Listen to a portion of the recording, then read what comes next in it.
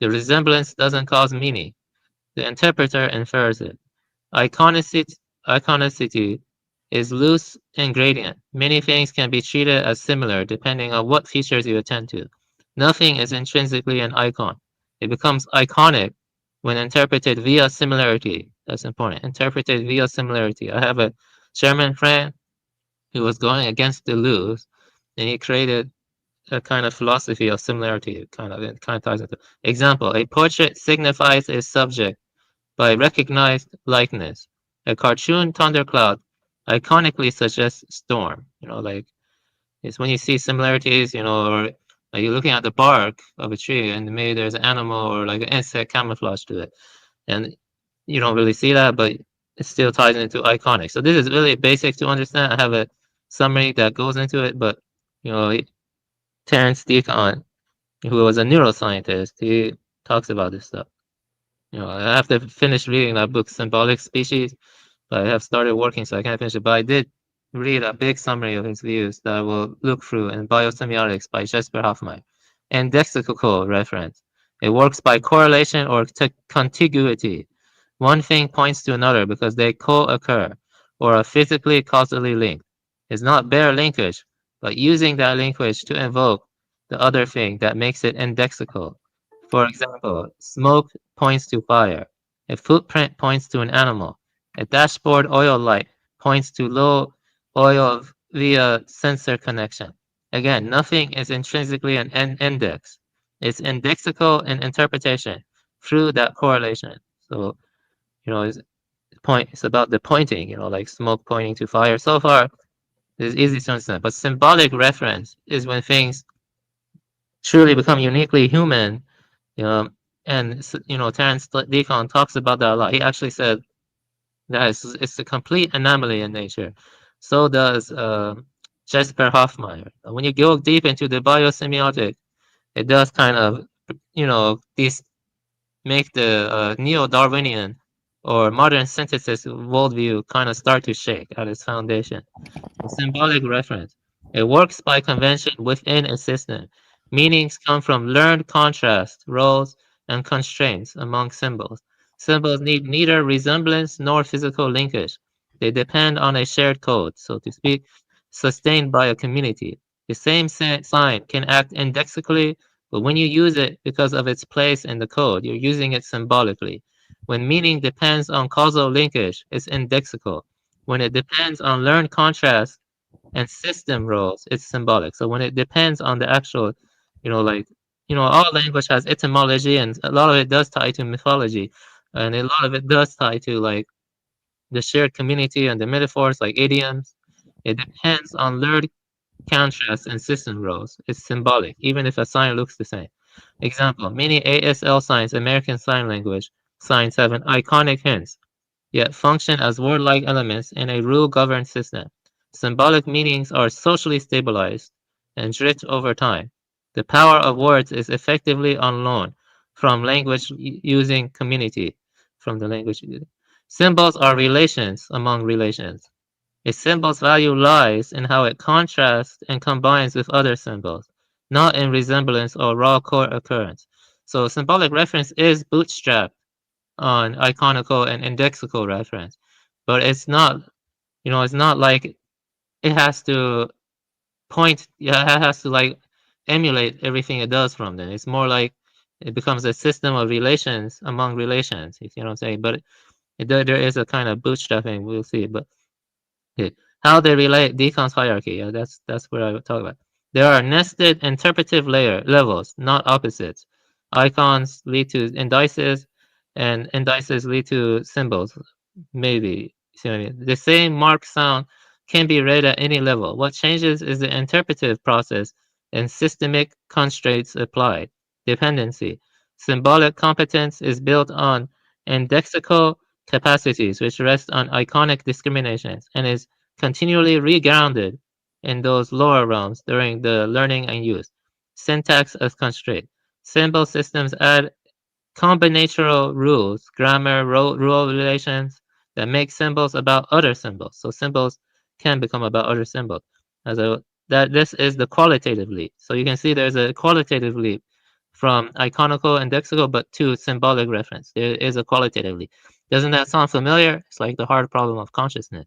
See what I mean? Symbolic reference is a hard problem of symbolic reference also. And I'm surprised more people don't talk about it. Because Terence Deacon wrote a book about it. I'm surprised it didn't become as popular Yeah, as. yeah, this is all very startling to me because when we started examining that quote, that man is the symbol making animal, right? I actually continuously said, that it's symbols and not language, and it's symbols and not tools, Yes. right? And So yeah, the so thing it, is, the it human language is unlike anything we see in the natural kingdom. You see what I mean? Because it uses those symbols. Symbolic reference come before human language, basically. Like you see caveman paintings, swastikas all across the wall. You see many of the ancient symbols they would draw. Like there are many ancient symbols. I think crescent moon was an ancient symbol too. We saw it in the. I think we actually saw that among Kassites. Kassites had the crescent moon. I can show that if you're interested. right, the Yeah, Star of Tammuz or something like that, right? yeah, that actually has a pre-Judaic origin, Right. pre-Judaic. Yeah, I've seen it. Yeah. Yes, and you see, we don't see that among any animal yet. I mean, like they don't make these symbols that only make sense in relation to other symbols. Like they don't feel like there's a sense that they're not entirely a part of nature. I'm trying to say because they're not just they're not like a footprint that's pointing to the fact that an animal is there or like smoke. It's not correlational fully, and it's not fully based on similarity either. You see what I'm trying to say? It kind of has the aspect of you know uh, you know of the maybe it's transcendent in some sense. Is what I'm trying to say. Maybe. See, Yeah, even like Alien, right? yes, it's somewhat alien. Yes, exactly. So, where was I? Yeah, syntax as constraint. Symbol systems add combinatorial rules, grammar rule relations that make symbols about other symbols. This is the qualitative link. Development and cultures. Learners scaffold symbols with iconic cues and indexical regularities. Communities stabilize and transmit these constraints across generations. In short, symbolic systems presuppose indexical and iconic skills, and the human leap is the community-sustained web of symbolic constraints that sits atop and continually draws support from those lower tiers. So, this is just a quick summary, because this is just quick. So symbols like arbitrary conventional tokens used under combinatorial rules to talk about absent things, events. The hallmark of symbols rather than iconic or indexical signals. By arbitrary, what's meant is that no natural tie between sign's form and its meaning, any form could have worked if the community agreed. So the mapping is fixed by social convention, not resemblance or physical linkage. Also, symbols are constrained by human biases and system-level relations, not free for all randomness. It should be noted that Terence Deacon is a materialist, but I myself am not a materialist, so I do think maybe symbols could connect to like a higher realm. You see what I mean? That's my own. But I'm just looking at Terence Deacon right now. A symbol is a word or sign that people agree on, like a team secret code. It doesn't have to look or sound like the thing. Dog doesn't look like a dog. We can use symbols to talk about things that aren't here, like dinosaurs were huge, even if no dinosaur is around. We can combine symbols to make new ideas. The tiny dog chased the big cat. That's different from an icon, which is a picture of a dog that looks like a dog, and an index, smoke that points to fire because they go together. So here are some many examples, almost arrow. An arrow is indexical, like a roadside arrow physically placed to point at the detour ahead. But it's symbolic when the arrow, like an arrow icon on a button meaning next, even when nothing is physically over there. So you see, an arrow can be either indexical or symbolic. It's indexical when it's like physically pointing to something. And it's symbolic when you have like an icon or like I don't know something written even when something is not physically present there. See what I mean? Uh, okay. Smoke. Yeah, indexical. Smelling smoke points to that there is a fire nearby. That's a causal link. You know, while smoke can be symbolic when the word smoke on a sign means no smoking. even with no smoke present. You know what I mean? So that's when it's symbolic. So I'm trying to contrast the difference between indexical and symbolic here. Pointing ahead, like a finger pointing. A person's finger pointing at a stain or dust on your shirt. You immediately know what they mean because that's pretty much indexical. Symbolic. The same pointing hand icon in an app means click here, regardless of where it's printed. So, that's just, I talk about this more in my Jesper Hoffmeyer video. And in the last like third or last fourth, I talk about it more, because I read Terence Deacon's views on biosemiotics and symbolism in the Biosemiotics by Jesper Hoffmeyer. I'm talking about Terence Deacon here, not Jesper Hoffmeyer, though.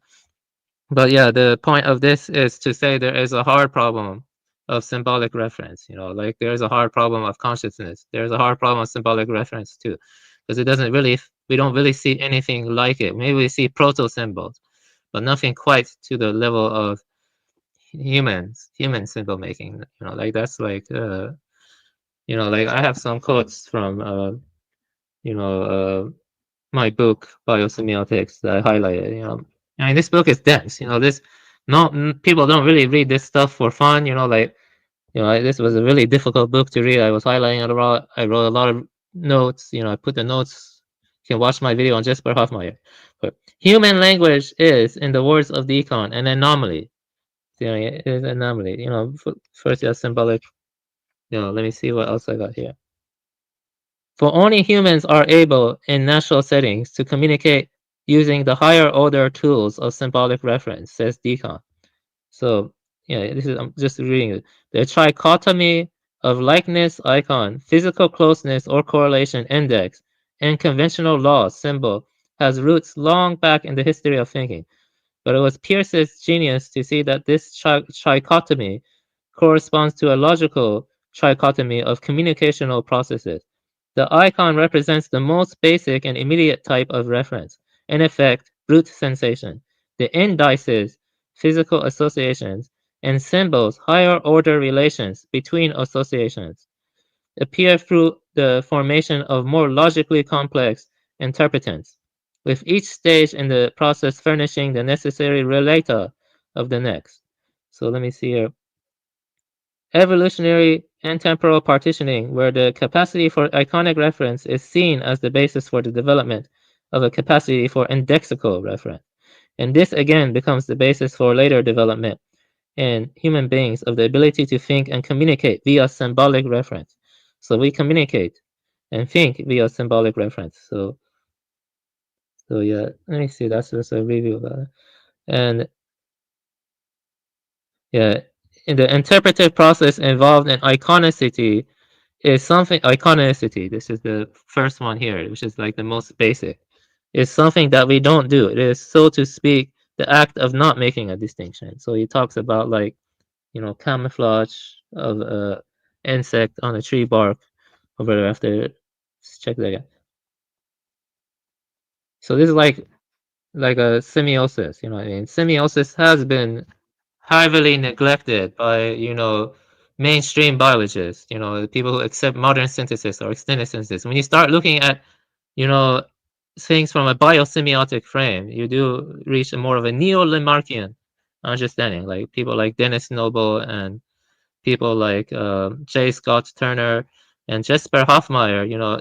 Jesper Hoffmeyer describes this perfectly. He said, if in place of inner feelings, we put the processes of self-organization at work in a species, the Lamarckian scheme does, in fact, approach the most modern conceptions of the ways of nature. If you want to learn about that more, you can watch both of my videos on Jesper Hoffmeyer. But right now, I'm reviewing Terence Deacon's views, because this ties into a lot of topics. My biggest question is whether or not is evolutionary plausible some other organismal lineage like corvids or like parrots, or like uh, cetaceans. Could they reach the capacity for symbolic reference and create advanced civilization? It's a kind of speculative evolution. I am very much into speculative evolution, but I want the future of organic life, not robots. That's what I want. This is what my channel was heavily influenced by. I believe organic life can reach capacity of awakening to the Dharma, but not robots. Let me see here. Yeah, okay. Two, although one may, we shall shortly see, quarrel with the claim that human. Yeah, okay. Deacon is right in my view in claiming that normal communication among animals is based upon iconic and indexical reference. So all animals can do iconic and indexical reference, and that the development of human linguistic communication therefore constitutes a logical jump to the more abstract cognitive world of the symbol. It's like the beginning of art, poetry. Poetry has been considered sacred among many ancient cultures. Poetry. We still see that among the more soulful people. Let me see here. So, I mean, I could continue reading, but I'm gonna take a break. I have to go use the bathroom. You know, uh, I'm gonna take a break, and while I take a break, I'm gonna be playing a song or something. Let me see here. I'm gonna take Awesome. a yeah. So that was like yeah. I'm gonna take a break, and then I'll come back and we can talk about what I just reviewed. Uh, yeah. Okay. So let me see here. Okay, so Yeah, this is startling to me. Yeah. yeah, it's starting. You should definitely read those two books, but they are kind of dense. Those two books. Yeah, that's really my area of focus. Really, biosemiotics. I was reading a lot. You know, oh shit. Uh, oh yeah. How do I? Yeah, the discussions on the hard problems of consciousness have gone well beyond representation, by the way. So this is kind of like, Yeah. and this isn't to criticize you. It's good to know these things about how we got to our understanding we have today. But this Real is quick, Melanie. I think he wanted to go use the bathroom or I have to something go like use that. the bathroom. Yeah, yeah, Yeah. yeah, yeah. So he'll be right back.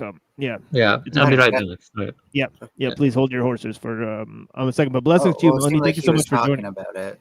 Right. But right before that, he said he had to go to the bathroom, so I didn't want him to get caught up because I know it could be a dicey situation getting into some of these discussions, and then you got you got to go. Oh no, to I'm the saying body. I largely agree with it, so long as we're clear that we've kind of just like pushed things forward a bit. So like Right. there's a global workspace model and access consciousness versus phenomenal consciousness. That's a huge deal. Um, did he already did he already cover the Chinese room experiment? You're talking about Cyril. No, we haven't really talked about Cyril yet. I talked about Cyril on my show. Oh, okay. Yeah. I looked at different models of consciousness. I think Buddha does have the first live stream we did was kind of like that. Where we were Yeah. looking at sort of complex adaptive systems and how they mirror consciousness in some sort of way, right? So that was the first presentation he did. It was pretty bombastic presentation he did. That was the one I was trying to play for you on OTW News, right? But then we got like sidetracked there, right? So Yeah, I was yeah. definitely, I don't know. Yeah. My head was somewhere else that morning. Yeah, it's no worries. So I'm back. Okay, there he is. Yeah, so you could repeat what you were going to say now, Melanie. Oh yeah. So just to give like full disclosure about where I am at on like a lot of these things, I don't think symbols themselves exist in the mind, nor do I think semiotics are kind of what drive human evolution.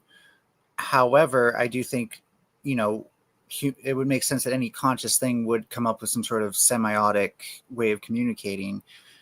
What I just want to point out is that like this is a good thing to know about history, but it is also like we've pushed it forward quite a bit since then in terms of kind of like understanding emergent properties of nonlinear systems and understanding that these start as emergent properties that get selected for because communication is something that is selected for in natural selection.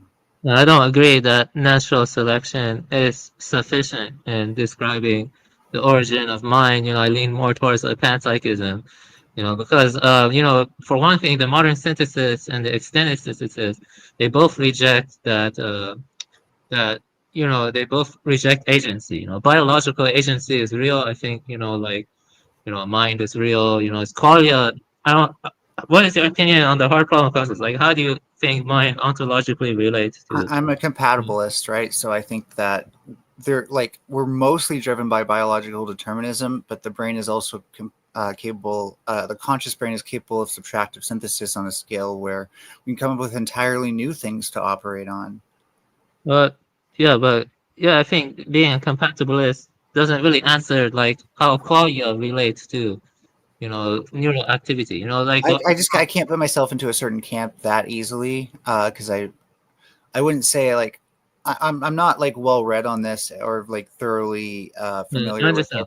But let everybody me who's tell you, talked about it. yeah, let me Go tell Yeah, ahead. you If you want to ask a question, go ahead. yeah. but Speaking of which, I got another sidetrack after you guys are done with this. Unacceptable, illegal. yeah, well, the thing is, I definitely accept what is called the argument from non-emergence. Like I say this a lot, I repeat it a lot. If you look at steam coming out of a factory, you can see it, right? But I cannot see your mind coming out of your brain, you know what I mean? Because that's, a private experience you have. I have But to you, but, infer, but based on neuroanatomical similarities, neurological similarities that you have a mind like my own. I have to infer based on your behavior too. I mean, but I cannot see the steam coming out of your. No, I mean, I cannot see the mind coming out of your brain. So that means that mind had to be latent in all processes to some well, extent. I mean, like it's kind of like Alfred North Whitehead, or it's like like panpsychist. That's the way direction I lean towards because mind is real. It's ontologically real. I yeah, don't think it's a I'm mere saying I'm epiphenomenon. fundamentally a materialist, and that anything that we go through must come out of materialism. What I disagree with, like I disagree with the smokestack analogy. I just argue that what you see coming out of the human mind are different forms of input, like action inputs or speech out, or sorry, action outputs or speech outputs. Um, and that the brain is just still a black box to us. It's a system that we don't fully understand. What I hope we can agree with, though, is that a species that can communicate effectively will probably survive better, especially in nature, than a species that can't communicate effectively. Can we at least establish a baseline agreement there? Well, Yeah, but effective communication. actually about that, I would say iconic and lexical reference are sufficient for that. I still don't see how symbolic reference improves the reproductive fitness of the organism. I actually see it as decreasing reproductive fitness because it leads to existential problems, like Peter Wessel Zapef talks about, or something like that. So I see symbolic reference as having more of a sacred origin because I'm not a nihilist like Peter Wessel Zapef. You see what I mean? You can look at him. He thinks that I actually see it as, but ultimately, though, I don't really see that the origin of symbolic reference it increases reproductive fitness. Well, you may not be a nihilist, but I'm not a mindless optimist. So I don't place my optimism in things that show no capacity to have promise. What I do place my kind of hopes in is that as evolutionary beings, we've followed a natural path to get here, and and so I think we're both technically, if we can just be frank, working back from conclusions. The reason I feel like mine's more robust, though, is because most other behaviors about humanity can be explained through natural selection. In fact, that's kind of what links us to our animal, quote unquote, brothers and sisters. But I don't like I. So I'm agreeing with you, by the way, that we don't have sufficient explanations for every single step of evolution in human lexicography.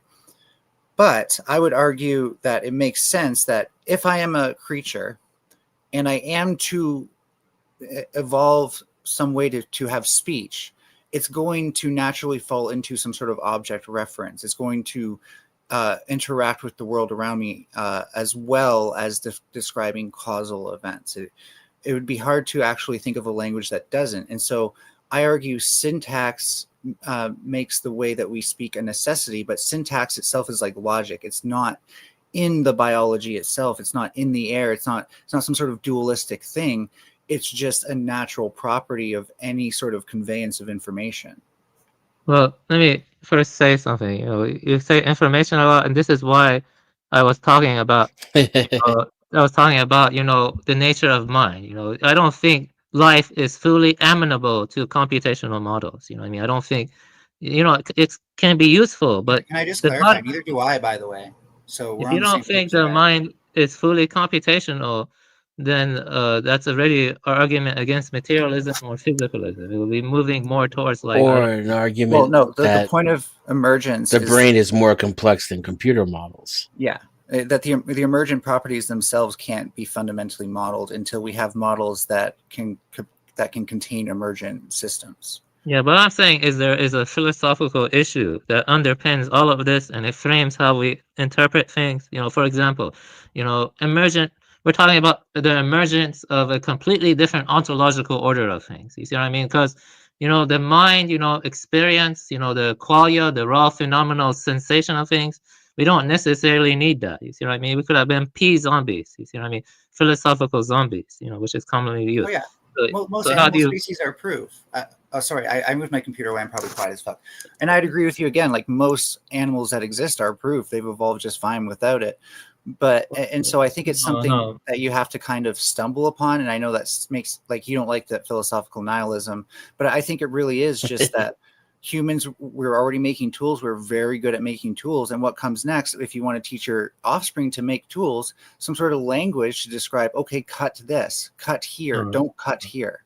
No, crows and can make tools, and so can many other species. I think the chimpanzees can too, but I don't think tool making is better.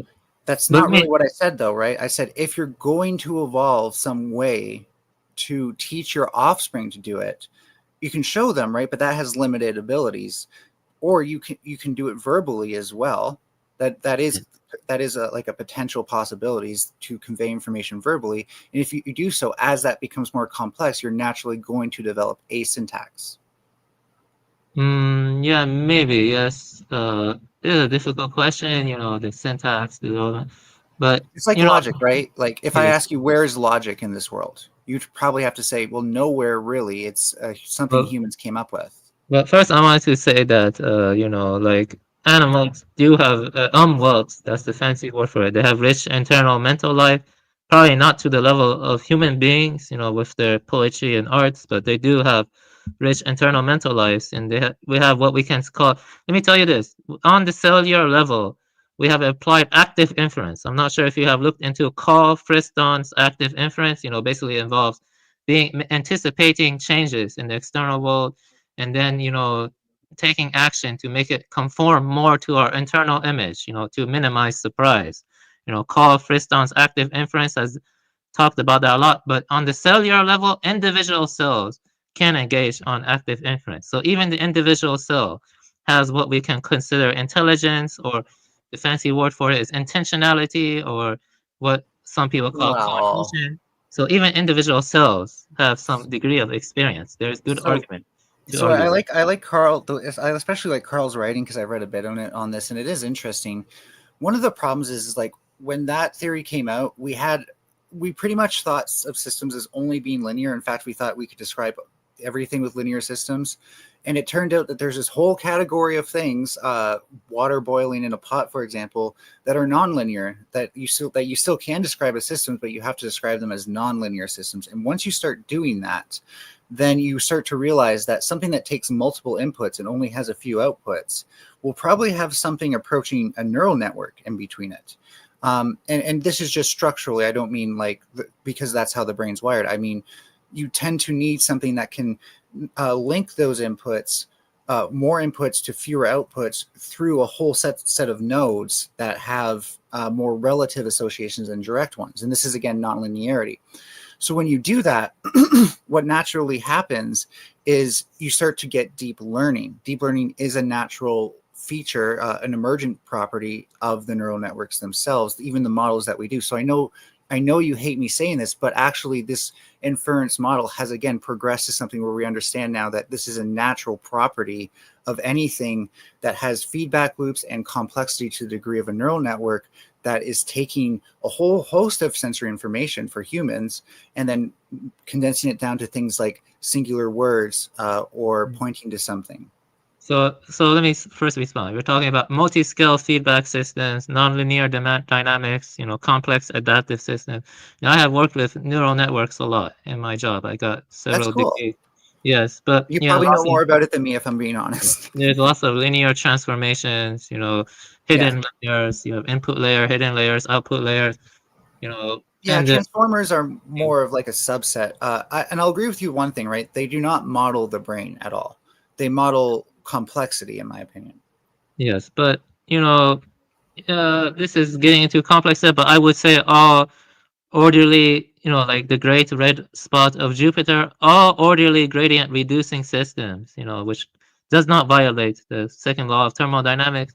They all have a degree of experiential content. I think it's Interestingly enough, though, those things are tending towards equilibrium, technically, right? And what humans do is we try to move away from equilibrium. This is called neg entropy. So that storm on Jupiter, we could say it's more in a state of receiving energy, but then going to entropy. What humans do is we take in, or any living thing really, is we take in energy to get away from entropy entirely. We purposely take in energy to get away from entropy, which makes us different, or at least observationally different than most thermodynamic systems.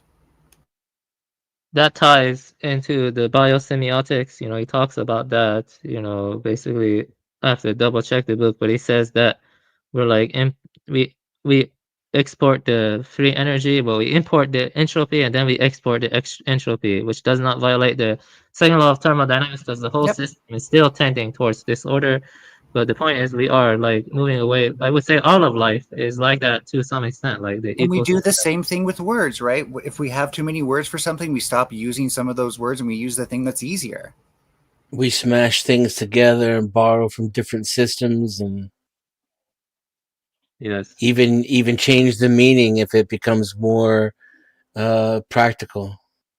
Yes. Well, you know, the biosemiotics is still really relevant, you know, because let me read this I wrote recently, you know, the idea that, you know, you agree here though, but you know, life equals intelligence equals computation, I would consider it wrong because it erases semiosis. You know, DNA is not information by itself, but a digital description that only becomes meaningful inside membrane bounded interpreters whose analog dynamics enact, constrain, and interpret it. Calling DNA a Turing tape mistakes code for message and bypasses the interpreter. Likewise, thermodynamics. I disagree. Oh, you disagree? We're going to have to get in the nitty gritty on this, but I think if you look at DNA as a series of permutations, it's not random, and its non-randomness is due to the encoding of information. Now, we could say that that information itself is inert, but inert information is not non-information. What do you disagree about with the coding versus messaging analogy, though? Oh, well, no, sorry. I guess I was just disagreeing with the first premise, not the overall conclusion. Gotcha. Because that kind of is what. I mean, that's a pretty good analogy, right? You have encoding. It's not random, but it still needs an interpreter in order to be useful. At least that's how I took it. Yeah, that's how I'm arguing. I'm arguing that you need the interpretation to make it useful. You know, because you know, Well, yeah. is it supposed to be a contradiction to something? Because for me, that seems natural. In any computer, you have the processor, but then you have the thing that stores the memory, right? Right, and you also have either a BIOS, a BASIC, or an OS to interpret the instruction. Well, the It's more like a bootstrapper. The important thing is that right. the computer has no really analog dynamics, right? Like, you know, because, you know, as I was explaining, you know, the analog dynamics are fundamental to the DNA of our brain, of our like bodies, you know. Like, I agree, but there is also such a thing as analog computation, which unfortunately I haven't worked with, but I have built a lot of models of things that are based off it. So I would like to think I'm somewhat familiar with it. But the overall current going through a computer, there is like a latent analog quality to it, isn't it?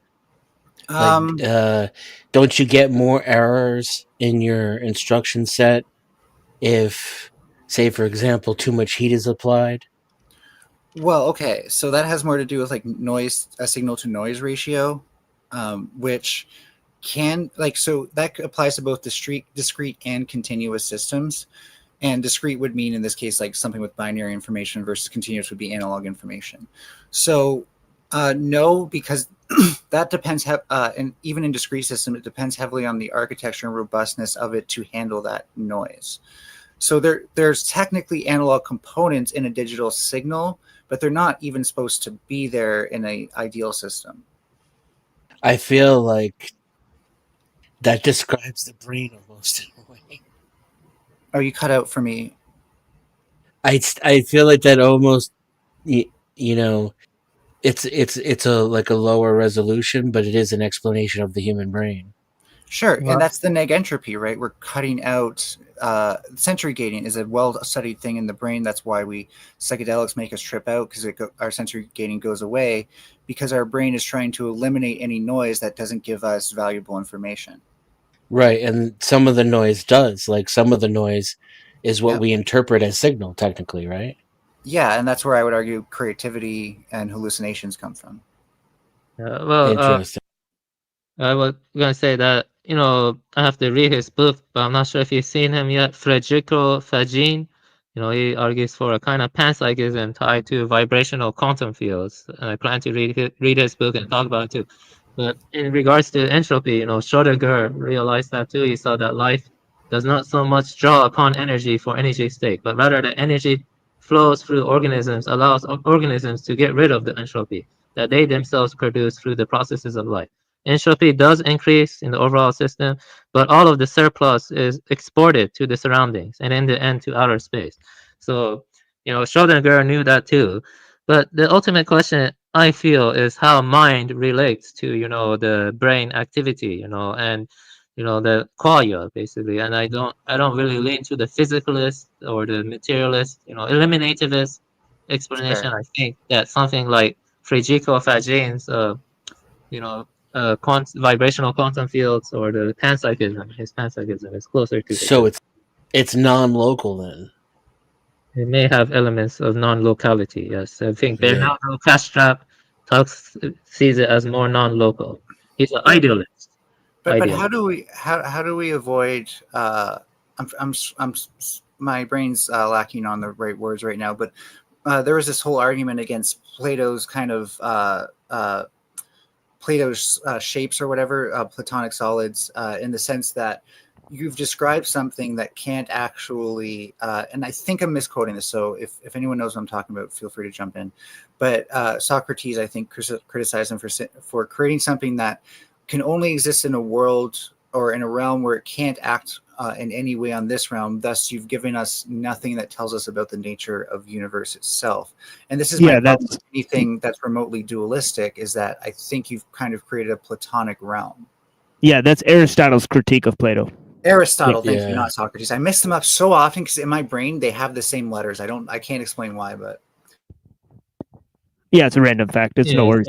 I actually have a quote to read about that, because it's a perfect quote. But let me give a brief answer. First off, when talking about the nature of things, like the ontological nature of mind and its relationship to matter, or so on, it's not so much about what's useful or what's productive. What can give the best results. It's simply about what is true. Intrinsic truth. What is the intrinsic nature of things. That's not really something that science can answer. The empirical scientific method has certain limitations too. And that's why positivism grew. Because positivism grew because people wanted to reduce and confine everything to the scientific method. And I would say the mind no, or that's the why qualia, empiricism grew. Empiricism, like radical actually testing your hypothesis. empiricism. Yeah, radical empiricism, but logical positivism also grew. In the Vienna Circle, logical positivism in the Vienna Circle, and Sure. that's tied into the radical empiricism, and such. So I would say that the mind. What do you think about Bertrand Russell's like teacup orbiting the sun analogy, where he's like, sure, there may be a teacup orbiting the sun, but again, it doesn't affect me in any way. So why do I care that it's even there? Well, the thing is, the mind is, or qualia is the one thing that we know, the subjective experience. That's the one thing that I feel rejecting or denying. It's kind of excessive. I wanted to read you a quote. Just a small quote from a neuroscientist. I wrote this at least 10 years ago. I'm going to read this. It's from Lieberman 2012. And I'm going to read this quote for you. It's not that long. It's just a short passage. I am a neuroscientist, and so 99% of the time, I behave like a materialist, acknowledging that the mind is real, but fully dependent on the brain. But we don't actually know this. We really don't. We assume our sense of will is a causal result of the neurochemical processes in our brain. But this is a leap of faith. Perhaps the brain is something like a complex radio receiver that integrates consciousness signals that float around in some form. Perhaps one part of visual cortex is important for decoding the bandwidth that contains motion consciousness, and another part of the brain is critical to decoding the bandwidth that contains our will.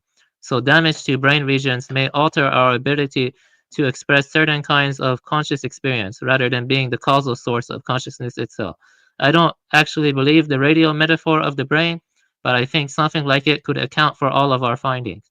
It's unfalsifiable, which is a big no-no in science, but so is the materialist view. It is also unfalsifiable. So the materialist, physicalist view is also unfalsifiable. I would have just pushed back on a leap of faith just a little bit, because I would say it's based on evidence, and that leap is not, it doesn't require pathos, right? It's where everything points us, not a matter of what we desire to be true. And then, of course, it would be rejected or replaced if the evidence were to change. Yeah, so 3 points against this. I wrote them as a comment, just in case I accidentally post that, but just that's how I take notes now. So first of all, there's no way in any sense that our brain picks up information from anything other than like words or observation. We know this because the state of raw information in our brain, like what I know, is never contingent on what somebody else's knows unless they teach me that, right? Like we have to convey that information through a physical medium, which again goes back to materialism. But anyways, brain lesion studies, going back, talking about like what happens when people have brain damage, actually prove we need things like the corpus callosum to connect the hemispheres of our brain and even make speech possible, thus showing that there are very much regions of the brain that we need in order to even do these things, and therefore their core functionality is a core functionality of speaking itself. Also, I think that this person insinuates, they don't say it outright, but there's kind of like an underlying premise that black box systems, aka systems that we don't know the internal functionality, but we know how they handle inputs and outputs, those are invalid. In fact, black box systems under any sort of reasonable metric should be considered valid, because plenty of things were black box systems until we actually found a way to empirically study the way that their internals work. Cells are a great example. Most of your somatic cells, meaning the cells in your body, not in your brain, we have them understood almost down to the atomic level. And I say that because we know the biochemistry, we know all the pathways, we just sometimes don't have everything mapped out like the spliceosome itself. So I would say we're 99.999% certain that everything somatically isn't a black box anymore when we used to think that. It's just a matter of time until the same thing is true for the brain. Well, you see, the mechanistic approach has its limitations. What I'm trying to say, you can study all these mechanisms all day, but it doesn't. Can I say why though? It's because we have yet to model things in new paradigms. I am speaking particularly of like understanding the brain's conceptual model as a hyperdimensional thing, which neural networks actually naturally do. But the problem is that there's two other concepts we need to bring into this before the brain can actually be understood as something that processes in those domains. And that is fractal geometry and geometric algebra. Fractal geometry tells us that things can also have like a floating point dimension, not necessarily 1, 2, 3 real numbers, but 1.5, for example, is a possible dimension in fractal theory. Secondly, with geometric algebra, what that gives us is a way to talk about how shapes and stuff translates and rotates in an n-dimensional space, not just in 3D. And that's very important. Let me give a response. Okay. You know about graph theory and connectomonics, like there was a public. I'm certainly no expert, so if you ever want to post like a Wikipedia article on that or something, my point is more, subtle is more philosophical. Like you can, you know, like Leibniz mill. You can look at the brain like a mill. You can study all the, synaptic neurochemistry flowing and the synchronous activity across the whole brain. Like I agree that stuff like damage to Wernicke's area and Broca's area, if I remember correctly, they can lead to aphasia. Like they can lead to the aphasia of like the language comprehension or even speaking, if I remember correctly. I think it was Wernicke's and Broca's area. Yeah, and that's functional localization has its limitations too. I think we don't really have a full working model of the brain yet. I think the closest we have, but based on what I knew in the past, was default mode network. But that's very Yeah, limited. It's only a I've heard of microscope. that. Yeah, you can learn all of that, but it doesn't actually explain what the mind is. You cannot I explain. 100% agree. It's still a Yeah, black box. yeah. Those are third person facts. The mind is first person. See what I mean? I don't think functional localization is limited so much as it's one piece of the puzzle. Yes, it won't piece it. I would say Because the functional localization is plastic itself. There's a degree of plasticity in the sure, functional. and it's in that the higher order model that I'm talking about that connects all those functional localizations and actually gives us a working model of the brain. It's just I'm arguing would have to be hyperdimensional.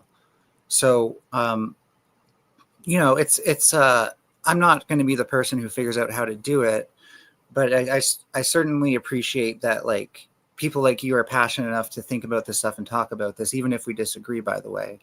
But for me, it'll always seem like it's going to be a material thing because the way I understand neurons in their relationship computationally is that they kind of create a bunch of holes in a virtual space that need to be filled by information. And by virtual space, I mean like the same thing as like how online is a virtual space where technically anything is possible from an information standpoint. And that creates an entropy in its own right.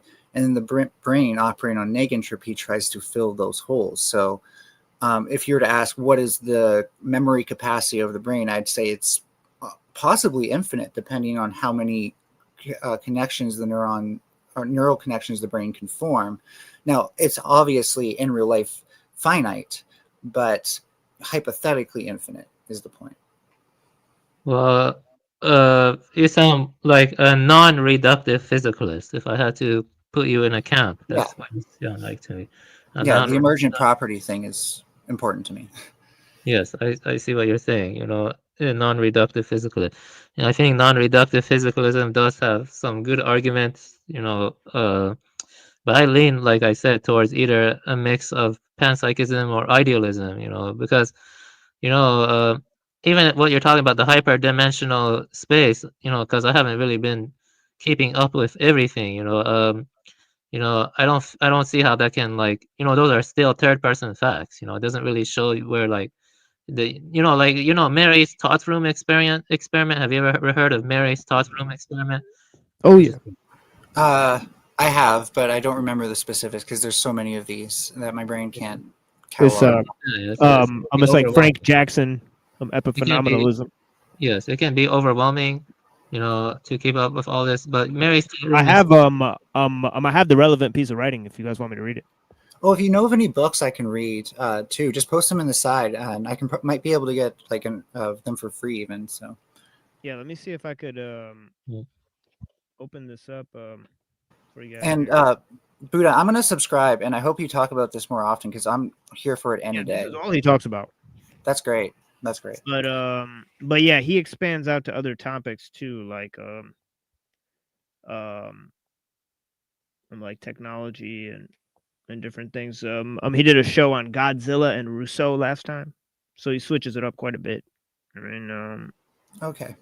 so he's got like some relevant top. Oh yeah, so Epiphenomenal Qualia by Frank Jackson. Let me read this for you guys real quick. Um, it's Mary's thought room experiment or whatever, right? I think it's somewhere over here.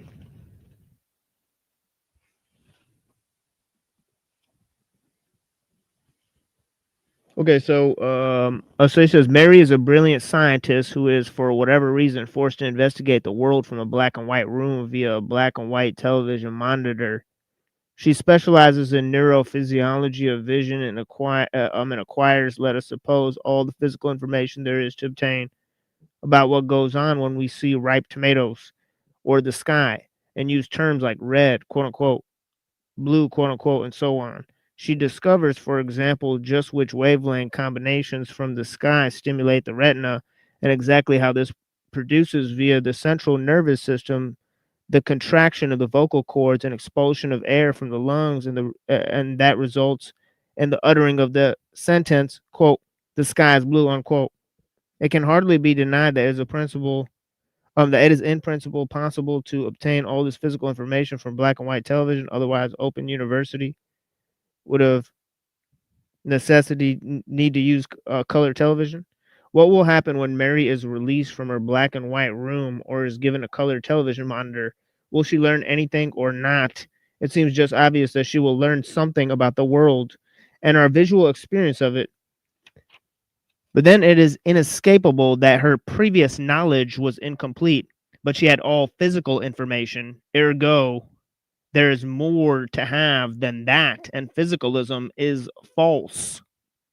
Clearly, the same style of knowledge argument could be deployed for taste, hearing, and bodily sensation, generally speaking, for the various mental states which are said to have, as is variously put, raw feels, phenomenal features, or qualia.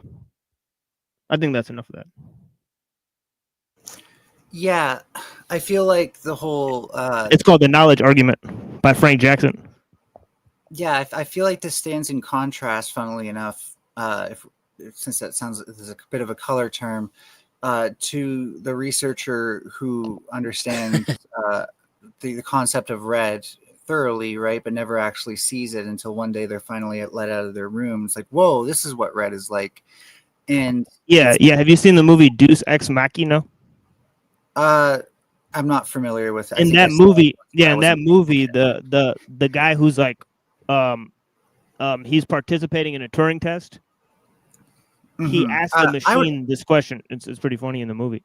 Yeah, can we just agree though that like Turing test is a bit lacking for like true measures of intelligence? It could be like a good stepping stone for consciousness, but it's not right. Well, well, the guy in the experiment, he says to ask the question, "Can a machine think?" is too complex. So then he poses the Turing test. So it's kind of an escape route for trying to figure it out. I think one of the first tests any species would have to pass to start becoming intelligent is actually the mirror test. Do you guys know what that is?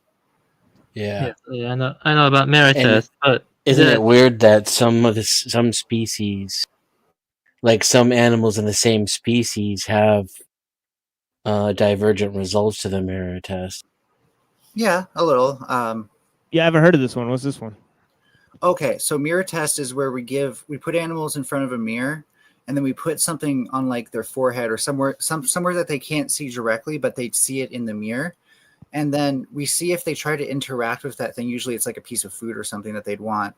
As if like the thing in the mirror is real, or as if they know that's actually a representation of what's on their body. Oh, yeah. Well, I remember showing this last time. Let me respond. Well, there are different variations of that. Like this. Of course. Don't quote me on that. Yeah, like the sniff recognition test, which dogs have passed. They could recognize their own scents. It's called sniff recognition test. But anyway, I wanted to touch on this a little bit. I'm not sure if you guys know about Federico Fagin, because he was very important to computer science. I think he only from you. He helped create a microprocessor, I believe so. I think Reddington knows about this. Yeah, and he recently argued that consciousness is fundamental, a quantum field that pilots the body like a drone. So qualia aren't in the brain, but in this field, the vibrational quantum field. And free will corresponds to the collapse of the wave function. He says mathematics is created by consciousness, not the other way around. So purely classical reductionist accounts and emergentism can't explain mind. Instead, quantum information underlies physics and inner experience. He postulates that there is one reality that is dynamic and holistic. That's monism, and wants to know itself. Selves are part of wholes of this one, yielding a quantum panpsychism that he claims avoids the combination problem.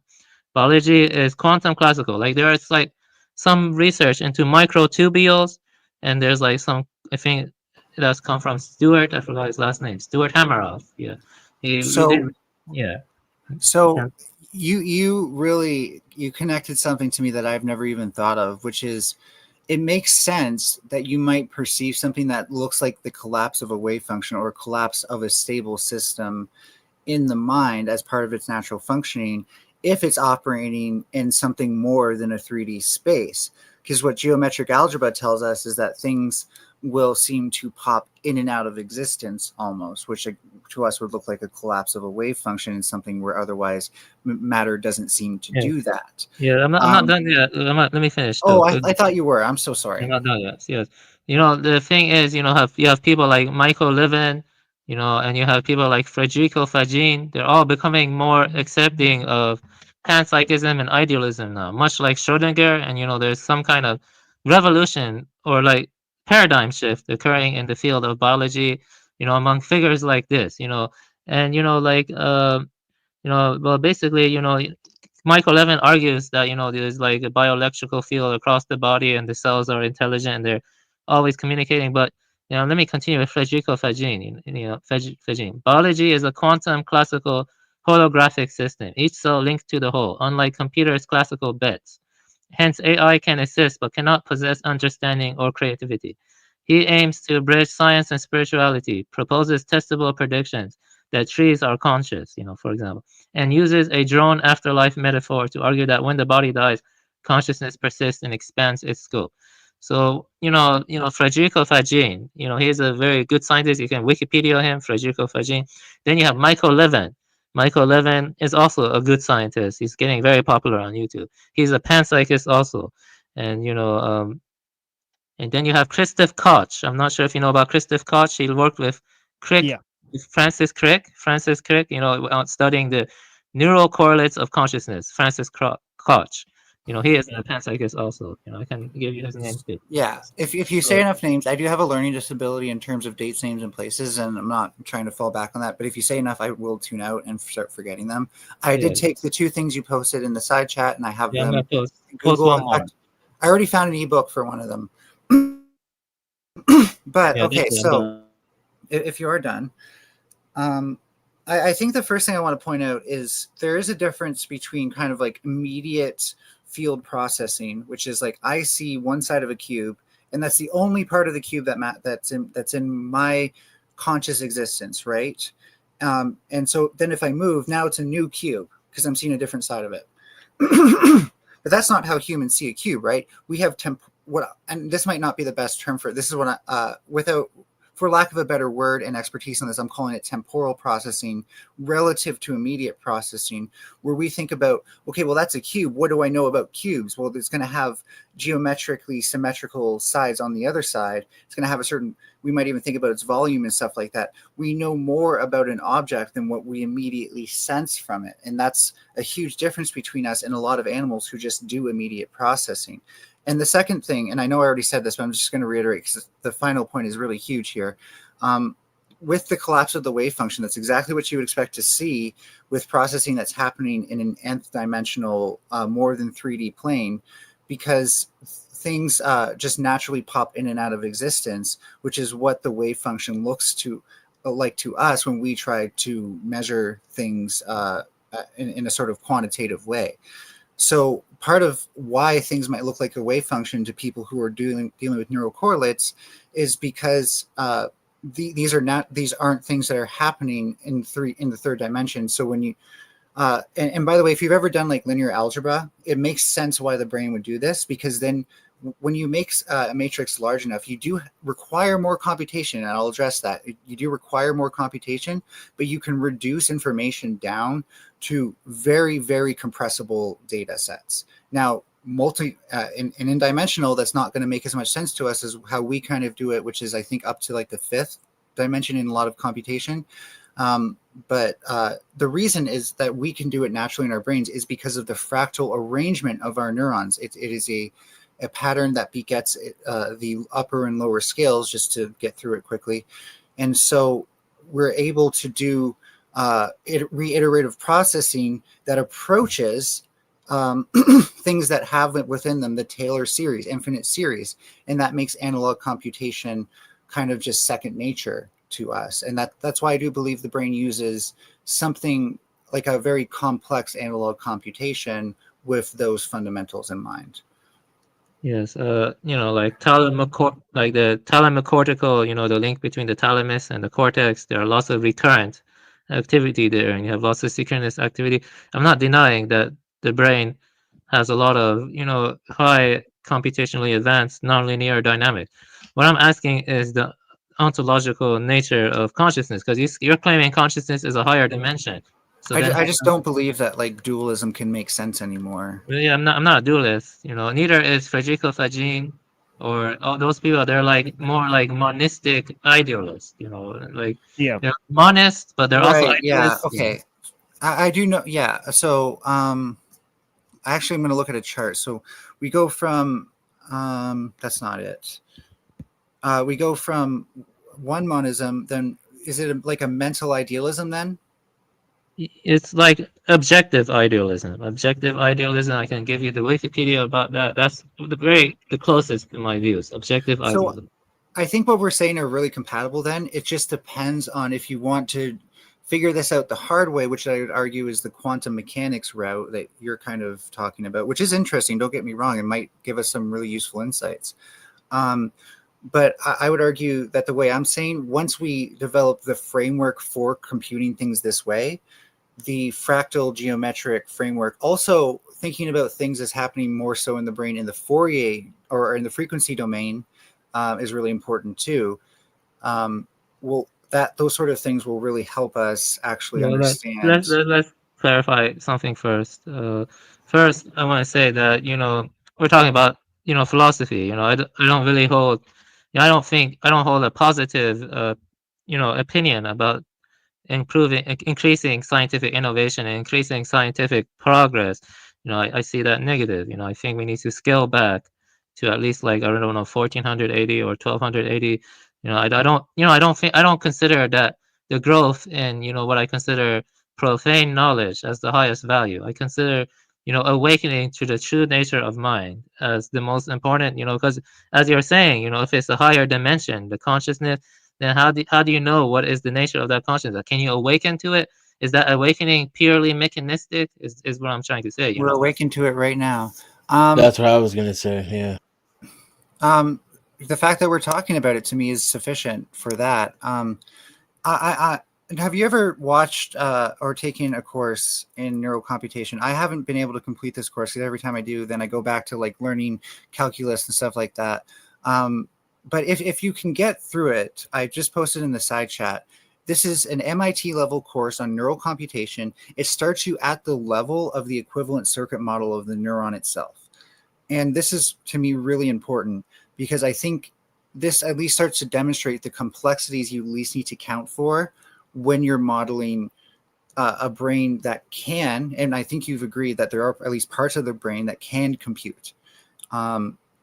So, I'm in awe by this kind of material. It's still a bit over my head, but I'm going to actually go back through it because I'm going to start I'm coding now. So I'm going to start making neural network models and might try to see what I can and can't do with some analog computing alongside it. Well, I know what you're saying, and I think it's all very interesting. I did take a class in neural robotics, and I have a lot of experience with deep learning network. I don't remember everything fully, but what I'm saying is that like, let's say we hypothetically speaking, we find a unified quantum field underlying all fundamental forces. Okay, let's say we found that. Okay, and in this framework, like how do you know like that objects like the brain are simply like extrinsic appearances of inner experience, and brain activity represents what inner experience looks like from an external perspective. So instead of making matter fundamental, you would make a more mind being more fundamental. So what we call matter is merely a discernible appearance, a representation of patterns of excitation within the field of subjectivity. It's like the phenomenon correlate with other phenomena, but our bodies are akin to dashboard representations of our dissociated inner experience. This is like what Bernardo Kastrup argues. I'm reading some parts of my, you know, uh, review. So there's like a dissociative boundary distinction between inner and outer within the one mind or quantum field, functioning as cognitive boundaries. It's like a cognitive dashboard. You know what I mean? That define individual mental agents as distinct from the world. So what I'm getting into more is more philosophy. Like I use the science for to some extent, but not that much. Like I lean more like towards like Schopenhauer or like Schopenhauer, and who else was there? Yeah, C.S. Pierce. There are a lot of panpsychists and idealists within Western philosophical tradition. I think even Leibniz or whatever was a panpsychist. I have to look. There are a lot. I had a diagram that showed it. But my point is that when you start questioning the ontological nature of mind, that leads to more of a sense of traditionalism. You know what I mean? That's what I'm saying. Like that's what I think. I don't think the mind is fully reducible to brain activity. It may depend on it, but I think obsessing about it is not really my focus. So, I I don't want to be condescending, but I think what I'm hearing here is something I've dealt with in other domains, but not particularly this sort of thought process. And so I don't really want to partake in it, but I might want to point it out. And it's that, to me, it sounds like you're making things more subjective. Whereas like I'm trying to remain empirical and objective. And you're caught in this loop, perhaps, this is just my opinion, and definitely don't quote me on this like I'm a source on it or anything, but it seems like maybe you're defensively calling the other side subjective because your side's getting called subjective, and it becomes like this game of who can prove the other side is being more subjective. I could be wrong, and sorry if I am. Yeah, you are wrong. You're wrong. Let me tell you why you're wrong. What I will say, can I? Yeah, sure. Go ahead. I apologize. I apologize. What I will say is, regardless of what position you're taking, whether or not it's philosophical, you are welcome to join me on my journey where I do try to have some sort of like AI model to interact with for the sake of streaming, but that approaches, human intelligence and adding on to that and refining it and seeing what we can really do with that. I'm even thinking about doing multiple iterations. So if you have a full-fledged model in mind, then by all means propose it. But I don't think philosophy's going to answer as many questions about like how do these representations really happen as much as like art does. I think art contains these answers naturally to like how does information work in the brain. We'll just look at what happens when people try to express that information. I don't think some of these things need to be as complicated as philosophy makes them out to be. Unless art itself is non-local. Okay, well, that was a very good response, and I have a very big response to that. First, there's a lot of epistemic assumptions here. Epistemology going into that will be even more, have a lot of things to do. Because we have to talk about how we even understand the nature of knowledge or information in the first place. Second, I would say philosophy is very important in this day and age because we're dealing with a lot of problems, like organoid intelligence. They're starting to grow miniature human brains from stem cells, and they have already applied machine learning algorithms to those miniature human brains. You can call them miniature. You can even say they have human genes. Just don't call them miniature human brains, please. Yeah. I've looked into those. That's not sufficient. They're organoids. They're organoids. Yeah, sure. But okay, as long as we're not saying that people actually like gain real information when they get an organ transplant, because that shit has been debunked. No, that's not tied to the organ transplants or anything like that. It's just like sorry. That's what I heard at first. That was my shortcoming. So yeah, you can look it up. Organoid intelligence. Organoid intelligence. You can Google it. It's just like small little organoids. They're growing from human stem cells, and they can like apply machine learning algorithms to it. And already they've put it into machines. Like it's integrated into computer chips. So we're moving in the direction of integrating with the machine.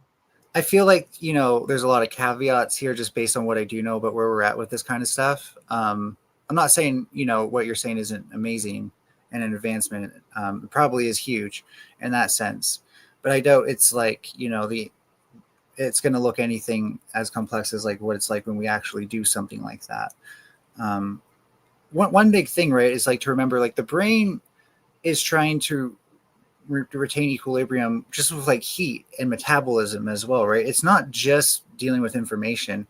It's also dealing with very real bodily states that it then has to incorporate with that information. If I'm hungry, thinking about food might be more appealing. I might think about food more, right? And I might not feel like I have as much control over that, which is an interesting feature of consciousness. Do we really always have 100% agency over our thought process? And I'd argue no. Yeah, well, that does have a lot of truth to it. Like a small lesion to the brainstem can kill you, but you can have lesions on the neocortex and be fine.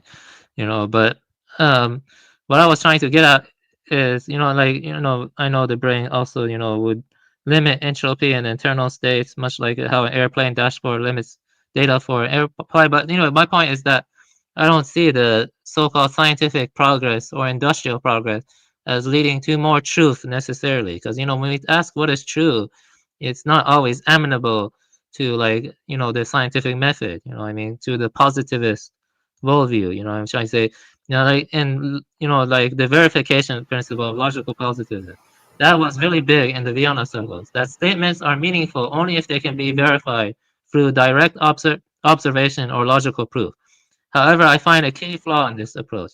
The verification principle itself cannot meet its own criteria for verification, making it self-refuting. The verification principle is a meta-statement about how meaning is determined, and testing or proving it would require applying its own criteria to itself. Attempting to justify the verification principle results in circular reasoning. Empirical evidence or logical proof cannot validate a rule that determines what qualifies as evidence or proof. And there are certain things the scientific method cannot tell you, like the existence of objective reality, the reliability of human perception and reasoning, the value of empirical evidence, the problem of other mind. This whole life could be like a dream, is what I'm telling you. How do you know it's not a dream? You see what I'm trying to say? First of all, I think empiricism does tell us about the existence of an objective reality, because the whole point of empiricism is to eliminate subjective opinions and assumptions that we might make about things and to actually test our hypotheses. But that's not really what I want to argue. I think the more interesting thing here is when you describe truth, I think that clashes with my description of the virtual space that our brain actually operates on. So our brain basically sets up a space, and I think of space as vectors, but try to ignore that here. But think of it as infinite amount of points, an infinite amount of data points that could exist, or infinite amount of permutations even. And that's just the hypothetically possible. Like if this brain ran into infinity material-wise, it could then have an infinite amount of permutations is the point. And so that clashes with the idea of rationalism, right? Something where anything can exist is clearly the opposite of rationalism and object permanency. The problem with that is that I think rationalism is a byproduct of consciousness and our desire to understand the nature of reality itself, but is not reflective of our mental states, which are virtual and much like the internet could have any possible information conceivable inside of it. Well, I think we've covered a lot. You're very intelligent. I would say you're a non-reductive physicalist.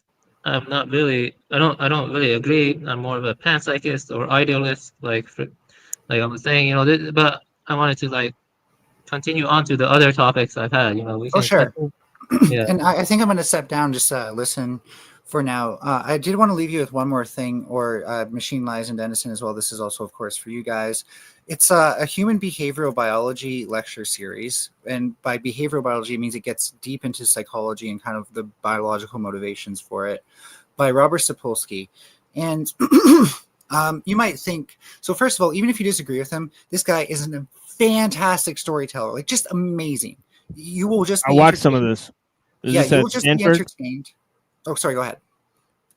I'm asking, is this the lectures at Stanford, where one of them is schizophrenia and history? And Schizophrenia is a bit later. This really Yeah, it's starts with like like the core fundamentals. yeah, of it's like genetics. 21 or something like that. Yeah, I think I Yeah. watched like starting from 21. I watched like 4 or 5 of them. But yeah, it is interesting. Yeah, you are right.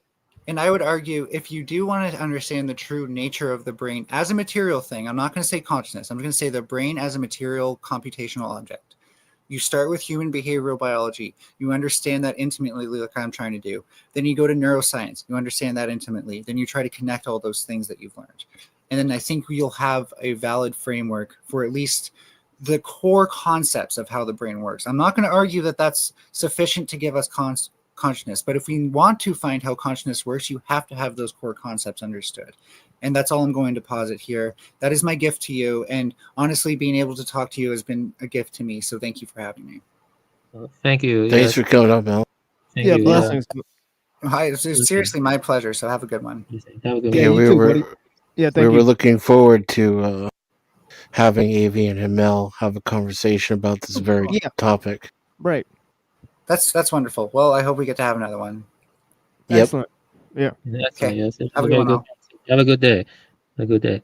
Can I just throw a quick question out? Yes, you can go ahead. Yeah, just where my mind went, and it's probably not relevant, but that's kind of what I'm here for. How large and complex can the brain get before latency and signal noise become an issue and there's a breakdown in cognitive ability? I was thinking about Mel's superbrain, but anyway.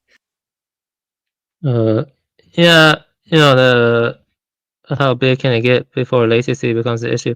I have to double check my notes. Yeah, I don't know. I have to double check my notes. So I don't know. Sorry about that. Yeah, that's a good question though. I think I have to check my notes on axons and the way the transduction works on there. You know what I mean? Yeah, and the signal noise too. Like once you have so many neurons arcing, right? That's a correct term, right? Yes. When does it become a degradation of computational ability? Yeah, it is a good question. The neuronal architecture is something someone can study and get lost in for a long time. Also the cross comparative work among different species could be interesting too. Like I know the pallium of a corvid is kind of like the prefrontal cortex of our brain. And the architecture has a different constraints to it. Constraints are very important to the evolution of the brain organ, what I mean? And that's an interesting thing. Yeah, but it's been a while since I've really gotten deep into neuroscience. I gave a video on Robert Sapolsky. I would say one interesting thinker in neuroscience is Buzotsky. I cannot pronounce his name. Buzotsky. I have to double check how to pronounce his name. Yeah, I think Georgy Buzotsky. yeah. Yeah. Well, read a I'm book. more interested in the article that they left in the beginning. Brain.mcgill.california. That one I'm looking at that just now. Yeah, that one looks like it has a lot of info in there. Yeah, so I that think one of the biggest theories is that of consciousness is from Bernard Barr's his global workspace model theory of consciousness. That's kind of like what the physicalists stick to the most, where there's like, attentional focus is like, on a theater. It's like the light coming from a flashlight, and it kind of gives, focus or attention to what is salient, makes it salient to focus or attention. Bernard Barr's global workspace model, but I don't know. I take issue with me at a more ontological, philosophical angle, but there's probably some truth to it, in regards, it's a very difficult question. When you get into this level of depth, I didn't expect for this guy to be that well versed or knowledgeable. He was well versed and knowledgeable in the more physicalist side. I was in the past, but my memory has kind of degraded a little bit because I have to go back. But I did read a lot of books. I have to double check, But Bernard Barr's global workspace is probably what the biggest one is for the physical, from what I read. Yeah, they didn't bring their character. Usually they have a talking character. Oh yeah, yeah, You know, yeah, yeah. yeah, it's pretty funny. Yeah, Yeah, but Do we ever really truly forget? It's something I've wondered if we ever really forget or if we lose access to certain information. yeah, that's what And it, happens when you think more philosophically, you know, and I think someone like Rupert Sheldrake and his idea of morphic resonance, he would say we don't lose the memory is not destroyed. We just forget the memory, but it's in its own field that's reciprocally connected to our brain. He's Rupert Sheldrake's morphic resonance. He's very controversial though. He's very controversial, but I do like his idea of morphic resonance. yeah, this idea, that you presented earlier, right, between iconicity and Yes. um, And um, iconicity, and dexical, and symbolic. yeah, They symbolic. Yeah, yeah, it has a striking resemblance to this idea that I was saying about communication and language, because it was saying that yeah, that indexical can only replicate information, right? But the meaning is subjective, right? So it requires the meaning, right? So the indexical is sort of very similar to language, whereas the iconic is similar to just communication, right? It's like a And then ladder, and it then occurs. sorry, you can continue. It occurred to me that it explains hyperrealism from an evolutionary biological perspective, if that makes sense. yeah, It doesn't make sense, because maybe it's like there's something called representational theory of mind, and in your sensory motor cortex, I think there's this kind of homunculus you have, like you have stronger senses on your hand, right?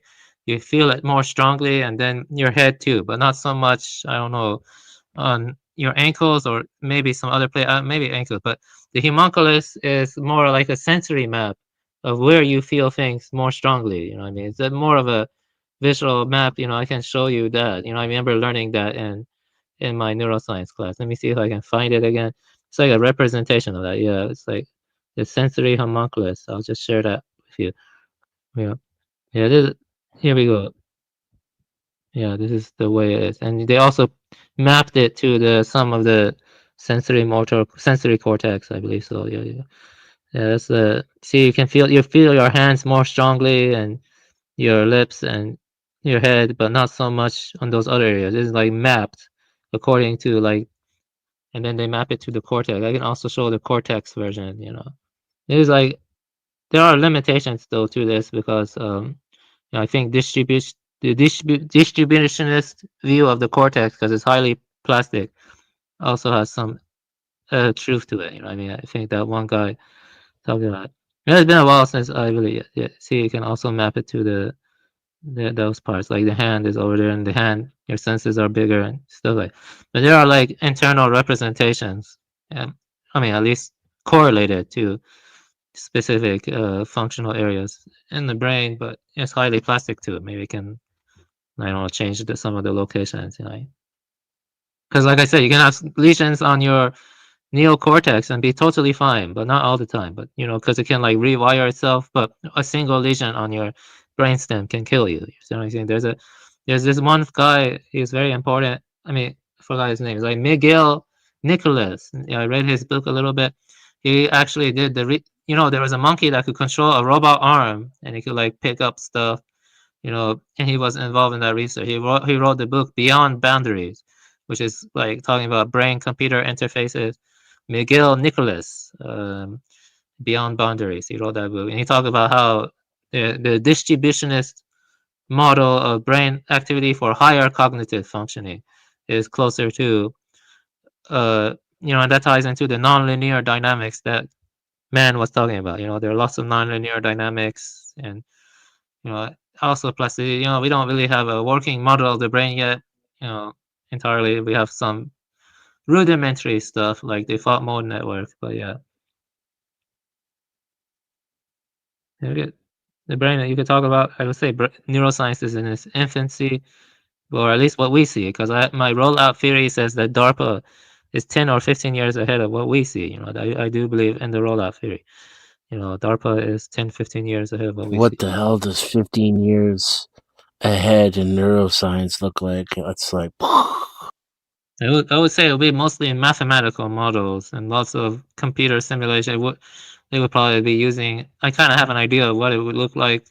It would be like what that guy was talking about. He was intelligent when he was talking about, how there would be like, I don't know, the perturbations he was talking about, how it would be like a higher topological structure of some sort, like a mathematical structure.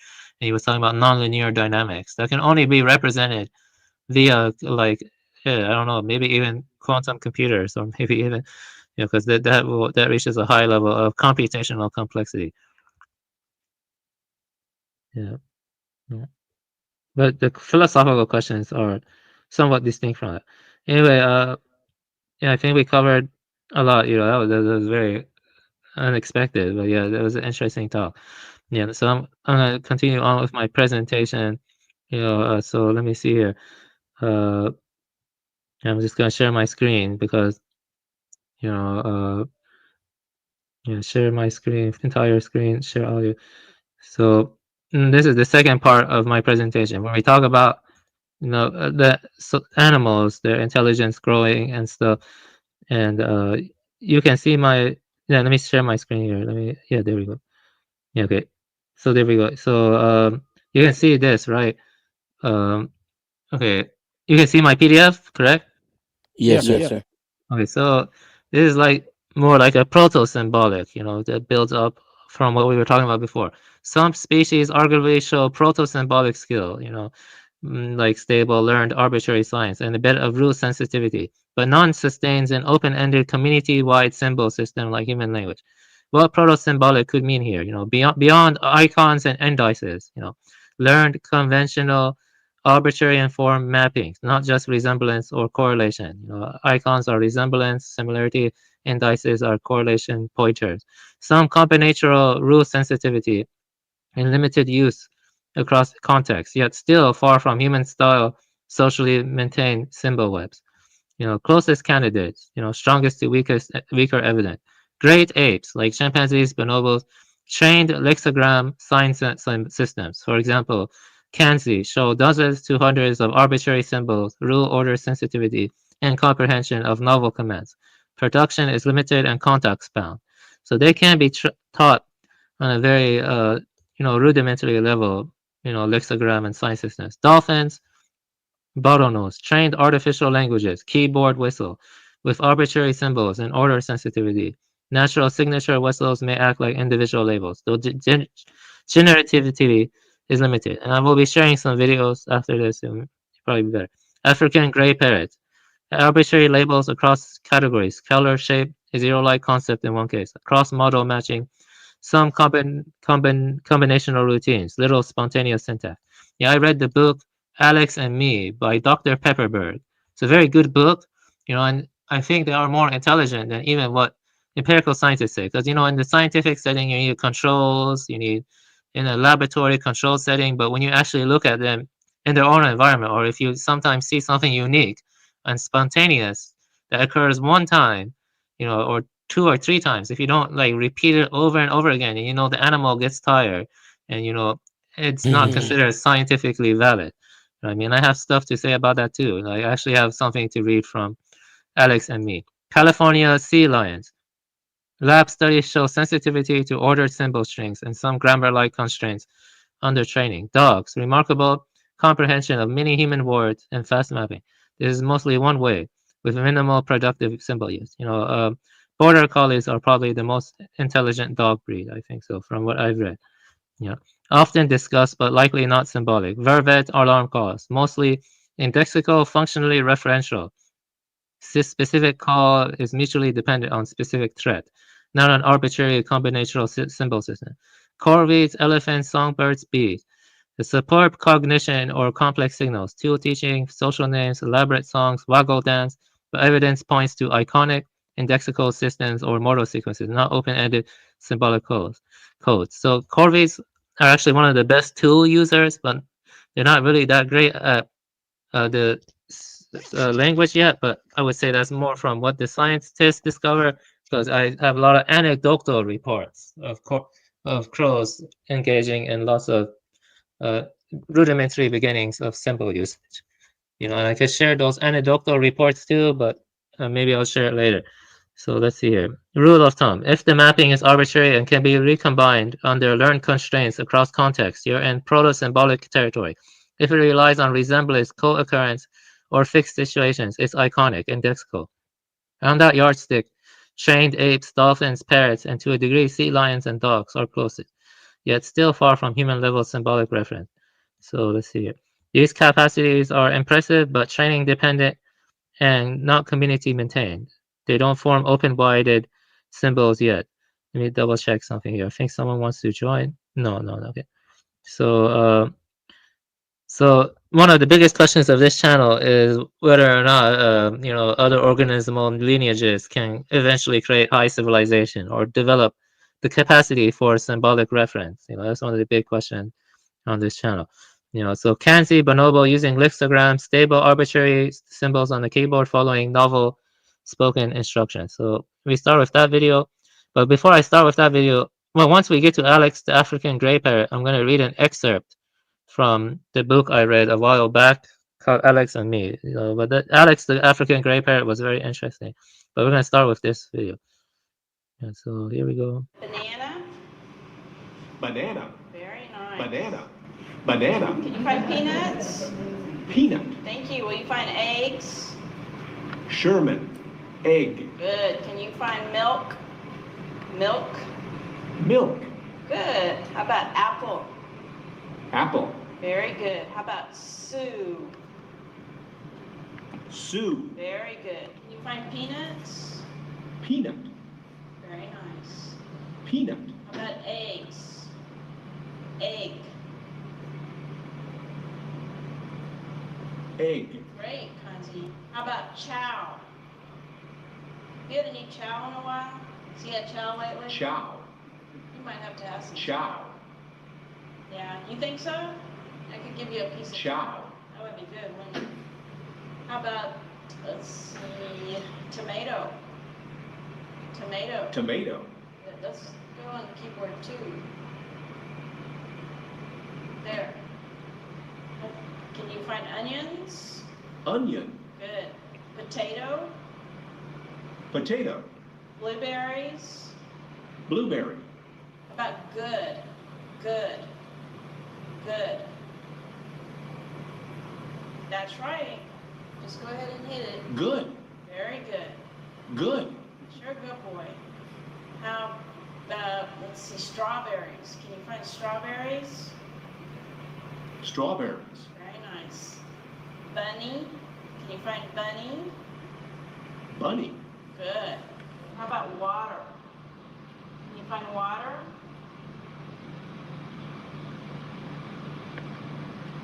Water. Good. Wow. How about milk? Milk. Very good. How about lemonade? Lemonade. Lemonade. Good. Let's go there. How about noodles? Can you find noodles? Noodles. Very good. And can you find pineapple? Pineapple? Pineapple? You looking hard? Pineapple? Look down towards the bottom. Pineapple. Pineapple. Yeah. So any comments about that? Yeah, That's but crazy. if I couldn't find good, Yeah. right? Because she kept saying good, and then so I couldn't find the symbol. Yeah. It shows that it's they haven't reached full blown symbolic reference. Not yet. They have not reached that. I believe that Hyperborean would say it's necessary for the sea dogs to intervene for them to reach full blown symbolic reference or something like that. But other people would argue that it's naturally occurs through evolution, maybe some kind of selective pressure or something. I'm not sure. That's a big debate. Yeah, I think I it's just because she kept saying good, and then it's like like in response to it, choosing the correct symbol. Yeah, I exactly. am echoing, but It's interesting. It wasn't the bonobo did not do perfect. So now we're gonna go to dolphins and we will see this one. I think I'm gonna go to the bathroom while I play this one, and let's see here. This one's a little bit longer. Uh, the other ones are not as long, but dolphins are cool. So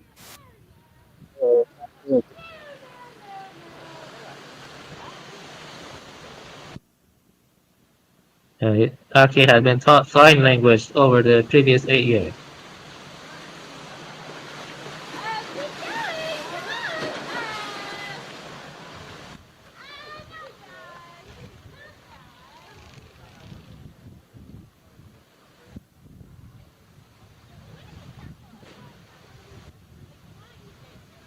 The dolphin was irritated when they clapped and didn't give it fish. It like knows the clap means it did good. It's like, okay, so this is how this works. Even where's the fish?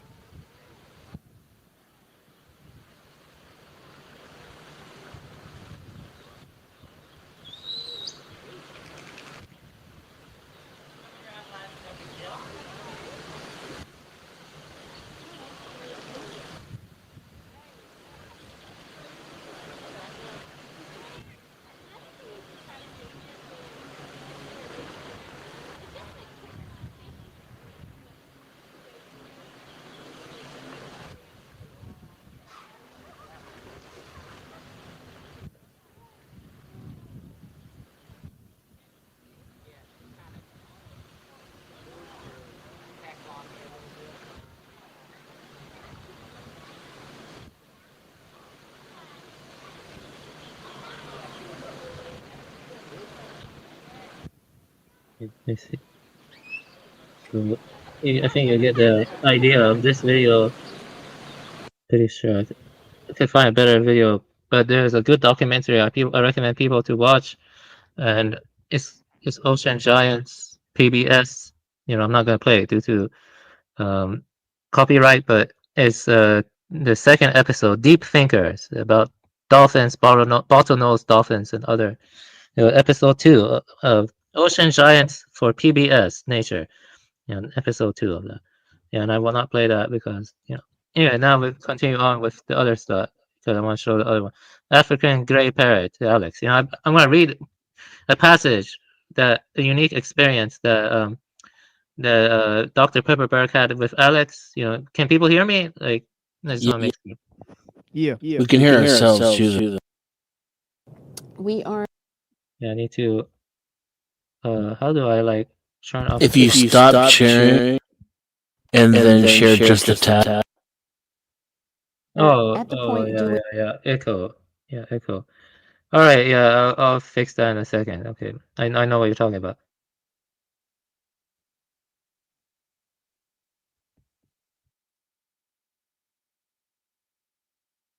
So people can like talk while I get that fixed up. So I will fix that.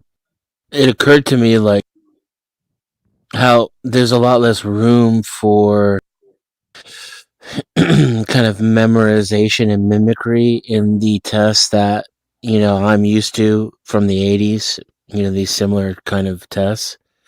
And you could see the ape like it's like, of course there's memorization involved because then otherwise you wouldn't even be able to develop the ability to interpret symbols.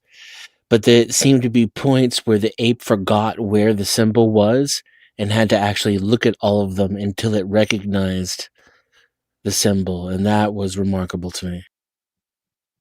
Yeah, they're always like trying to improve the controls, in order to prevent it being pure imitation or mimicry. Right.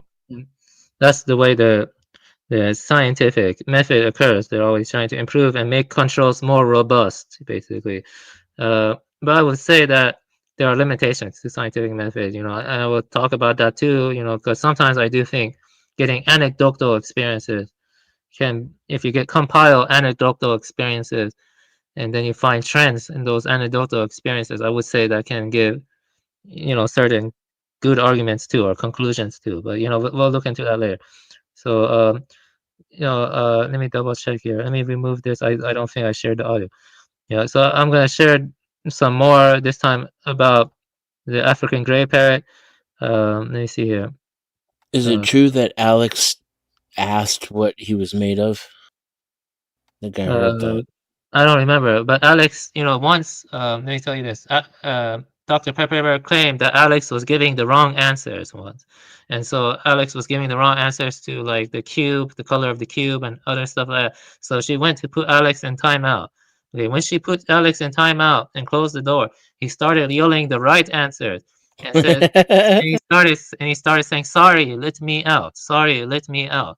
And then she went and she got Alex, because she was saying, "Sorry, let me out," and he was getting the right answer. And from that, she concluded Alex is much smarter than what any scientific method can determine, because you cannot really scientifically report on the anecdotal experience. You need controls, you need replicability in order for the scientific community to take it seriously. You see what I'm saying? They don't really take case reports seriously or whatever. But yeah, that's an interesting experience, and it also shows that, when you do these behavioral experiments on animals, they do get tired, you know what I mean? And sometimes they do get cheeky, you know what I mean? So anyway, now we're gonna watch a video about Alex, and I did share the audio, so here we go. Doing number comprehension. We'd already done number production. So you could give him a big tray of objects, red and blue balls and blocks scattered around, and you'd say, how many blue blocks? And he could look at this big mess of stuff and count out the number of blocks. We had other data that shows he really was counting. That's right. Say better. You're right. Say better. That's right. Key. How many? How many? How many, Key? 2. You're right. But production isn't the same as comprehension, because you can have small children who you give them 4 marbles and they go 1, 2, 3, 4. There are 4 marbles and you think they know 4. But if you give them a big bowl of stuff, they'll just, and you say, give me 4, they go like this, because they don't really comprehend 4-ness. So we're doing a study on comprehension. So it was a very similar type of tray to the other study. And he had been working on numbers for 10 years, so these trays were getting pretty boring. But now the task was, okay, what color 6 or what color 3 or something like that? And he'd have to find the set of objects. So again, they were like, several different keys. So there would be blue keys and green keys and purple keys all mixed in. And it was, how many, what color 6? So I'd have to find the 6 of them and tell me the color. So the first dozen trials or so, as I mentioned before, he rips through it. It's somewhat fun because it's a different type of question. But then after the first dozen or so, it's the same stupid tray, the same stupid objects, and he starts acting up. So what he does is he, will turn his back when I show him the tray and start preening. Or he knocks everything off the floor. Or he looks at it and, let's say the color is, there are blue, purple, and green things on the tray, and I say, what color, 6? And he gives me all the colors that are not on the tray, to make it clear that it's not that he's making a mistake, he's just not playing the game. So, we switched to using jelly bellies to see if he'll, work for a jelly bean, which isn't a great thing for a parrot, but, one a day, not so bad. We're doing 1 trial of this a day to keep his interest. And I walk in one time, and I've got the objects on the tray, and there are 3, 4, and 6 things on the tray, and the question of that day is, what color 3? And this time he looks at me and he says, 5. And I go, no, Alex, what color 3? 5. And we go back and forth several times. And part of me is thinking, there's not 5 things on the tray. What's going on here, The other part of me is going, he's not turning his back on me. He's not throwing things on the floor. He's not giving me random colors. What's with this 5?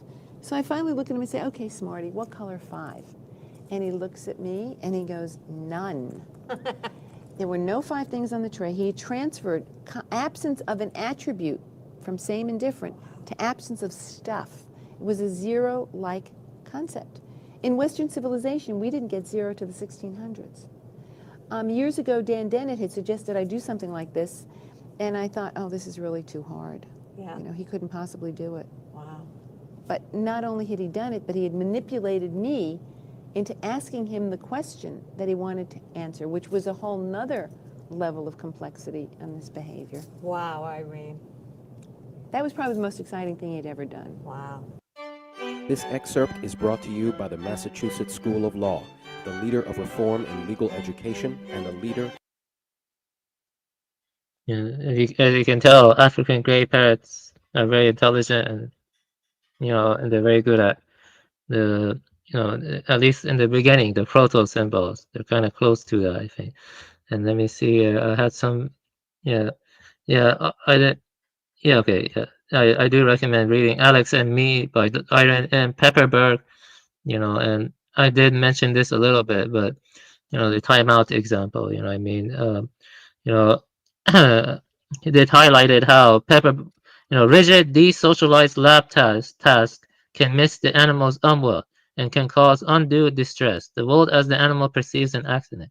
What I mean? So sometimes, the so-called call for endless replicability, endless controls, sometimes you can miss the more spontaneous and the more creative intelligence in the animal. You see what I'm trying to say? I know about the clever hands pitfalls. I mean that. Yeah, but she did take certain steps and controls to prevent, avoiding, to avoid the clever hands pitfalls. Clever hand was a horse that could reportedly count. They took him out of circus, and they made him count, and he said count to 6, and then the horse would step 6 times. What I mean?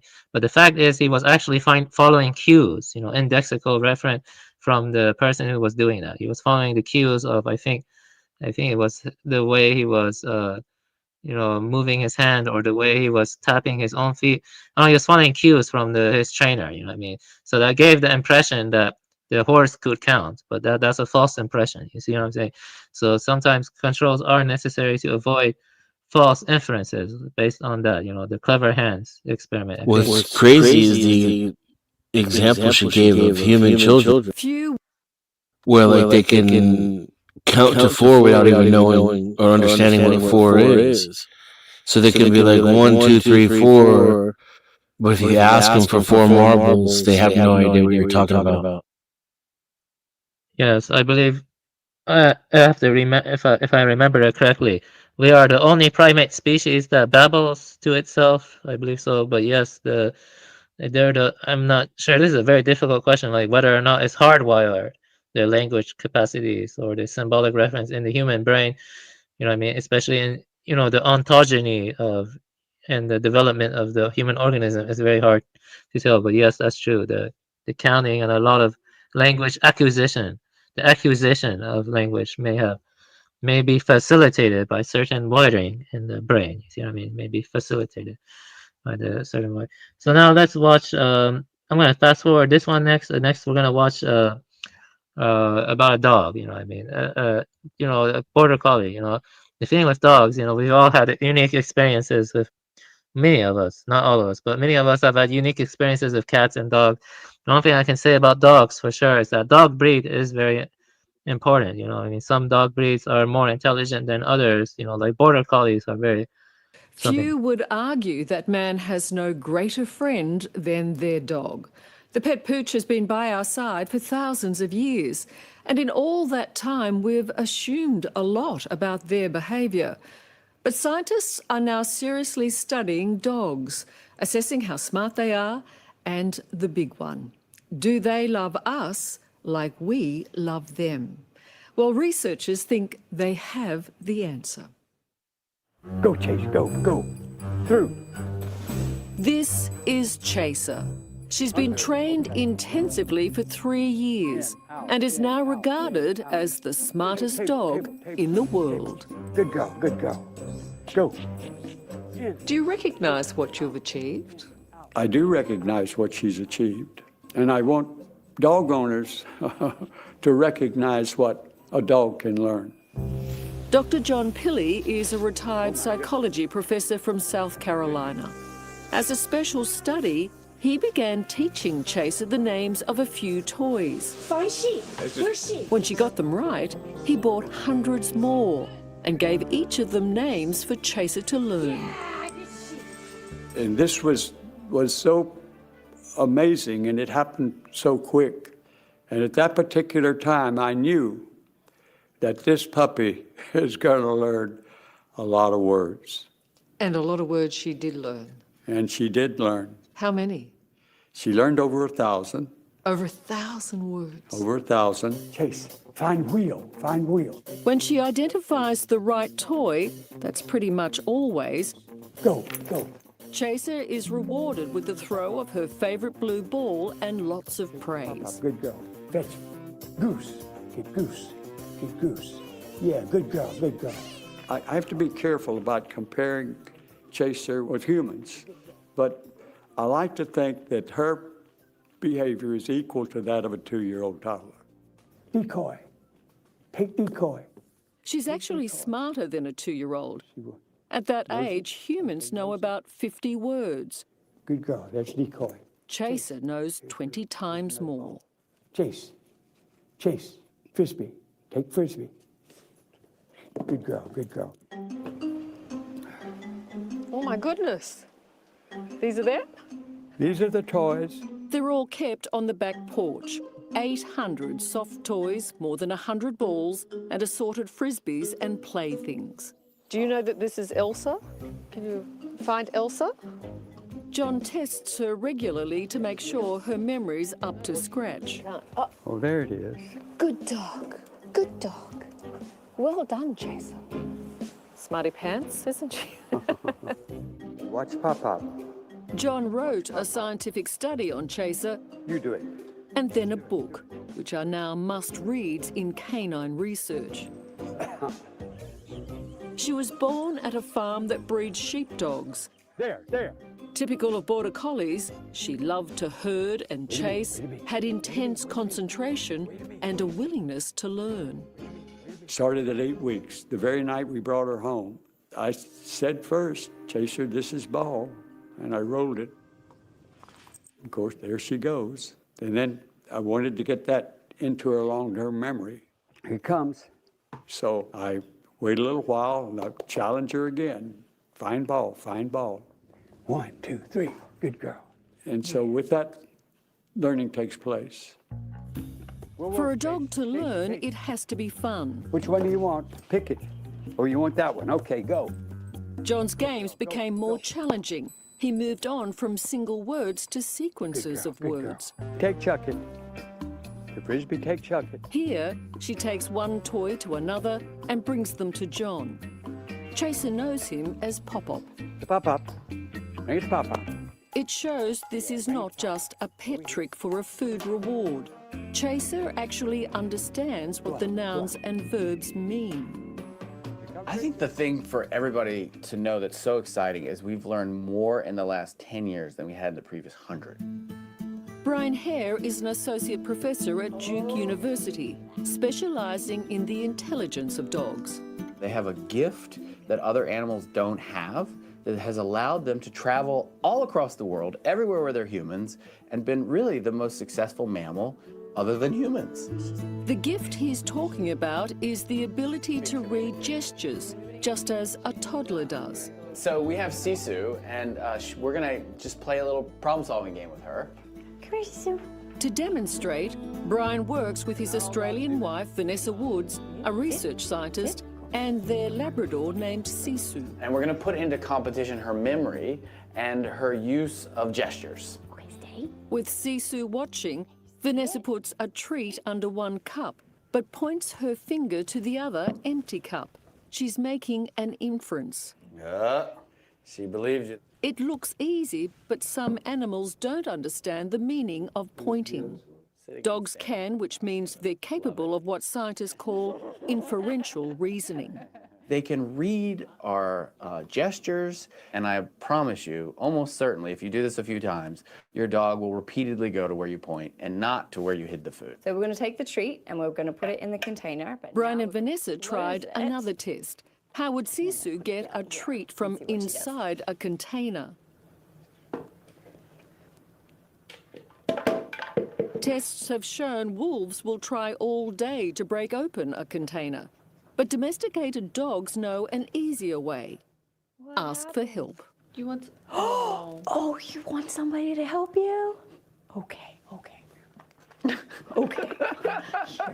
So that was just much easier than trying to break a Tupperware. Like, it'd take the wolves a lot longer. The expression on the face I know, was it's pitiful, isn't it? Well, that's what they do to you. It's so pitiful. It's like, how do you not help them? And I think that's one of the reasons why they're so successful. They're very smart in achieving what they want by using.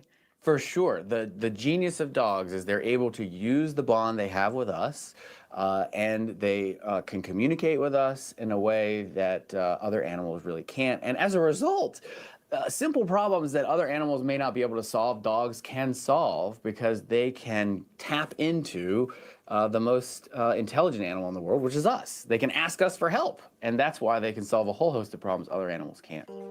She's camera shy. Yeah. Come on, Callie. Callie. Perhaps it's not too surprising dogs are so clever. After all, they've been around about as long as humans. The other way. Come on. This way. To learn even more, That's backwards, silly. Come on, neuroscientist Dr. Greg Burns began investigating the dog's brain. Looking at my own dogs, it got me wondering, can we figure out what dogs think? And do they feel things like humans do? There you go. To find out how they feel, he brought his own dog into the lab. The first step was to train her to lie completely still for an MRI scan. MRIs are noisy for dogs' sensitive ears. So Greg gives them earplugs and earmuffs and bandages them into place. The scan would be the first look inside a dog's functioning brain. This has been scaled up, so the dog brain is actually quite a bit smaller than human brain, but it shows the areas that are obviously similar, so we can see a structure like this, which is the cerebellum. The dog was given random scents to sniff. As expected, the part of the brain that processes smell lit up. But when the dog sniffed its owner's scent, another part of the brain lit up, the reward center. And in that case, where you see the most activity in the yellow and the red is kind of in the center of the brain, which is right where the reward system is located. The owner's scent had a powerful effect, a warm feeling beyond the normal excitement of being fed. The familiar scent evokes some kind of positive association, expectation, whatever you want to call that. Love, affection, some might call it. Some indeed. The dog responded as we do when we're meeting someone we love. It told you, did it, that this dog that the family loved you back? That's my interpretation of it. What's still being studied is a dog's reaction to things not associated with smell. In, out. Which brings us back to Chaser and her remarkable memory for words. Good girl, good girl. Go. Do you feel like Chaser adds anything to the science and the understanding? Oh, sure, because, Chaser, apart from having this tremendous vocabulary, also understands some basic differences between verbs and objects. But you're yet to be convinced that this is something all dogs are capable of. Right. I'm not sure all dogs can do that. It shows what their potential is, but, that doesn't mean, it's like not everyone can be Einstein. Chase, drop. Good girl. Good. Stay tuned. It's going to be really fun because, in the last few years, we've learned that dogs are capable of imitation. On your side. Good girl. And not only that, but they've been able to hijack our bonding pathway. They can create an oxytocin loop. Oxytocin is this hug hormone, and it's what makes you feel love for your dog. When you're petting your dog or your dog is making eye contact with you, this hormone that creates love between parent and offspring is also created between dog owner and dog. Good girl. You're doing good, girl. It's even created between man and cheeseburger. They're remarkable. Yeah, that's true. Yeah, that's good. Gift is we have bonded with them and they understand us in a way that no other animal does. Make him sit, make him stay. Brian Hare has devised a way for dog owners to test their dog's cognitive skills. It's a website called Dognition. As a scientist, what I'm always thinking when people say, oh, my dog is so smart or my dog is not so smart, is compared to what? And I don't know what people are comparing their dog to, but that's what Dognition answers for you. If you You're so far suspect. I guess, maybe, yeah, maybe to themselves. As you might have guessed, when Chaser... So let me see here. I'm kind of scared that that will be copyrighted, that song. Let me see here. And so took the Dognition intelligence test. We saw enough about that. So I want to comment on some stuff. So only a few species are known to have like what is called theory of mind, and that's when you like attribute intentions to others. You like place, that's just a fancy way of saying placing yourself in another person's shoes. Trying to figure out what their intentions are. Like when you're playing poker, it's all about trying to figure out what the other person is thinking, and that's called theory of mind. We know whales, dolphins, I believe border collies, and all those intelligent dog breeds, elephants, I think corvids also. We know they have theory of mind, and the great apes, maybe a few others, but a lot of people debate about it. But theory of mind is that thing. So yeah, I think theory of mind must precede the development of proto-symbolic reference, because what we're looking at is proto-symbolic reference. This is not full symbolic reference yet. Or some people might argue that full symbolic reference isn't possible, but I think the potential is there. I do think the potential to full symbolic reference is there. This is more like proto-symbolic reference. But yeah, I just wanted to talk about theory of mind a bit. So I have one more animal to show, and then we're done with the animal language.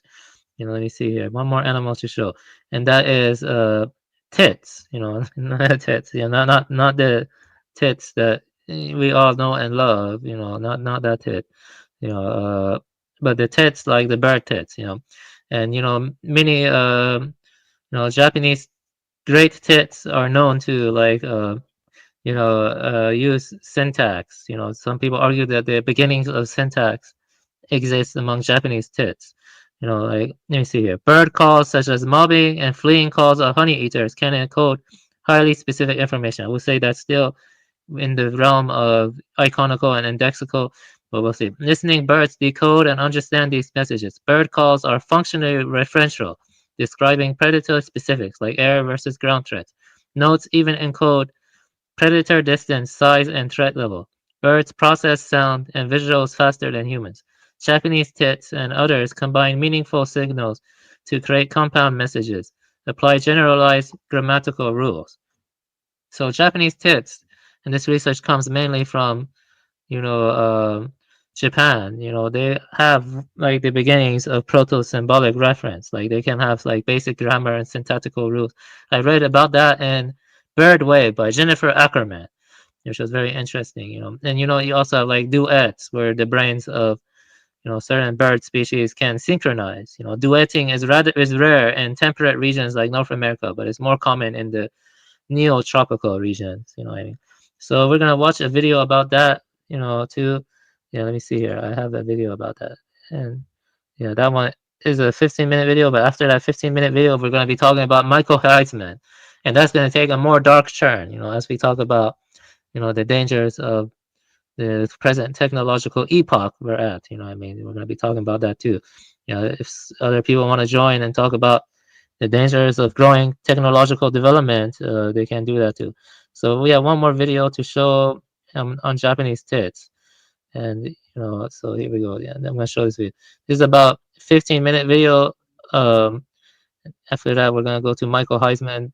But, yeah, we'll fast forward it if people get tired. Let's see here. So let's see here. I put this here. I love Japanese tits. Yeah, I know what you mean. Yeah, so let's watch the video. 声を実際出してて、チチって声が今聞こえたと思うんです。鳥の言葉わかるんですか？わかりますよ。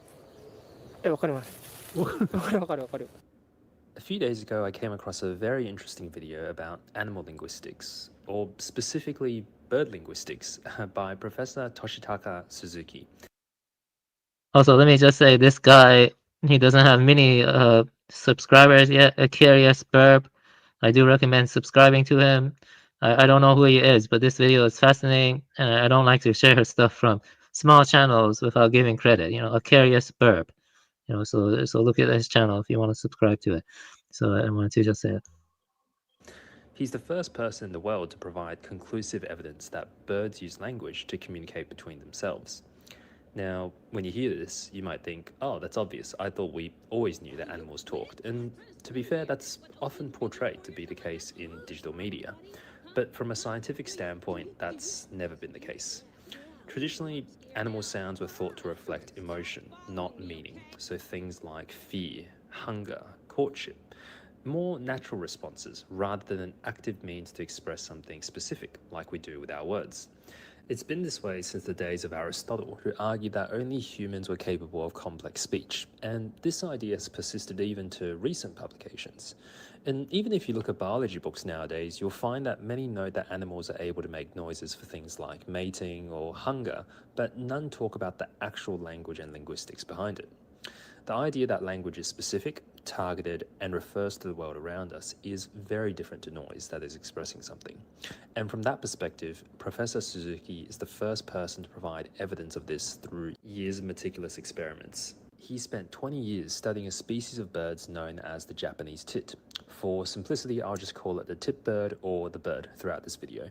And he proves that birds are really using language quite similar to us to communicate as well. And his findings prove that the tit bird don't only use words or noise to communicate, but instead use sentences. And these sentences need to have the right grammar in order for them to be understood and convey the right meaning. As an example, in English, dog bites man versus man bites dog conveys two completely different things. Now, all this is very novel, but most people at this point would probably be a little bit skeptical about how he actually proves this. So let's take a step back and introduce how all of this even began.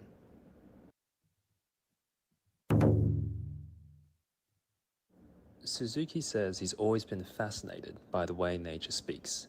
As a child, he's listened to birds outside his window and always felt like they were communicating something more. On his lab profile online, he proudly claims, "In high school, I acquired binoculars and became deeply interested in bird watching, which eventually led me to study the cause of the Japanese tit in universities. For me, it began all with a simple question: why do the tit birds produce so many different calls?" And at first he didn't pay too much attention to it, but his natural curiosity and eye for detail soon led him to realize that these calls were far from random and were often distinct from one another. So let's take a quick look at a few examples of their calls that we'll take a deeper look at in this video, and just pay attention to how different they are from one another.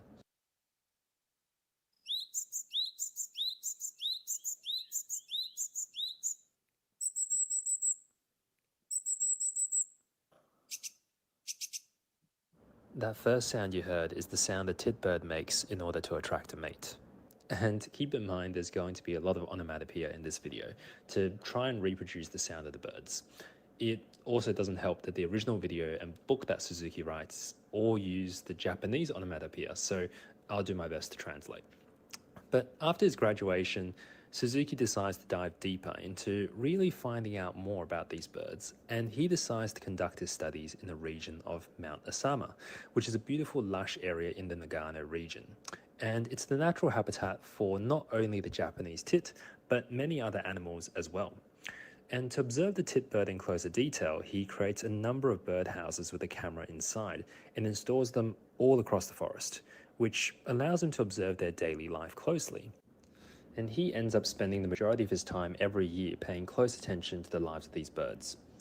In the forest, he finds these birds have a lot of natural predators, like crows, wildcats, and even small bears. And one of their most dangerous predators is the Japanese rat snake, because unlike their other predators, it can invade nest holes and attack their young or when they're resting. So now let's take a look at some of his findings. On June 10th, 2008, while Suzuki was recording birds, he notices a call he has never heard before. Pay close attention to this sound.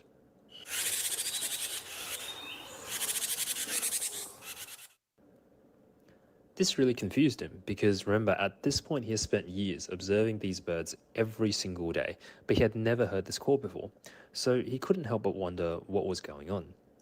And when he paid closer attention, he noticed that next to the bird that was making the jar jar sound, there was a snake that was slowly crawling on the ground nearby.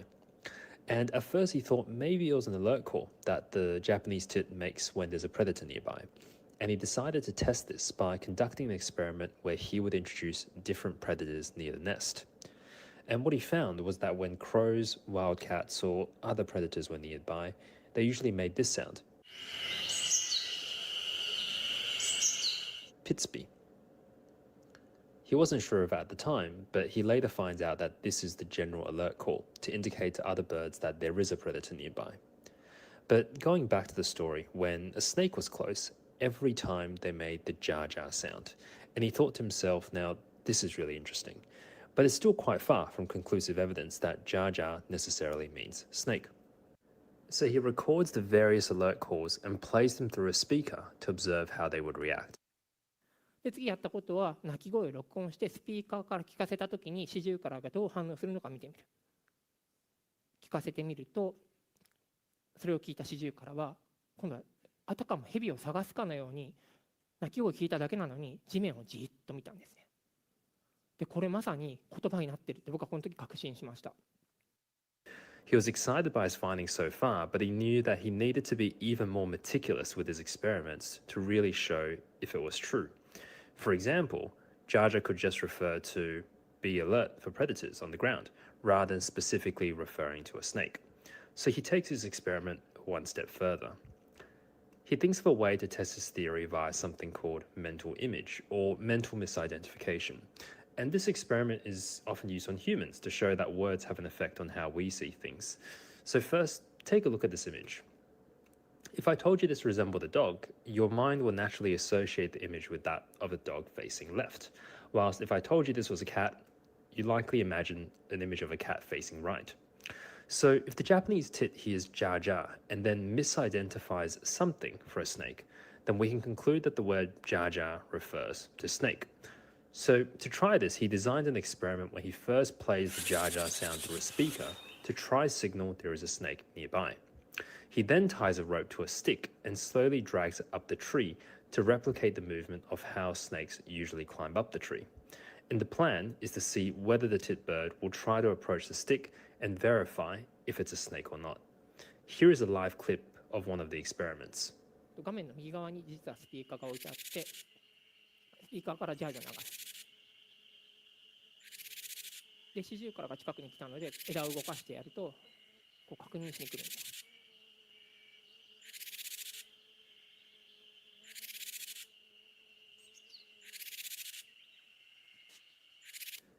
You can see when the jar jar sound is played, the bird doesn't just react randomly, it specifically approaches the tree branch in search for something that looks like a snake, in this case the stick. That shows it formed a mental image of what the sound refers to and tried to look for things that most closely resembled its mental image of a snake. Over the next 4 years, he tries different iterations of this experiment, where instead of the jar jar sound, he uses the general alarm sound, pitsby, or changes how the stick moves, and finally concludes, after 4 long years, that animals don't just have emotions, but are able to properly indicate objects, and jar jar does in fact mean snake, in the same way that we use words and nouns in human language. でその結果、ようやくですね、動物にも感情だけじゃなくてちゃんとものを示す能力がある。ジャージャーイコールヘビという単語になっていることが分かってきたわけです。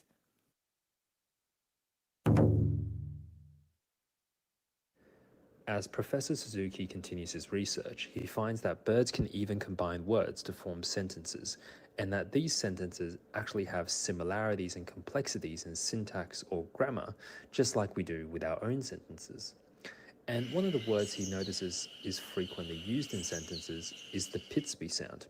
And he finds that the tit birds make this noise when they sense some kind of danger. In other words, it's an alert call. The second sound that they often make is this sound here. 例えば仲間を呼ぶときはこうジジジと鳴く。どういう時に呼ぶかというと、例えばですね、こうひまわりの種を見つけたときなんてこう仲間を呼んでジジジというんですね。でそうすると2羽目のシジュウカラがやってきて餌を見つけることができます。 G, almost like a shaker. And this sound is used to call its friends over, almost like a gather command. They often use this as a way to call for help or to tell their friends to come over for food in the area. And he soon notices that the Pitsby and GGGG calls are often used together, and it sounds something like this.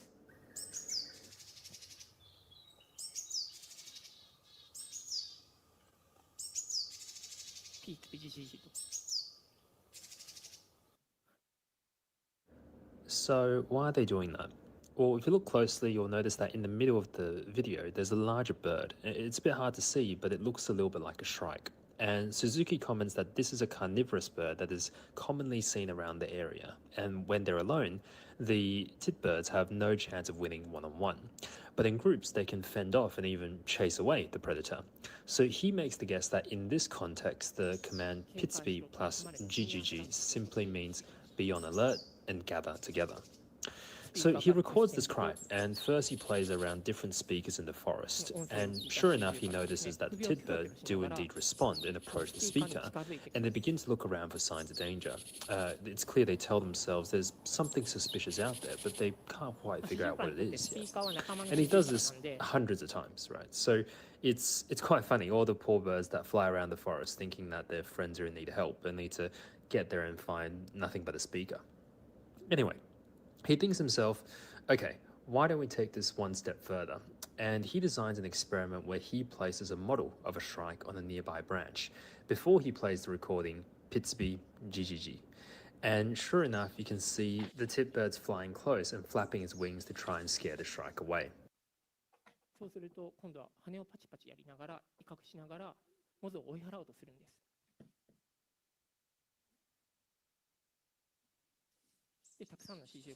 And before long, you can see that more and more of its friends gather around to try and scare the shrike away.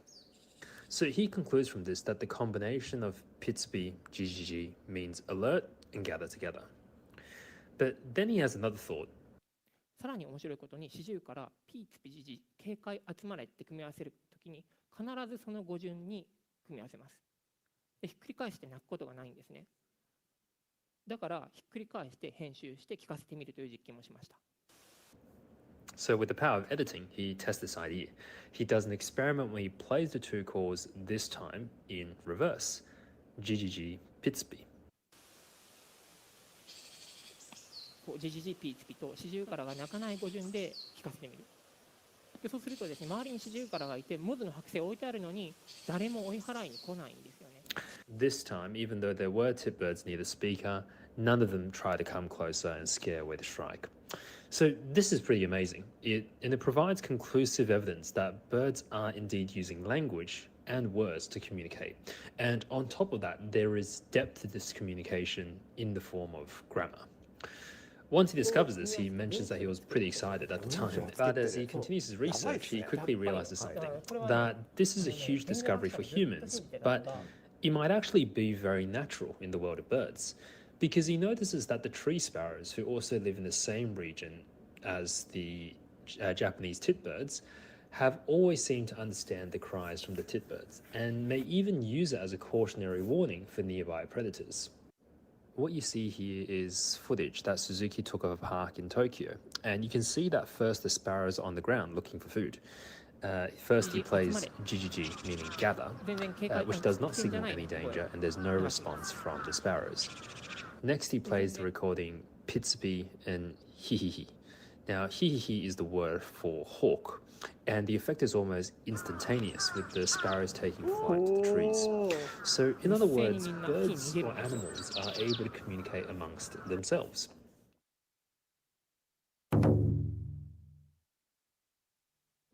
At the end of one of his presentations, Professor Suzuki poses the question, if animals can communicate amongst themselves, will there be a future where we will also be able to communicate directly with animals? He believes that we can. He goes one step further to suggest that what's needed to do this is not AI or other technologies, but rather the most important thing is a curious mind, and to really pay attention to the world around us. He says that humans have assumed for over 2,000 years that we are the only ones with language, and as a result, we have become both complacent and ignorant to the world around us. He ponders if one day our ancestors were able to understand the languages of other animals, and he hopes to further the field of study for animal linguistics in the future. Finally, he encourages each of us to really observe our animals' companions around us and to understand what they're thinking and saying. Thanks for watching, and if you enjoyed this one, don't forget to like, subscribe, and I'll catch you in the next video. Okay, so I want to just say some stuff. First off, I didn't know his channel was recent. I think a curious burp, so I wanted to give proper credit where it's due. You know, I didn't know that channel. That video had a lot of effort put into it. I could tell. I don't want people to think I'm trying to steal views. You know, go to a curious burp if that interested you. Yeah, he must be on a different platform because that doesn't seem right for him to put this much effort into. Yeah, with so 2 subscribers. I give proper credit where it's due. And so the second thing I want to say is, it's not a very good thing to communicate with animals because, we have strapped bombs to dolphins and sent them during war to blow up and destroy vessels. I mean, that's pretty crazy that we did strap bombs to dolphins. So that has a lot of ethical complications. But in general, I do think that a lot of bird species or even species we haven't explored or analyzed that deeply yet, they have proto-symbolic reference. They have something between indexical and symbolic reference that is over there. Like that was the point of sharing these videos. To argue about that, I do kind of lean towards a more Lamarckian scheme of things. With self-organization, there's some degree of what the fancy word for is conation, but I'll just say intentions. That the self-organization has a degree of like some irreducible properties that involve some degree of intentionality. So that would explain the movement from, indexical reference to symbolic reference. That was the point of sharing these two. But yeah, that's what I was. I say from my own tradition of Buddhism and Mahayana, I say all beings have Buddha nature, and the Buddha nature is about the potential of awakening to the Buddha nature itself, to our true luminous mind, and that involves achieving Buddhahood. But I think in order to achieve Buddhahood, that may require some higher degree or more of a high degree of metacognitive awareness. But in the future, you may have, I don't know, or maybe in the past we had advanced civilizations of non-humans, and maybe in the future we will have non-humans too. But anyway, that's the first two parts of my presentation: symbolic reference and animal language. Anyone have any comments they want to give about these first two parts before I move to the techno-horror of Mitchell Heisman? Anyone else or any comments?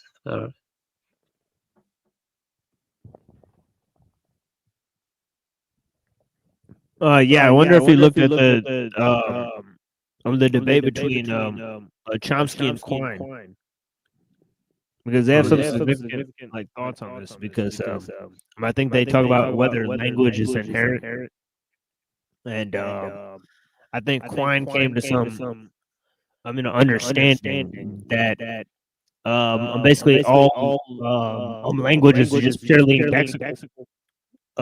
Because it has to have a reference within the lexicon. So he called this idea radical translation. And then I think Chomsky challenged this, saying that the cognitive development gives rise to language or something. Yeah, it's a very complex, area of inquiry. There's no doubt about that. You can get lost in this area of inquiry. Also, I've recently got into it, based on the biosemiotics of Jesper Hoffmeyer, and I'm presently reading Terence Deacon. But of course, I could read more. But they both oppose Chomsky. I think they both argue for more of a semiotic view that, is more. There's a more complementary relationship, with the science and the language acquisition. But of course, there's like a digital code duality that I also touched on a bit, where the analog membranes take the digital description of the DNA and they can like enact it. But anyway, that also applies to the brain and others. What I'm trying to say is a very dynamic, very dynamic and plastic, so it cannot really be like 100% hard-coded, but at the same time, there does seem to be something latent, like a potentiality allows for the acquisition. So I would say that Chomsky leans a little bit too hard towards the more hardness of it. I mean, he thinks it's more hard-coded with his universal grammar. But I don't know. There are people born with, there's variation. Some people are born with very, very great potential. Like my friend Matthew, he's very, very literate and he's very erudite. What I mean, and his like verbal IQ is probably like 150 or something. I'm serious. Like a book that takes me like 20 hours to read, you can read it in like 3 hours. What I mean, that there are like savants out there. There's a lot of interesting stuff to talk about savants also. Like some of them are so literate that it's crazy. They can read. I think there was the Rain Man or someone else. I forgot his name. He could read like a 400-page book in like 20 minutes or like 15 minutes or something like that. That's crazy. Yeah, so there's a lot of variation too. There's a lot of complexity here. That's what I'm trying to say. Yeah. Okay, so I think that's enough for the animals and stuff like that. Now we're gonna move on to Mitchell Heisman, the Techno-Horror of Mitchell. Yeah. Is That's something to be honest about. Like, can you move on without really being honest? Wait, me?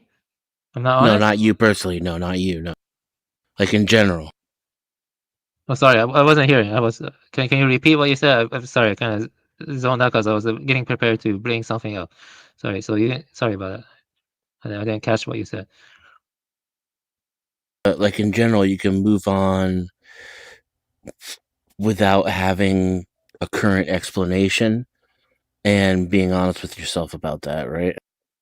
Yeah, I don't have everything figured out. This stuff we're touching on is like, stuff that philosophers and scientists and like even religious theological figures have debated and discussed with themselves for thousands of years. What I mean? Like, I don't have the answer fully figured out. This requires like lots and lots of reading and lots of contemplation.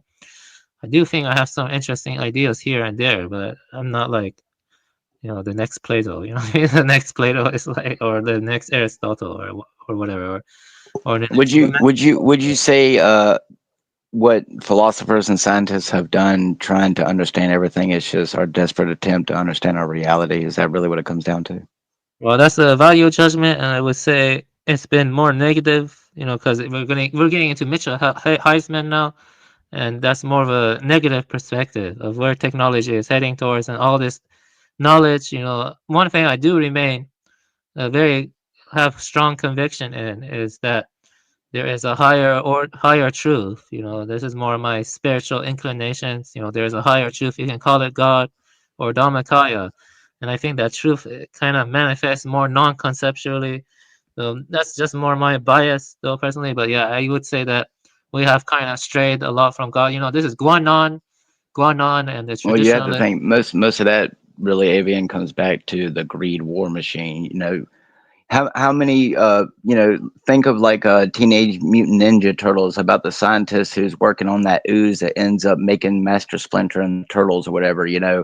The LARP behind that is that he was a good scientist who was trying to create basically some type of healing item for mankind to use. And like usual, when good scientists are actually trying to propel humans in a good way, the greed war machine comes and takes their research and perverts it and uses it for the not good intention. So like what me and Name were talking about or whatever, when it comes to like that technology, I saw what good is really going to come from that technology.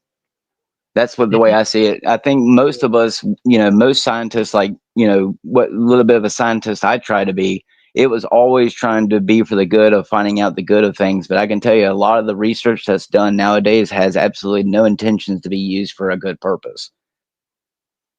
Like what you were watching about that dude, the dude about the birds communicating. There's plenty of people out there who will use that, information and knowledge to use good things, but in reality, what are they really using that research for? I mean, look how they're manipulating organisms as it is. So yeah, let me say something. Okay, so I don't agree with Mitchell Heisman, But the thing is 100%. But the thing is, he does touch on a lot of this. You know, with the growth in the scientific mentality and industrialization, you also have a growth of nihilism. You know, I went through a nihilistic phase. You know, I read a lot of Thomas Ligotti. I read a lot of, you know, there's a popular book by Thomas Ligotti called The Conspiracy Against the Human Race. It's a very, very nihilistic. Very nihilistic. I read that book and I don't agree with it. You know, so you know, I lean towards Guanan, not 100%. Guanan's, I recommend reading Guanan, you know, because it really ties into what you were saying, Dark Lord or Dark Priest. You know, it ties into like how, you know, as we gain more of these contingent facts or carnal knowledge, we are straying more from the higher truths that are more non-conceptual. But anyway, we're gonna look at through this guy now, Mitchell Heisman. In many ways, you know, he represents the problems that's grown from industrialization. He killed himself. He committed suicide, and he was a nihilist. You know, what I mean, he didn't Did believe. he? Did he? Really? Is that the official cause of death? Yes, he killed himself. I really think he did. So this guy What was was the book you just referenced? Mitchell Heisman. Wait, which book? The book. Which one? Like which one? Let me think. Was a book. Oh yeah. The Conspiracy Against the Human Race by Yeah. Thomas Ligotti. By Thomas Ligotti. Yeah. Hmm. And The I do same guy who allegedly ended his life. No, this is someone else. This is Okay. Mitchell Heisman. Mitchell Heisman wrote the suicide note where he starts talking about similar stuff as Thomas Ligotti. You know, like life is not intrinsically valuable, and we're moving towards the era where, you know, we will fuse with machines, or machines will like totally dominate us. Basically, you know, that's the kind of stuff he said. A lot of what he says does kind of overlap or intersect with Teddy, you know what I mean? But yeah, we're going to, you know, this is just a summary. You know, his suicide note is 1,900 pages long. I did not read it. I just got a basic summary to Yeah, give like. well, I would have to say then that's not a suicide note because I know people who've done it and they barely write a paragraph. Yeah, well, that guy. I'm That not. I'm that pretty that honest with you. that sounds like a deceased inscription to me. But okay. I'm gonna be honest with you, Dark Priest. I think this guy. I'm not saying it in a way to offend him or to insult him. You know, I don't like insulting people who are dead, but I do think he was not in an insulting way. He was highly autistic. This Mitchell Heisman was just very highly autistic. You see, I mean, if you read that his suicide note, you get that sense when you read it. You know, being autistic is not bad. You know, it doesn't mean I your mean, life. isn't that what they say now? That, you know, the more autistic you are, the more intelligent. So I mean, goes the LARP, right? Take more Tylenol. Exactly. Yes. So I'm gonna start off by like describing his metaphysical views a little bit. So basically, he's a nihilist who believes in equality of life and death, objectivity versus the will to live. Heisman frames the book as an experiment in nihilism, pushing scientific objectivity to its limit erodes every ought, including self-preservation, culminating in what he calls rational self-destruction. And in a political moral program, he describes as the liberation of death, the equality of life and death. So key moves in his own words. These are like short excerpts. I mean, critic of viveo-centricism, life-centered bias, and call to liberate death. I propose opening, this is a quote from it, I propose opening your mind towards the liberation of death, towards exposing this blind faith in life as a myth, a bias and an error. These developments towards the liberation of biological death may lead to the equality of life and death. Objectivity taken to the end game selects against the subject and life. The most rigorous objectivity demands indifference to self-preservation. The attempt at rigorous objectivity could amount to rational self-destruction. So you see that in like Final Fantasy VII, the original, where Hojo is very much a representation of this mentality. Objectivity leads to indifference, including indifference to self-interest or survival. Taken to its extreme is death through nihilism. Pretty sure you all know about Podesta and his creepy ass experiment on the dogs, where he like, yeah, you know, he like put like something on the head of the dogs, then he put insects to gnaw at the dogs to die slowly, and it's kind of like that. The book is a live test of nihilism. After exploring an unadulterated materialistic view, life lost its cogency for me. My hypothesis is that objectivity taken to its extreme selects against the subjectivity of the observer, and in its most advanced form is rational self-destruction. Metaphysical upshot for discussion. He replaces traditional teleology with an anti-teleology of objectivity. The more objective you get, the less any biological ought, including life, can be justified. So you see here, like, that's really like the scientific technician mentality taken to its absolute extreme of self-destruction. His equality of life and death tries to extend egalitarianism to its logical limit, challenging your group to ask whether moral universalism self-cancels when pushed past self-preservation. So we can see many liberals have similar mentality where they start promoting stuff that actually go against their You know, self-preservation. it's actually funny that you mentioned about how Final Fantasy whatever mentioned it, because in the Resident Evil 3 remake, the bad guy Nikolai or whatever, you know, his whole shtick for why he does it is you can't put a price on life, and he's very nihilistic in that game by basically saying like, you know, uh, what, you know, like when Jill finds the dude and she doesn't know if the guy's really infected or not, he just walks into the door and just puts a bullet into the dude's head, and he's like, you know, where's your sense of self-preservation? So I do find it funny that you mentioned that. It does seem like here recently in a lot of media they are pushing that kind of mentality of where like blurring the lines of, you know, can you really put a price on life? And if, you know, like we were talking about earlier, if, you know, human life or any life really has any intrinsic value, you know, I think that's one of the reasons why they're pushing a lot of not just the mechanical stuff in media, but a lot of bug stuff like the parasite stuff and bugs and stuff. You eat the bugs and stuff is like, and that's why they, you know, and the, you know, with abortions, they're calling babies now, you know, parasites and a clump of cells. Is, you know, the more that we can get people to remove what makes people intrinsically human, you know, the easier it is to get them to remove what is human about them. So cut off your penis. Anyway, sorry. Yeah, I do think they promote nihilism in academia too, like because that allows for the scientists to Oh, go it's more. definitely there. I can tell you one thing they didn't like about me in school was because I was inherently a Christian. Like everything that I applied in my academia was behind a Christian lens. They definitely don't like it. They prefer that you believe in nothing, you know, believe in the bugs more than you do a, you know, Sky Daddy. Yeah, this is Which I why understand. Guanon, a lot Guanon, you may not agree with Guanon about everything, but Guanon would actually say that the way you approach everything as a Christian, you're seeing higher transcendental truth where everything is subordinate to the higher transcendental truth. That is the healthy way or the higher traditional way of viewing things. You know, Guanon would actually greatly simplifies a few. Rene Guanon, I think Julius Evola would like that mentality too, that a way of approaching things, of always keeping the higher Well, transcendental truth. I try, even though they want to take my head and put it in a jar. Yeah, so I'm going to continue now to his views on technological development, AI, capitalism, singularity, and governance. You know, so his core thesis for you know, I don't actually agree with this stuff. You know, this is Mitchell Heisman, but it's important to know it. God is technology. He envisions greater than human AI as both likely and near term. Capitalism accelerates it. The first mover matters, AI arms race, with outcomes ranging from transcendence to total destruction. Liberal democracy, he argues, becomes obsolete as technology eclipses biology. So where he's techno-pessimist versus techno-fatalist. You know, so arms race dynamics, first mover risk. The goal of creating the first genuinely superhuman AI may turn out to be an all or nothing proposition, God or bust. The difference between being first and being second might be transcendence or total destruction of all life on Earth. He predicts a scramble for control over the first AI as ultimate control over the future. Capitalism breeds its own obsolescence.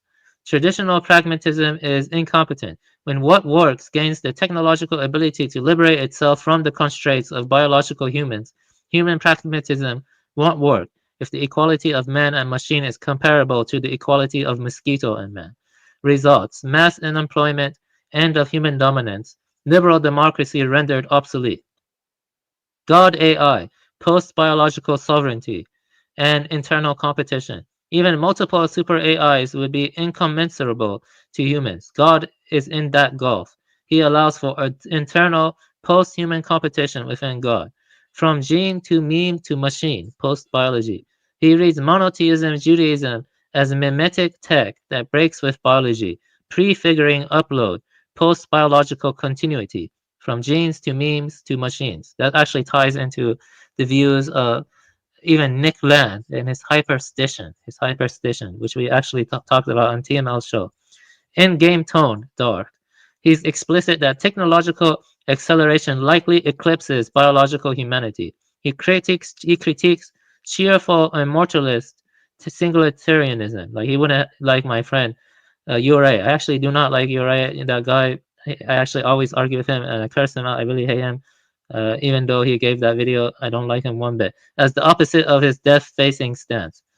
You know what I mean? So yeah, critiques cheerful immortalist singularitarianism as the opposite of his death-facing stance. So I'm almost done. Representative passages. Technology overtakes biology when the question is no longer the usefulness of machines to humans, but the usefulness of humans to machines. Pragmatism no longer works. There are compelling reasons to think that a greater than human AI may be achieved before the second half of the 21st century, implying eclipse of biological humans and unprecedented unemployment. It is at least possible that technological evolution is a beginning that ends in saturating the entire universe with intelligent identity and God. Yeah, he has a kind of Desjardins view of things. Like TML largely talks about, he had that Desjardins view to the point of suicide, Mitchell Heisman. So fast discussion prompts for our circle. Does objectivity self-cancel life? That's a good question. If maximizing objectivity leads to indifference between life and death, is universal rationality compatible with any stable human moral code? That's the first question we can talk about. Egalitarianism's last stop. Is the equality of life and death a logical extension of anti-bias politics, or a reductio that undermines civilization's survival instincts? AI sovereignty versus human governance. If first mover AI control is decisive, what concrete institutions, if any, could prevent an arms race dynamic Heisman predicts? So there is an arms race, at least what they claim, between China and America right now. They made towards AGI. Capitalism's endgame. If capitalism accelerates the post-human transition, are standard democratic levers, such as labor policy, redistribution, meaningful, or just palliative on the way to obsolescence? So basically, you know about planned obsolescence for your phones, right? You keep buy new phones, because they actually slow down your phones, especially, with like updates, and they want you to buy the newer model, or they make the batteries sap out faster. And we see that happening with mankind and the AI growing, and with the, of course, DARPA has way more advanced stuff like we talk about. So yeah, that was the stuff about Mitchell Heisman. The book is super long. It's not really a book. Yeah, and yeah, if the system. Yeah, I agree with name is important. If the system. Faith and science is the new religion. I agree. It is the new religion. I think it actually emerged, well, as TML talks about, as a way to profane or pervert the sacred primordial symbols. Well, I mean, that's what the X-Files told you 20, 30 something years ago almost, when the smoking man is standing out there talking right next to Mulder's father's house out there by the lake, science will be their god. So exactly, yes. That's, every stream I will have, I will try to divide it between, stuff about animals and also about the stuff I'm talking about right now. And because this stuff is really important, and this stuff, TML's channel does a great job talking about that stuff. But yeah, that's the thing I wanted to show mainly. Well, back to the meme thing. So what is the meme thing really stating? Because I have to admit, it's a weird phenomenon, but I do have to admit, it is strange that, like with some of the AI songs that I made when I first started off, there are many memes that seems like they were made on purpose. Like we were saying, to I don't know if it's to immortalize it, but it is very strange that a majority of memes that exist seem to have a deeper message and meaning to why they were actually used and why they were uploaded to such a large system. Because I'm telling you, the meme system that's out there, like some of these apps, I think the one I saw, they have like over 2 billion memes, and like some of them are not like the memes that you see in popular Vine videos. It's like stupid things that people have uploaded. So I do just think it is strange. There's something about the meme thing, why they've given people access to so many So gifts about of the that, memes. so let me say this first. It ties into what TML talks about, the pseudo eschatology of progress that defines the scientific mentality and the scientist and the technician. Let me think about how to explain. Like, it's a perversion of the traditional Christianity. Like, if you think about Christians believe in, like the second, like this, you're gonna die and you go to the kingdom or something. But what the scientists are trying to do is bring the kingdom here with Right. singularity, the singularity, is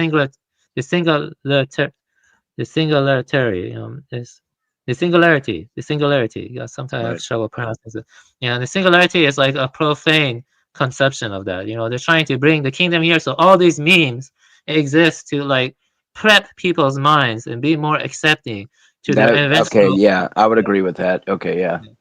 to their Maybe eventual that's what I was looking obsolescence. for, sorry. To their eventual obsolescence. So you see all these memes. I once read this article, okay, and I'm not sure I mentioned it, and I lost it. It was such a good article. It was written by a senator, okay. He said, prior to periods of economic downturn, they increased the cues and advertisements, subliminal stuff, to increase social deviancy, because they cannot have the presents get full, There is a present industrial complex, is what I'm saying.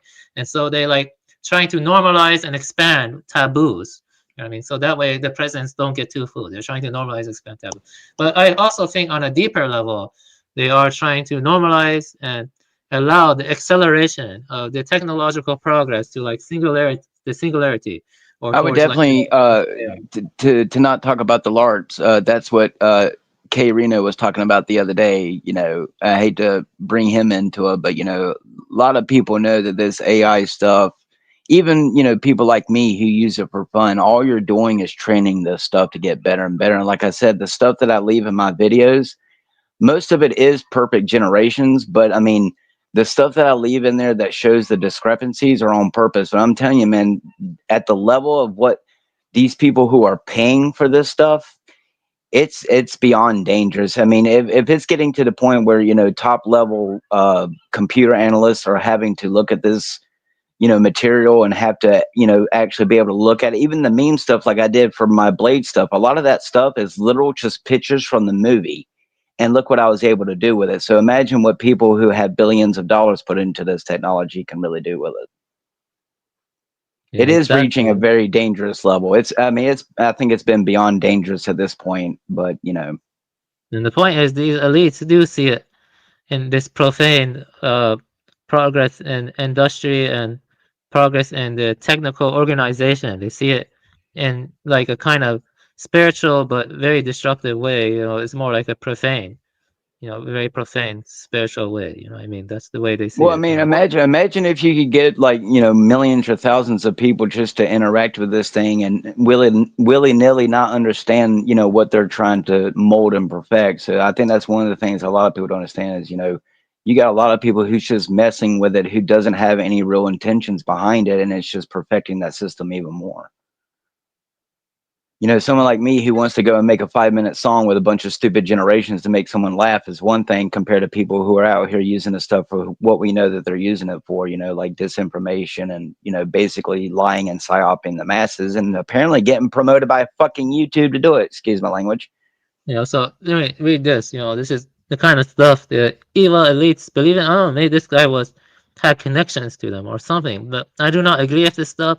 But sometimes I read stuff that I disagree with in order to understand their perspective better. And the poor guy, well, maybe he did commit suicide, but anyway, I'm just gonna read it. God is embodied in the law itself, intelligent technological overcoming of individual and collective biological nature. Pure God is the pure intelligent overcoming of biological nature.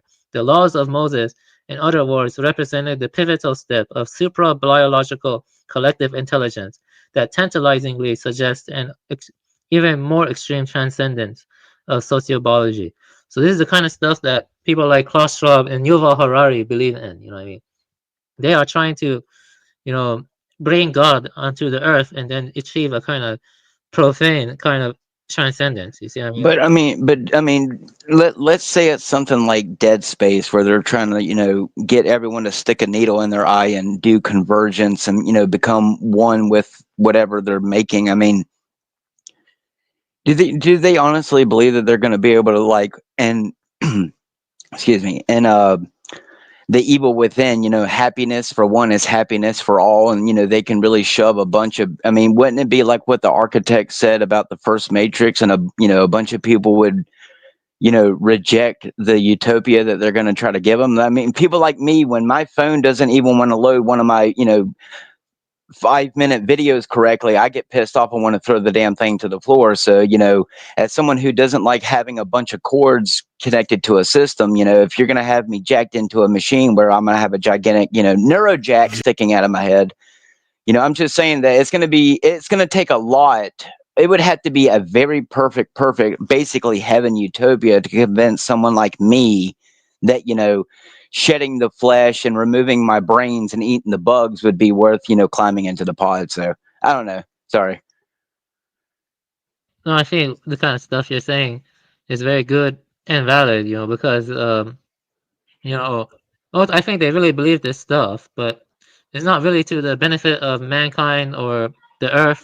They just want this profane kind of transcendence from biology or from any kind But I of. mean, but let's say they did manage to do it. What would be the probability that it would actually be better? I mean, I'm not trying to throw God out of the mix, but I mean, who's to say that, let's say that, Dr. Isaacs was right when he's standing in there talking to the umbrella people and he says, there is too many people. Eventually there will be a disease of which there will be no cure. And, the polar ice caps are, whether it's by mankind or, a hole in the ozone, it's going to eventually melt. And, what are you going to do when millions of tons of water begins to, disperse across the planet? Well, I hate to tell you people, maybe that map they came out with on that they were pushing around when the Truth of Stuff came out on Facebook and when YouTube was doing a call for an uprising and sitting there showing you a map where all the water's taking over the planet. I just, I don't know. I mean, I definitely believe that these people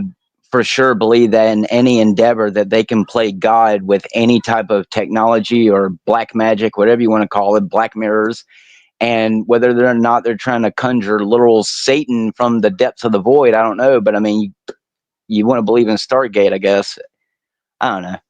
Yeah, I'm just looking for what might be the case, because not to talk about the thing I saw, but I mean, if this technology is here, I'm still trying to understand what really is holding them back if it's not a divine hand, because I feel like there's always going to be people who's going to reject it, even if it was 1,000 years in the future. There's going to be them little underground cults of humans who reject metal and wires and circuits and brain implants. So I mean, is it going to be like Demolition Man with Wesley Snipes and, Sylvester Stallone? And, oh, wait, they told you in that movie that, every time you said a cuss word, you're going to get a ticket. Now, look, if you say something online, there's FBI at your door. So I don't know. I just feel like the more that they push out every kind of bit of media, there's always going to be people who are just going to, I hate to use the fucking word, go with the flow. So I don't know. Yeah. Sorry. And I know what you're saying, they do propagate those memes, and memes have an element of being self-propagating, into academia, in order to make people more nihilistic and more accepting of stuff like that he's talking about, Yuval Harari. But there will be people who oppose it. But, like I said, I already had a visit, a special visit, and they do keep tabs on people like us. I think the kind of people they keep the tabs on most are people like you, me, TML. No, they definitely don't want anyone with our kind of spirituality. They don't really care about spirituality. It's the kind of spirituality. Like, I hate to say it, if you're automatically a Satanist, you're kind of like, okay, so. Yeah, this stuff is definitely feels most certainly satanic when you get down to it, the kind of Well, stuff. it's not just satanic. There's a lot of cults out there that are just technological based that really don't even incorporate this Satanism into it. But I mean, still, the point is how can you tell the factions apart? How do you know Mark Zuckerberg isn't just some robot actually doing his thing? Who knows? Yeah, so I'm gonna continue reading it. So this is an interesting quote. Yeah, again, I don't agree with this stuff, but I want to understand their mentality. By changing God from an original insight into an evolutionary endpoint to a creator and a master of the universe's ultimate beginning point, the messianic end could be viewed as fundamentally consonant with conservative intuition. Instead of a revolution, the messianic end could be viewed as a mere restoration. Instead of an evolutionary insight into the future, the end could be viewed as the fulfillment of an eternal and unchanging order. The originators of this insight into a God end probably could not accept the fully evolutionary implications of their prophecies themselves. So he's arguing that the prophecies are connected to the singularitarian viewpoints. And if you look at the singularitarian organizations, there are a couple of organizations that are singularitarian. They do mix in a lot of religious iconography into the singularitarian institutes. And I forgot the name of those institutes. There are a couple. Actually, my friend, well, he's not really my friend, Jure, the Slovenian, he was very much into like combining and blending singulatory imagery with, religious imagery, and that's very creepy stuff. Well, But I yeah, mean, that's what Grand Theft Auto 5 did with the Epsilon. I mean, they're making fun of Scientology, but they basically mixed Scientology with Christianity by, like, if you go and play Grand Theft Auto online and the first time you die, you go to heaven with the Epsilon dude, and he basically like comes floating around to you like Jesus. So, I mean, yeah, I mean, it's in everything, dude. Whether or not it's exactly. just people showing their allegiance to, the groups that they're in. That's what I really think it is. These people are just putting in your face, oh, look who and what we're a part of, and you'll just give us millions of dollars in real money for fake money. So Yeah, exactly. So you can see Mitchell Heisman, his views, they're very complicated. Like my friend, he was German. I think he read the whole 1,900 pages, believe it or not. He read all of it. And that was pretty crazy. Like he read all of the 1,900 pages. I think so. I have to double check. That was a long time ago though. So yeah. Do you have anything to add, TML? Or are you there? Or I think he dozed off. Okay, let me see here though. Yeah, I'm here. You have anything to add to what I'm talking about, Mr. Heisman, or not really? Yeah, I have not really looked substantially at this, but yeah, I'm interested in in his ideas for sure. But you said this was 1,000 pages? Yeah, I read the summary. Were you here when I read the summary, or like of his views? Like I can share the summary again. Like this was the summary I read. Yeah. Right. I can send you this. Yeah, if you want me to. You want me to go over this again? I can if I want, because his ideas are kind of difficult to understand, sort of, or whatever. If you that want other me to. page he had was interesting, where it's talking about the similarity, because that's kind of basically what Yeah, Dead this page. Space pushes. Yeah, exactly. Yeah, it talks about a lot of interesting stuff. It's very long, let me see. I'm just gonna read these few paragraphs. Yeah, of course I don't agree with this, but trying to understand his mentality. You know, uh, a key idea underlying the singularity is the idea that an artificial intelligence will be able to alter its own fundamental program, and thus improve itself by making itself fundamentally more intelligent. The biblical creation story actually contains the spark of this idea of self-modification. Biblical creation is the idea of self-modification extrapolated onto a universal scale, rewriting the code of the entire universe. Here, the idea of moral self-control through self-modification that began with the idea of overriding a genetic constitution through Mosaic law was universalizing into rewriting of the constitution of the entire universe. In the traditional biblical view, God created man. In the Enlightenment view, man created God. So did man create God, or did God create man? There is connection between these alternatives and the very idea of self-modification, and the idea of altering one's own fundamental basis. Self-modification is a kind of strange loop, goes outside the system, and then crossing or tangling levels goes back to its own foundation. Overwhelming Almost done. Yeah, I'll finish this. Then we can come. I'm almost done with this one. Overwhelming scientific evidence supports the thesis that God did not create man. It was man who created God. God did not create Jews and the laws of Moses. Jews invented God and the Mosaic Law as sociobiological technology that made possible their survival over 3,000 years. The distinctive morality of the Moses focused not on what is, but what ought to be. God appears is not, but the ultimate hidden moral of monotheism is that God ought to be. If man is not an invention of God, the monotheistic conviction is that God should be the ultimate technological invention of man. God did not create man, but man will create God. And that's basically what the elites are trying to do, create God, basically. That's what they're trying to do, the elite. And this kind of logic is very Kabbalistic, maybe more close to that one guy. Not really. It has some differences. This guy's a hardcore materialist, this guy. And that's why he killed himself or something. That's kind of strange. He talked about Spinoza and other stuff. Yeah, this very strange stuff. Yeah, very long. The day, suicide note. It's more like it's basically like I said, what Dead Space says. The creatures that created the markers are technically flesh creatures, and they're like ancient gods of the universe, and they use the markers, which is technology, to draw things that are advanced enough to understand it. And I'm just saying, it's very, I don't know, they're just putting the stuff in your face and dribble it out as video games and material and media, and people just don't realize that behind the scenes, this is what these people are actually doing, which is trying to obviously create something, whether it's God or not.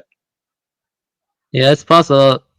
I don't want to get too conspiratorial, but it's possible that I don't know if the Mitchell Heisman even existed, or if this is like something That's something else I've often wondered too, Avian, is how much of the stuff that they claim is real people's material, how much of it can actually be real, and it's not just propagandized material to put out there. Yeah, exactly. This is like some really, it doesn't go more after this. I mean, with how advanced AI is right now, who's to say that a majority of the things we haven't seen and read in early years hasn't been already created by a machine? Yeah, exactly. I agree. Yes, the rollout theory, and it's possible they wrote that ahead of what they plan to do. Maybe, definitely, that does seem possible. Looking at how well written that is and how long it is. Yeah, I don't know anyone who ever wrote a 1,900 page suicide note. That's not a note. That's more like it's hundreds of pages about the Jews. That's what that's not strange. No coincidences there. Yeah, so I looked at that a little bit. I'm just gonna go over this again. This is just so basically it goes into the arms race. The capitalism breeds its own obsolescence, God AI from gene, meme, machine. And we can talk about this. So I think objectivity does self-cancel life a lot. If you take objectivity to its logical extreme, it does kind of self-cancel life, because life has a spontaneous creative aspect that is not amenable to the pure scientific method. Life has stuff that cannot be dissected, is what I'm saying. Life has stuff that cannot be dissected. So objectivity does self-cancel life. That's my own view. Egalitarianism's last stop is the equality of life and death, a logical extension of anti-bias politics. I think it is. Like in some European countries, they are trying to make euthanasia easier to get. So I would say egalitarianism, when taken to its logical extreme, is anti-life. Okay, AI sovereignty versus human governance. I say human governance is better than AI, because as human beings, we don't value efficiency above all else. AI values efficiency above everything else. So I am a machine. They want you to be a machine. That's the thing. They want you to be a machine. You hear that, Arnold? But just screw your freedoms. Exactly. And capitalism's end game, TML talks about this a lot. It's the same as communism. Both of them have the same end game. When we get down to it, because of technique, basically. So yeah. So that note is long. I think I covered a lot. Let me see. I'm gonna maybe take a 5-minute break. Maybe music break is probably good. Let me see here. I'm just going to look for some song to play or something from a game. Let me see. Let me see. Think about. Yeah, yeah. I like Kelowna too a lot, so I'm going to play that song. Yeah, I'm gonna play that song. Okay, so gonna take a 5-minute break. And after that, it's just gonna be open panel. People can talk about whatever they want. So I'm gonna remove this from the panel. I appreciate everyone coming here. I'm gonna do this too right now. Let me see here. TML's channel. Oh yeah, so if I add and Dark Lord's channel. Yeah, there you go. And I don't know if Denizen has a channel that he wants to. If he gets it, he can post it and I can share that too, maybe. So yeah, those two, TML's channel and Dark Lord's channel. Appreciate you. Yeah, no problem. Let's see here. So I'm gonna take a music break. 5 minutes, and I'll be back after that. You see here. Yeah, I'm going to share the. Yeah, this sometimes it just do that. Yeah. I'm gonna put that here. Oh, what the heck happened?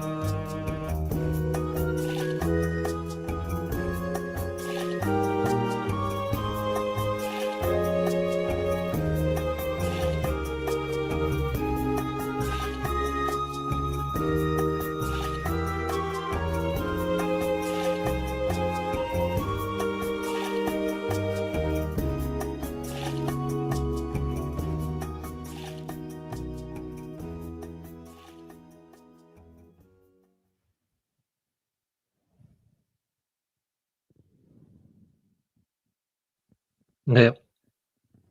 That's enough with the break. Okay. So now it's open panel. People can talk about anything they want or share anything they want. Anyone's allowed to come on here. So I'm gonna give the link.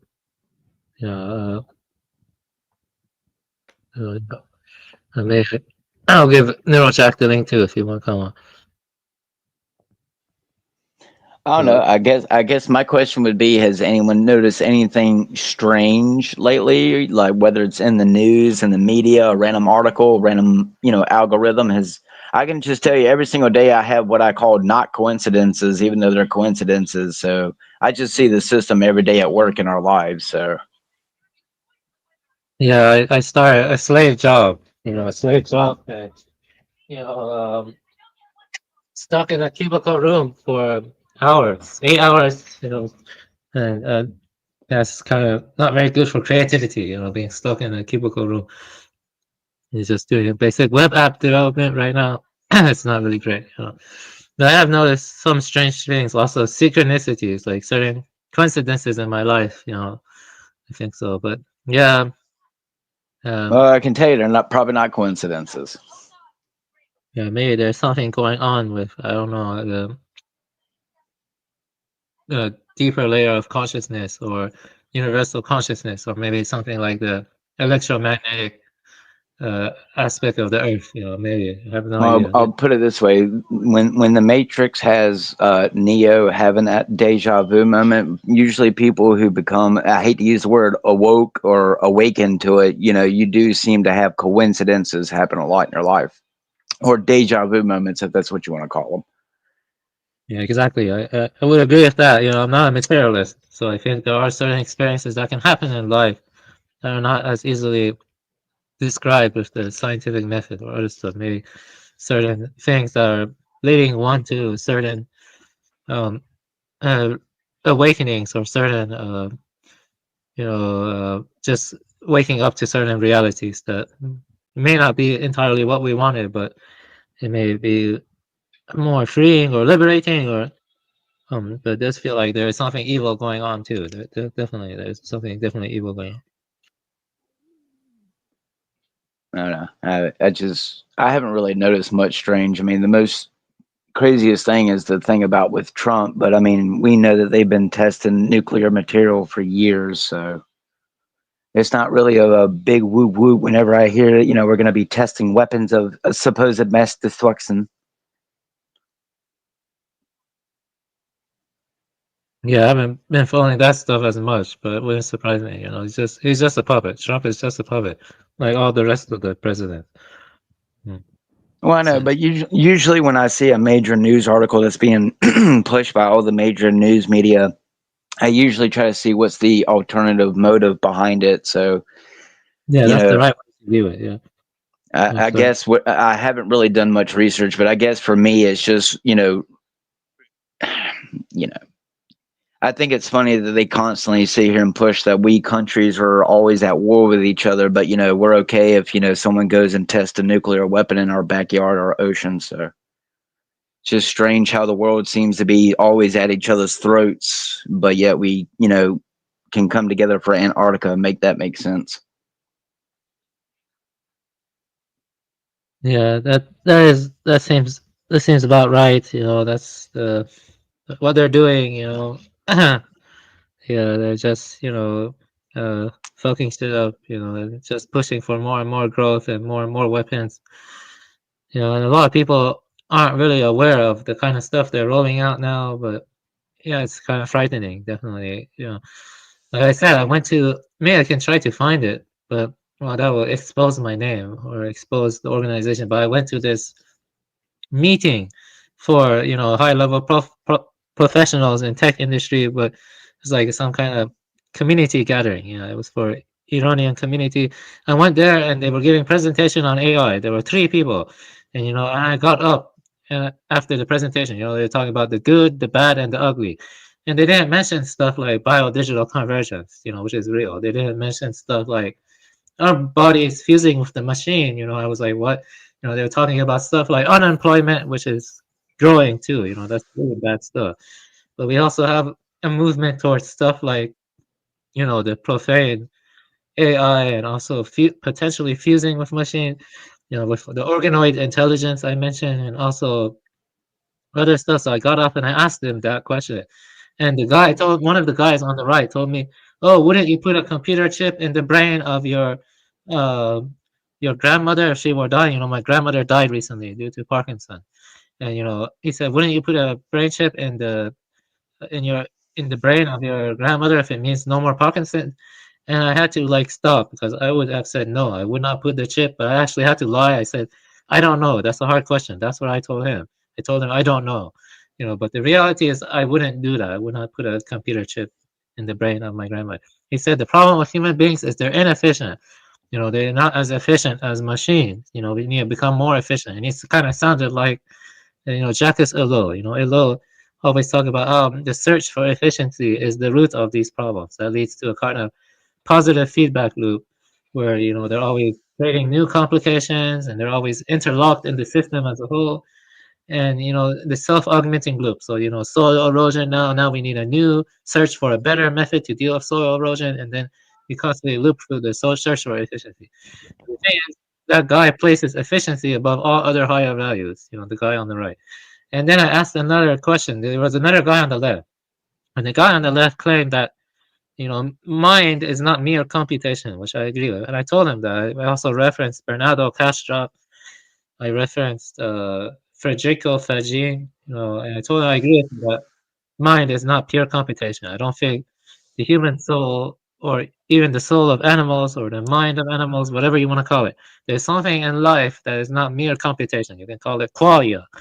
I told him I agree with you on that. The guy on the left was more soulful. He was more soulful, and I forgot his name. Actually, his first name was Masood. But I'm not gonna tell you the rest. But he was more soulful and stuff. And I went to that meeting, and those were two people. I like the guy on the left more. The guy on the right is kind of has that technician mentality, But it was interesting. There was one woman. She said, "Oh, I'm afraid of AI. I'm afraid of AI. I don't understand it." Yeah, I deeply sympathize with that too. It's something to be afraid of. When code can code, when supply chains can re-engineer themselves, all of that is fucking dangerous. Especially if we move to the point of what I was talking about with Mitchell Heisman's notes. Especially move to the.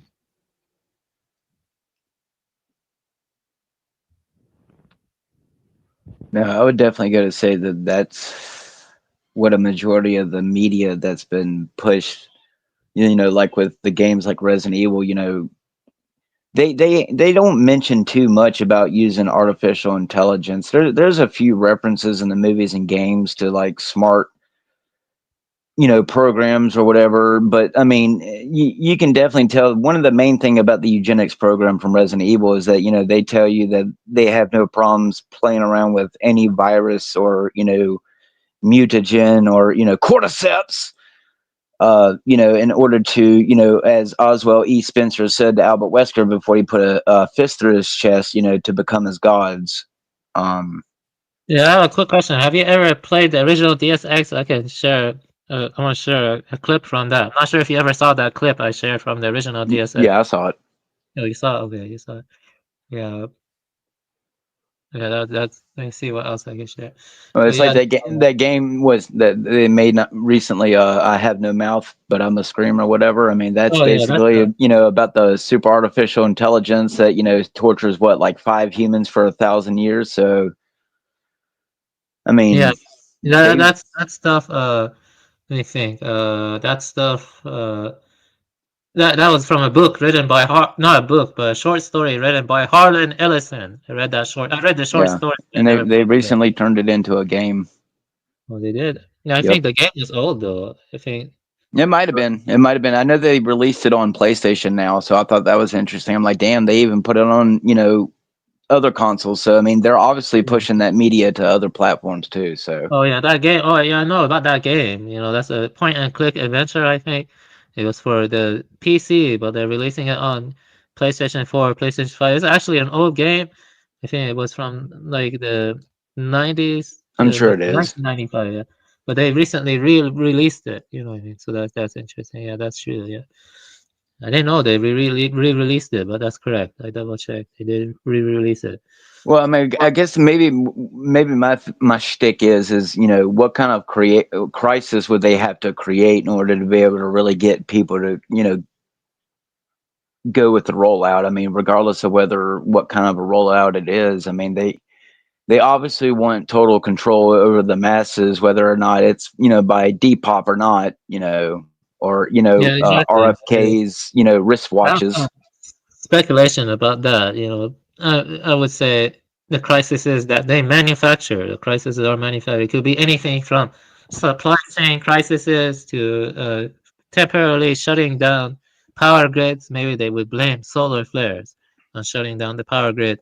Could be inducing more race riots. That's another possibility. That's actually happening in the UK now. There's a movement towards race riot because they flooded their countries and now they're like promoting the opposite reaction. You see what I'm saying? Do you And think do you think there's a good chance that a majority of the stuff's already been in decline and they just keep everyone like not in the loop with how well they're able to propagandize everything? Because I mean, I'm sorry, I'm just saying that like when I was growing up, a majority of the events that are happening worldwide would have like really got the world to examine what the fuck is going on and pay attention. And it just seems like the world doesn't care when something actually goes on. yeah, I know what you're saying. A lot of people are becoming apathetic. A lot of people, they work 9 to 5. Working 9 to 5 really does sap out your creativity, but they spend their free time not even, looking into this stuff a little. I have this friend, his job is actually worse than mine. His name is Matthew. He lives in rural Arkansas. I mentioned you to him before. He works a very suffocating job. It's called data annotation. I'm not sure if you ever heard of that job, data annotation. And all he does is, like see like for like 9 hours, he sees like certain things on the screen, like saying, is this Right. written machine or man? Is the grammar good? Can you fix the grammar? Blah blah. And he's just clicking stuff endlessly for 9 hours straight. It's a very soul crushing job. When he gets home, when he's done, he works on something. He has no energy for anything else. He just plays games. You see what I'm saying? So he doesn't look into this stuff we're discussing. That's right. That's why you're supposed to be like Jeffrey, not Jeffrey Dahmer. Jesus. That's why you have to be fuck Johnny Knoxville in The Ringer, and wear the little headset that says, I'm a winner. I can do it. I'm a winner. I can do it. Yes, that's exactly true. Yes, that's what the elites want. I think that's the reason why they even make people work such long hours. And also, and so make everything so standardized and regimented, because they don't want people to actually look into what they're doing. You know what I mean? What they're planning or what their goal is and stuff. Do not want people to contemplate things deeply. They do not like when people start contemplating on what they're doing and stuff. So they're always flexible too, the elites. So it can be very hard to keep up with what they're doing. It wasn't that long ago that 2019 happened, but not enough people are analyzing 2019, in my opinion. And the people that do are censored and stuff. So they do so more on Rumble or they do it more on BitChute. You know what I mean? They don't really do it on YouTube. But 2019 was a massive exaggeration or hoax. It actually leaned towards it being a hoax, that it was mostly false positives. Yeah, well, I definitely believe it was to get a majority of the world to stay inside as we got everything in place and no one was paying attention to it. Yeah, exactly. That's what I think so too. There was also a crazy wealth transfer around that time where people like Elon Musk, I think he had like, like I think he had What's like wrong? 50 You don't want to you don't want to put billions of dollars into the private sector to make jobs for everyone? Yeah, I don't believe in trickle down effect, to be honest. It isn't really, it's just about connection, not really trickling down anything. I don't know what people mean. I think Reagan's ideas, and it does not really work. I have no idea what's going on. Like I have friends, and most of them, and none of them really live an easy life. You believe it or not, like all of them have it tough. Like I don't know. Yeah. Let me see here. So, I mean, would that go to say then the alleged freedoms that everyone in the United States thinks that they have, everything up from like the start of America's history up until now, it's just been like a staging point? Well, weren't most of the founding fathers Freemasons though? No. Yeah, I think before them it was You don't probably like better. you don't like your black and white checkered boards. Come on, Cartoon Network. Yeah, I mean, I already talked about that too, but Super Mario 64 and the black and white Star checkered Trek. It's kind of funny that what colors are the squares underneath Q? What is William Shatner on all fours in Star Trek. What's the floor he's on? Oh, white and black checkerboard. But anyway, you're going to space. Boldly go, motherfuckers. Yeah, exactly. Yeah, we've talked about the Mars rover footage. I really have a hard time believing that footage is real because we see Devon Island looks almost identical to the so-called Mars rover footage. You know what I mean? Like Well, yeah. Avian, I can literally make NASA quality NASA videos in the comfort of my own home. So Yeah, that's why I'm always open to healthy skepticism and doubt, even about the views I promote, because ultimately I would say that science and technology, the growth of it has been a net negative. It's been a fundamental net negative. I mean, I say that based on honest assessment while keeping my heart, compassionate and, stuff like that. The thing about scientists is a lot of them do become kind of devitalized or soulless. You know what I mean? Because that's why they are able to do stuff like what Podesta did on the dogs, or the Tuskegee experiments. We know about the Tuskegee experiments, that too. Stuff like that. And then there's the Stanford present experiments. That was kind of creepy too. What they're doing. The whole point of science and technology isn't a quest towards truth, but about better ways to manipulate, control, and I like to manipulate. call it lobotomizing your soul. Yes, that's the way. Yes, that's a good way to say it. Yes, that's a very good way to say it. I would agree with that. Yeah.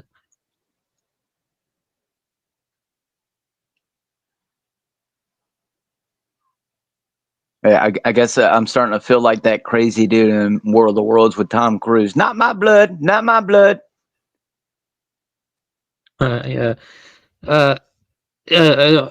Yeah. It just seems that a lot of this pop culture that, like we've talked about, is definitely for predictive programming, like we said, like. Well, yeah, the comic book series Watchmen, Rorschach is meant for people like me. You can scream about it all day long, and Mr. Manhattan would just turn you into goop.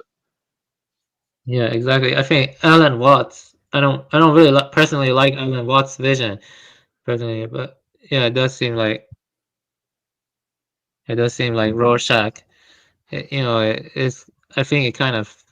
I remember I read the comic book a long time ago by Alan Watts. And I also read V for Vendetta, and I read. Uh-oh. Yeah, I read something about his vision was not really appealing to me. Alan Watts, or well, not Alan Watts. Yeah, I think you mean Alan Moore. Yes, Alan like Moore. that. Yeah. Yep. Yeah, Alan Moore. Yes. Yeah. Too many Allens. Yeah, too many Allens. Sometimes my brain gets stuff, or my mind gets stuff scrambled up. Which is normal. But Alan Moore, I read like V for Vendetta. I read Watchmen. I think I read that. I think Batman Killing Joke was interesting though. That one was nice. Well, And, you see that's something that a lot of people don't want to talk about. A lot of people don't realize that Joker is actually not that crazy or that bad of a guy once you really examine how fucked up Gotham and Batman is. Like, that's what a lot of people see it as entertainment, like the Lex Luthor and the Superman thing, like they just put it in the movies. Like, a lot of people don't realize that you're a lot more like Lex Luthor than what you really want to admit. There's not a lot of Clark Kents around here. So I don't know. As someone who's very humanistic, I believe in souls. I believe, I try not to be like Pocahontas and believe, in spirits, that everything has a spirit like a rock. But, I don't know. I just think we're playing with powers that are beyond our comprehension. And no matter how many excuse me, I have a formulas you phone make. phone call. Oh, phone call. I don't know. Go ahead, play with them dices. Open up Pandora's box and see if you can close it, I guess. Hello. Yeah, Hello. blessings, Zatoichi. How you doing today? Good, man. How you doing? I'm doing all right. It's good to see you. I know that you guys talk about a lot of high philosophical ideas and things, but what do you do when it comes down to real life, when stupid people make stupid assumptions, and how do you argue and deal with that? When they're just so convinced that they are right and they are fucking basing their opinion on little or no knowledge. Sorry about that. You can't I had argue with stupid people. Yeah, I don't know Yeah, you about gotta that work with because in them. effect, most of the knowledge is put right in your face, and we just call it, mindless media, like your Lord of the Rings picture back there. What about it? Yeah, that's when you turn to Let's not try admit to that like that wasn't a psyop on people. Well, I like the Lord of the Rings and I like Tolkien, so that's why I bought this fucking monstrosity behind me, because it combines two things that are diametrically opposed: the White Tree of Gondor and the writing on the ring. Those things don't go together, but that's the only Lord of the Rings thing I could get to hang on my wall, so I did it. yeah, that's pretty like it's pretty pretty dope. philosophical, like Lord of the Rings, right? It's Lord of the Rings, yeah. But I mean, I had to show my support in some way or another. And if this is the only way I could do it, then I did it. But I apologize to anyone who takes offense to those two things being so close to each other. The writing on the ring and the White Tree of Gondor. Yeah, those two guys take off on the trees. The trees have some pretty philosophical things to say about like human beings. Yeah. You know what I'm saying, right? Like in Yeah. Lord of the Rings, like Yeah. they spit some facts. It's Right, pretty cool. and not to mention the fact that they released a movie called The Two Towers, right? Around 9/11. But yeah, Well, those books were written in the fucking 30s or 40s. yeah, and the time that they were released wasn't a coincidence, as is nothing in life. I can't say either way. All I know is Tolkien had nothing to do with 9/11.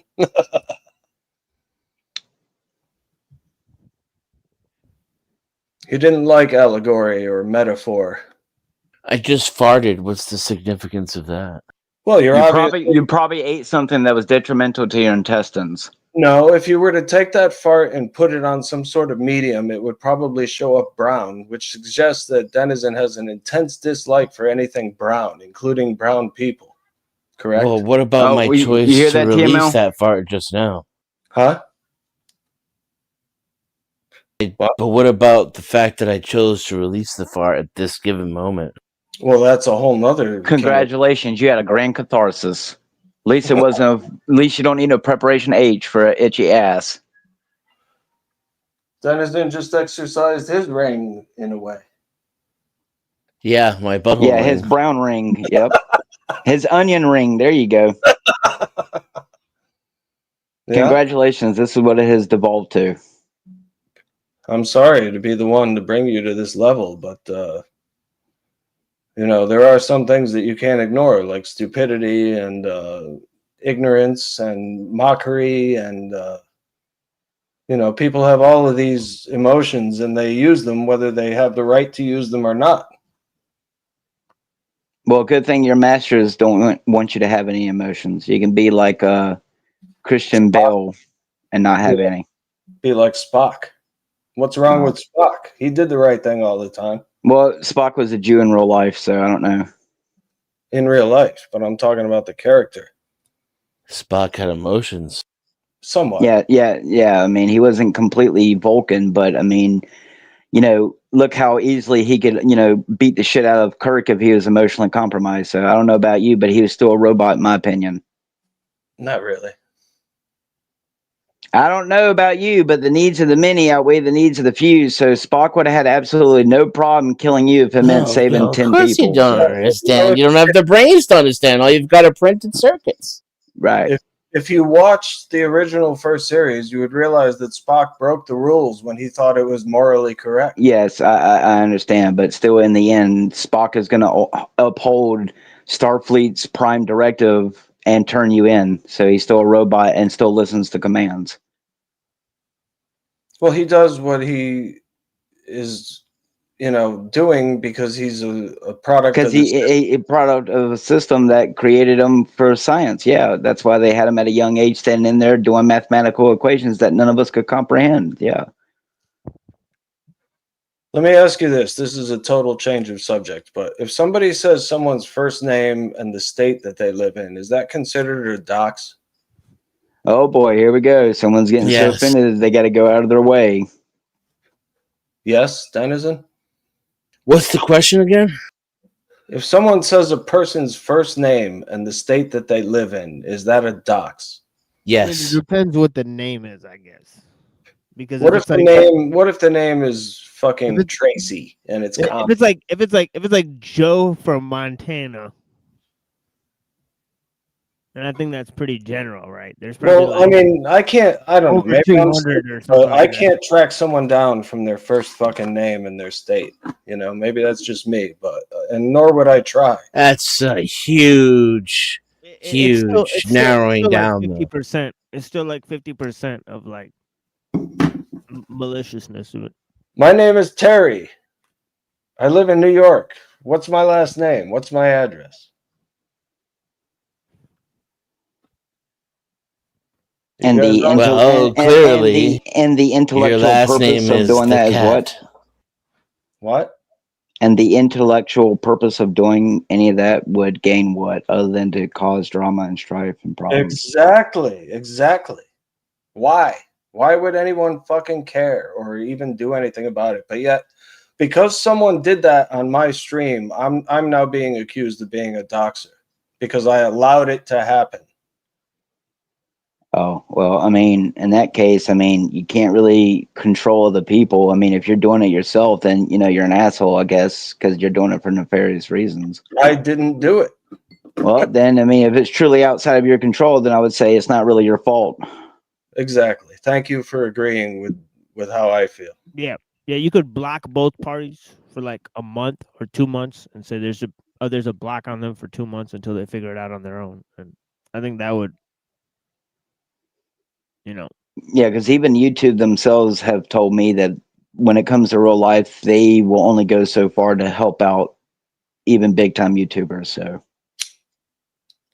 well, here's what happened. Okay, somebody doxed someone first name and state on my channel.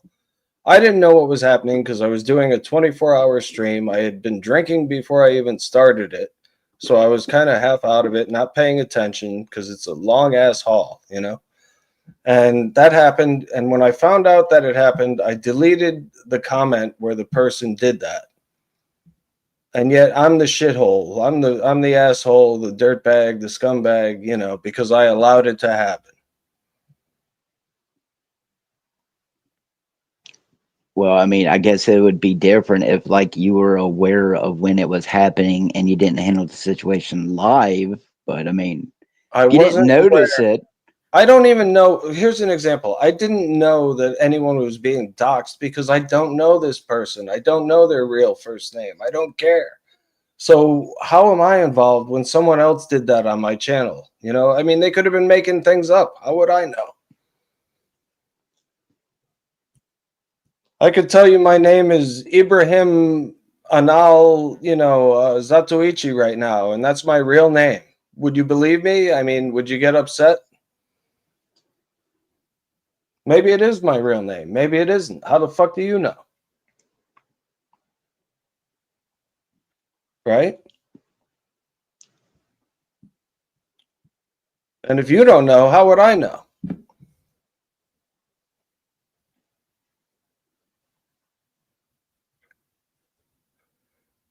I guess what I'm saying is if people have a problem with each other, they should fucking fight it out themselves and not try to drag me into it.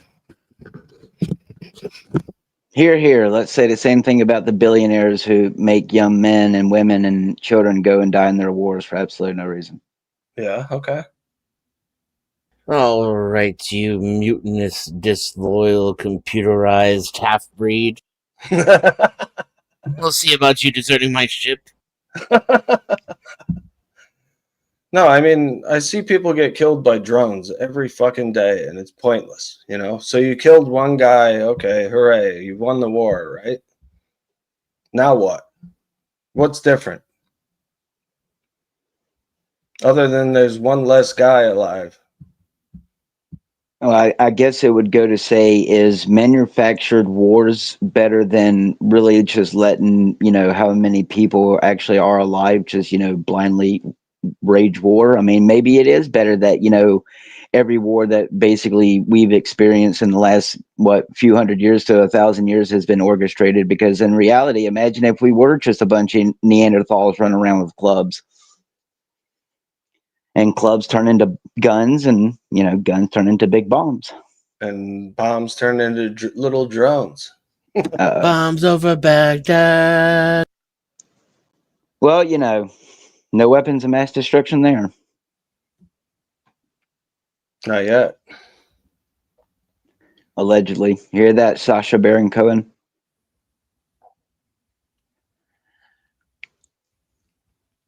I don't know. I think, you know, they want everyone to be stuck in a loop and to be at war with each other when in reality, a majority of people in these like-minded spaces are not the true enemy.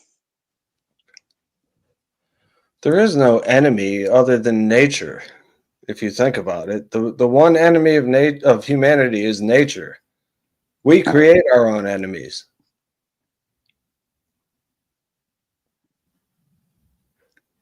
There wouldn't be a problem if everybody didn't make a problem. What makes you think you're a man?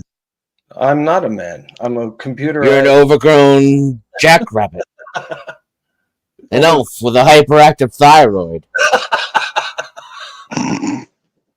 Oh, I know these quotes. Well, you know, I mean, you know, they are telling you that you can be, you know, a cat or a dog or a, you know, female now. So why not be all the above, right? Check all them boxes. Well, why can't I just be a guy who does a live stream for 24 hours to get some money for an acoustic bass guitar? Why do I have to be the responsibility of everyone's personal information that they chose to give over the internet? What else can you expect from a simpering, devil-eared freak whose father was a computer and his mother an encyclopedia? That's right. All I'm saying is I got dragged into a situation that really I shouldn't have been dragged into because it's not. Well, that's on you. Yeah. Getting dragged into that's on you. It is. First of all, for the company that you keep, and second of all, for giving two fucks. Who is the company that I keep? Right. You know the company that you keep. Your father was a computer, like his son. Delete those motherfuckers. Delete them. Yeah, it's over, man. I mean, well, here's the thing. People came to my stream because of the person who doxed them. They didn't come because of me. They never came before, and they will not come after. It's only because of the person that doxed them. So why the fuck am I the problem? When they came to my stream, they've never been there before, and they come and fucking get all upset because they got doxed because they pissed someone off. And it's my fault. Somehow.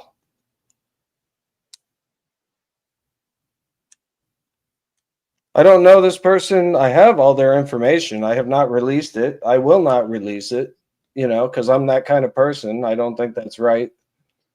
But god damn it, man. You call me a cunt and a fucking hoe for money and all this bullshit.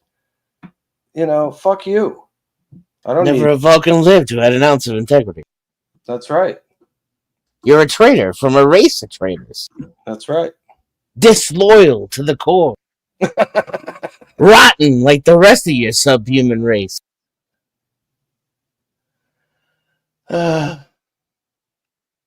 Anyway, so do you guys believe in an afterlife or no? No. Really?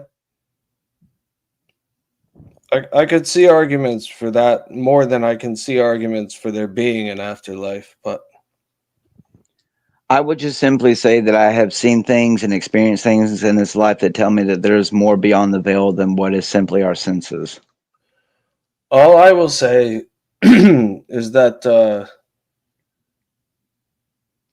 you know, it would be against the purposes of nature if we didn't have a reason for life, for learning things.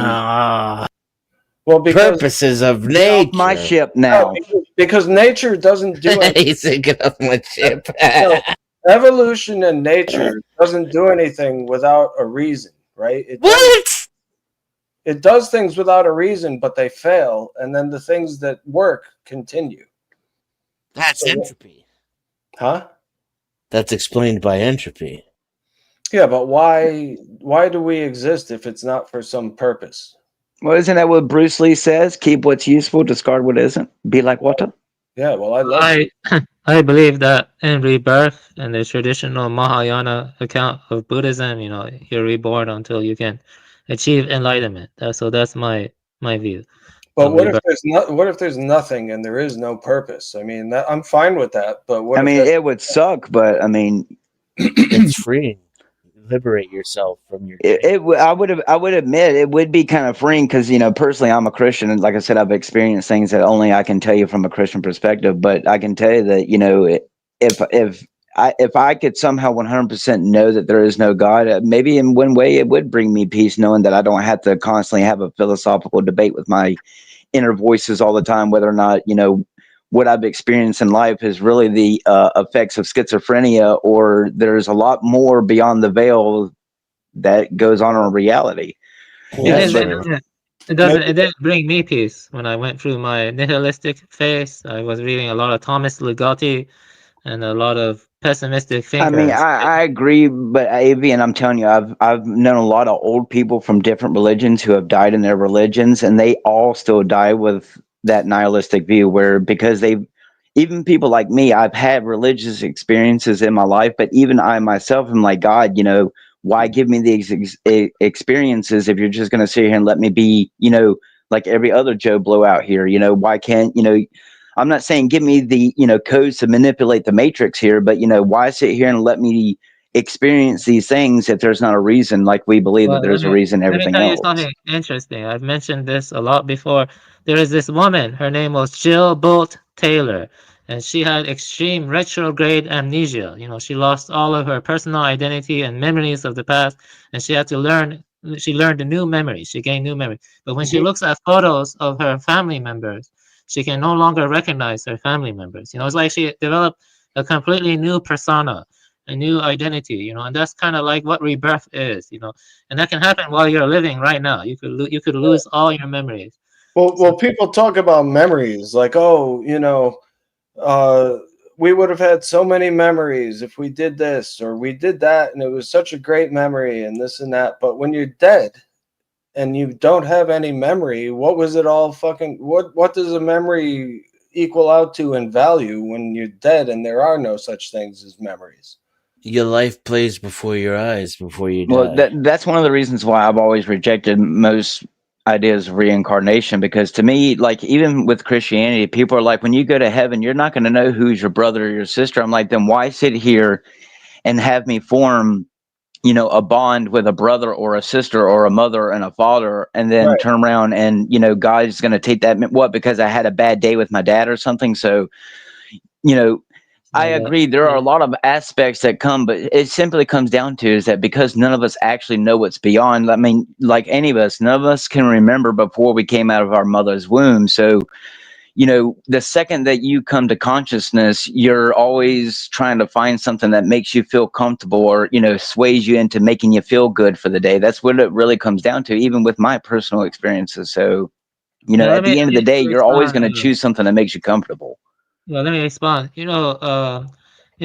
What does it mean for your experience to continue on when you lose all your memories? You see what I mean?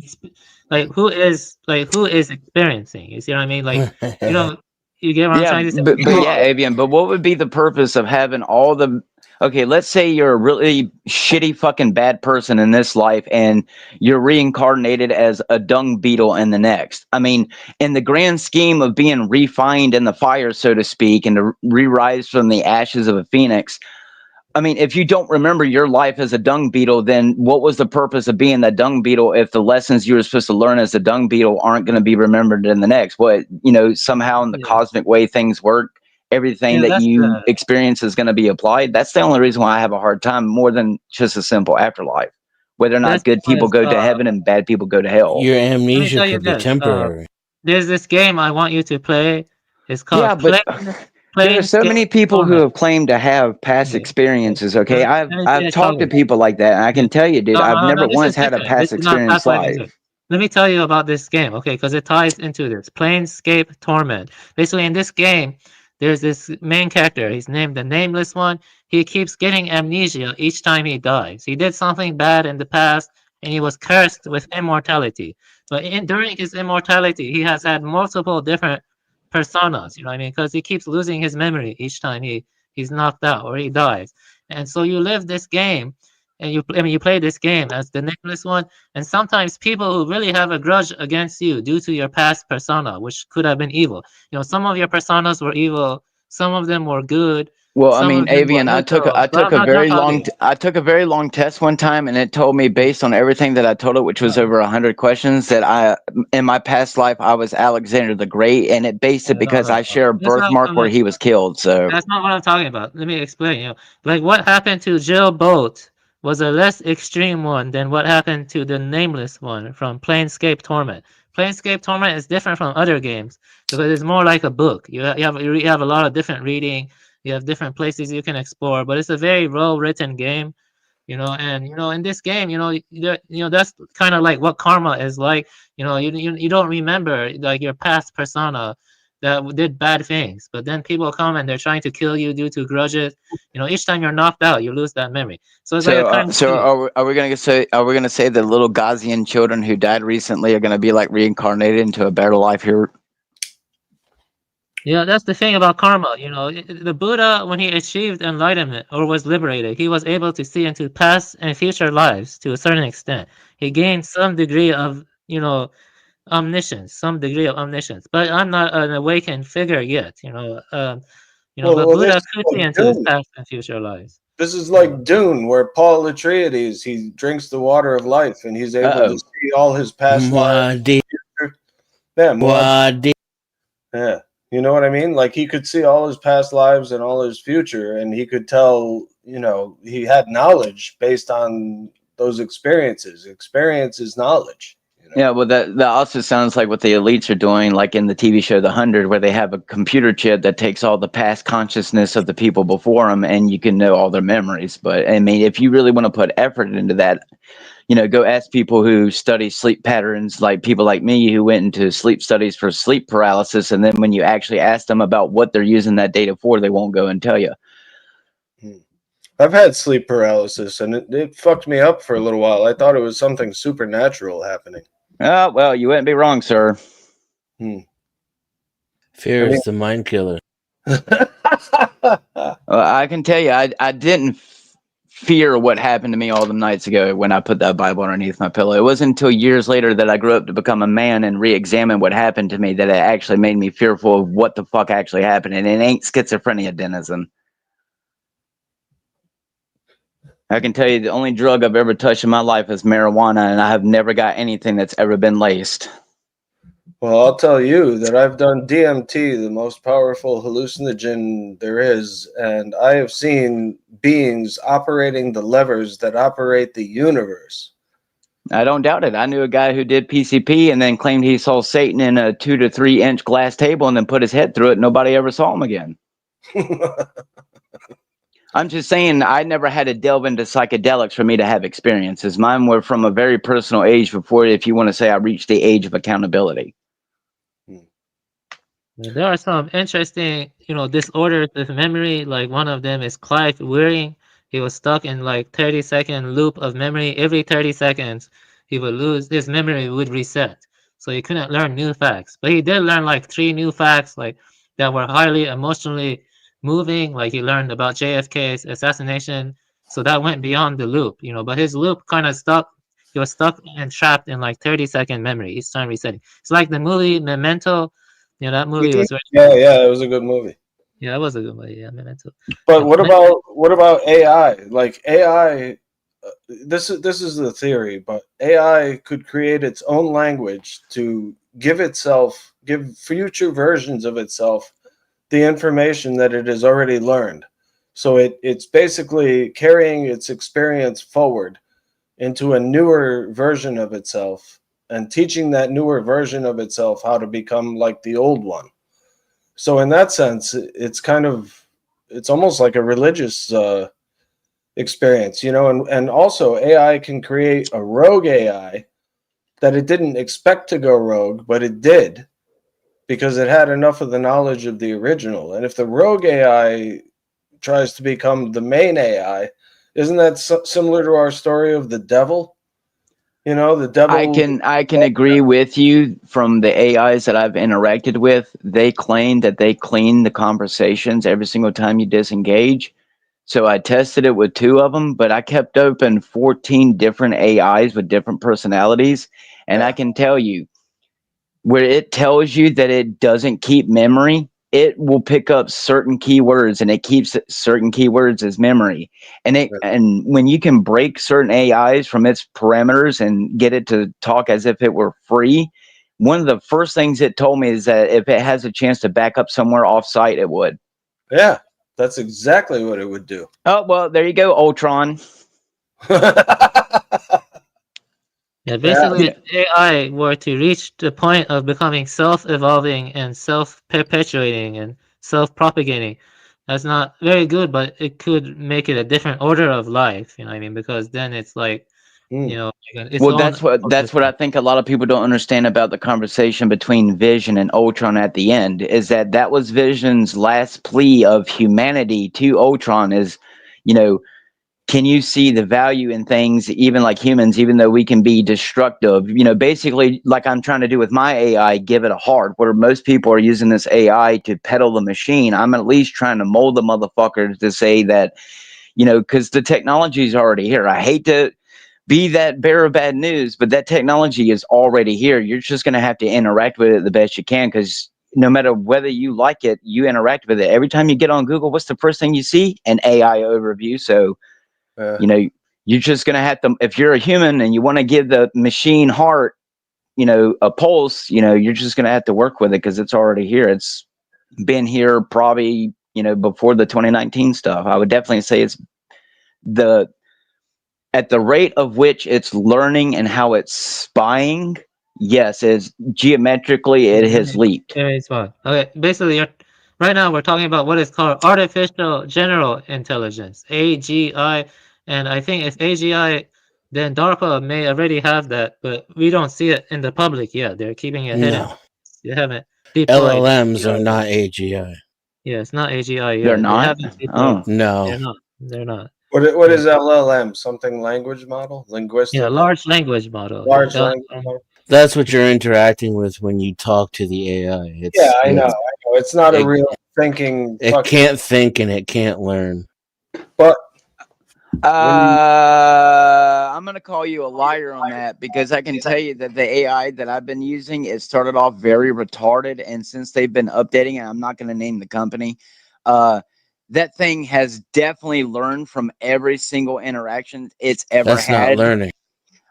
And it curates images exactly based on how it thinks that I want them. So I don't know what to tell you, but you can say and You're say it's thinking. not learning. This thing does learn from me, Denizen.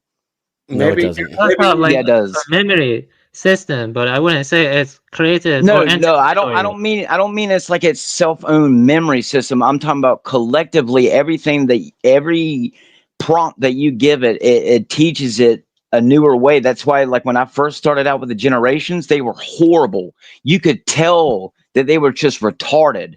But then as I started perfecting it, they really are getting to a point where if it doesn't come out with like a little discrepancy or it's too sharp, you could not tell that these are not the actual images that I used.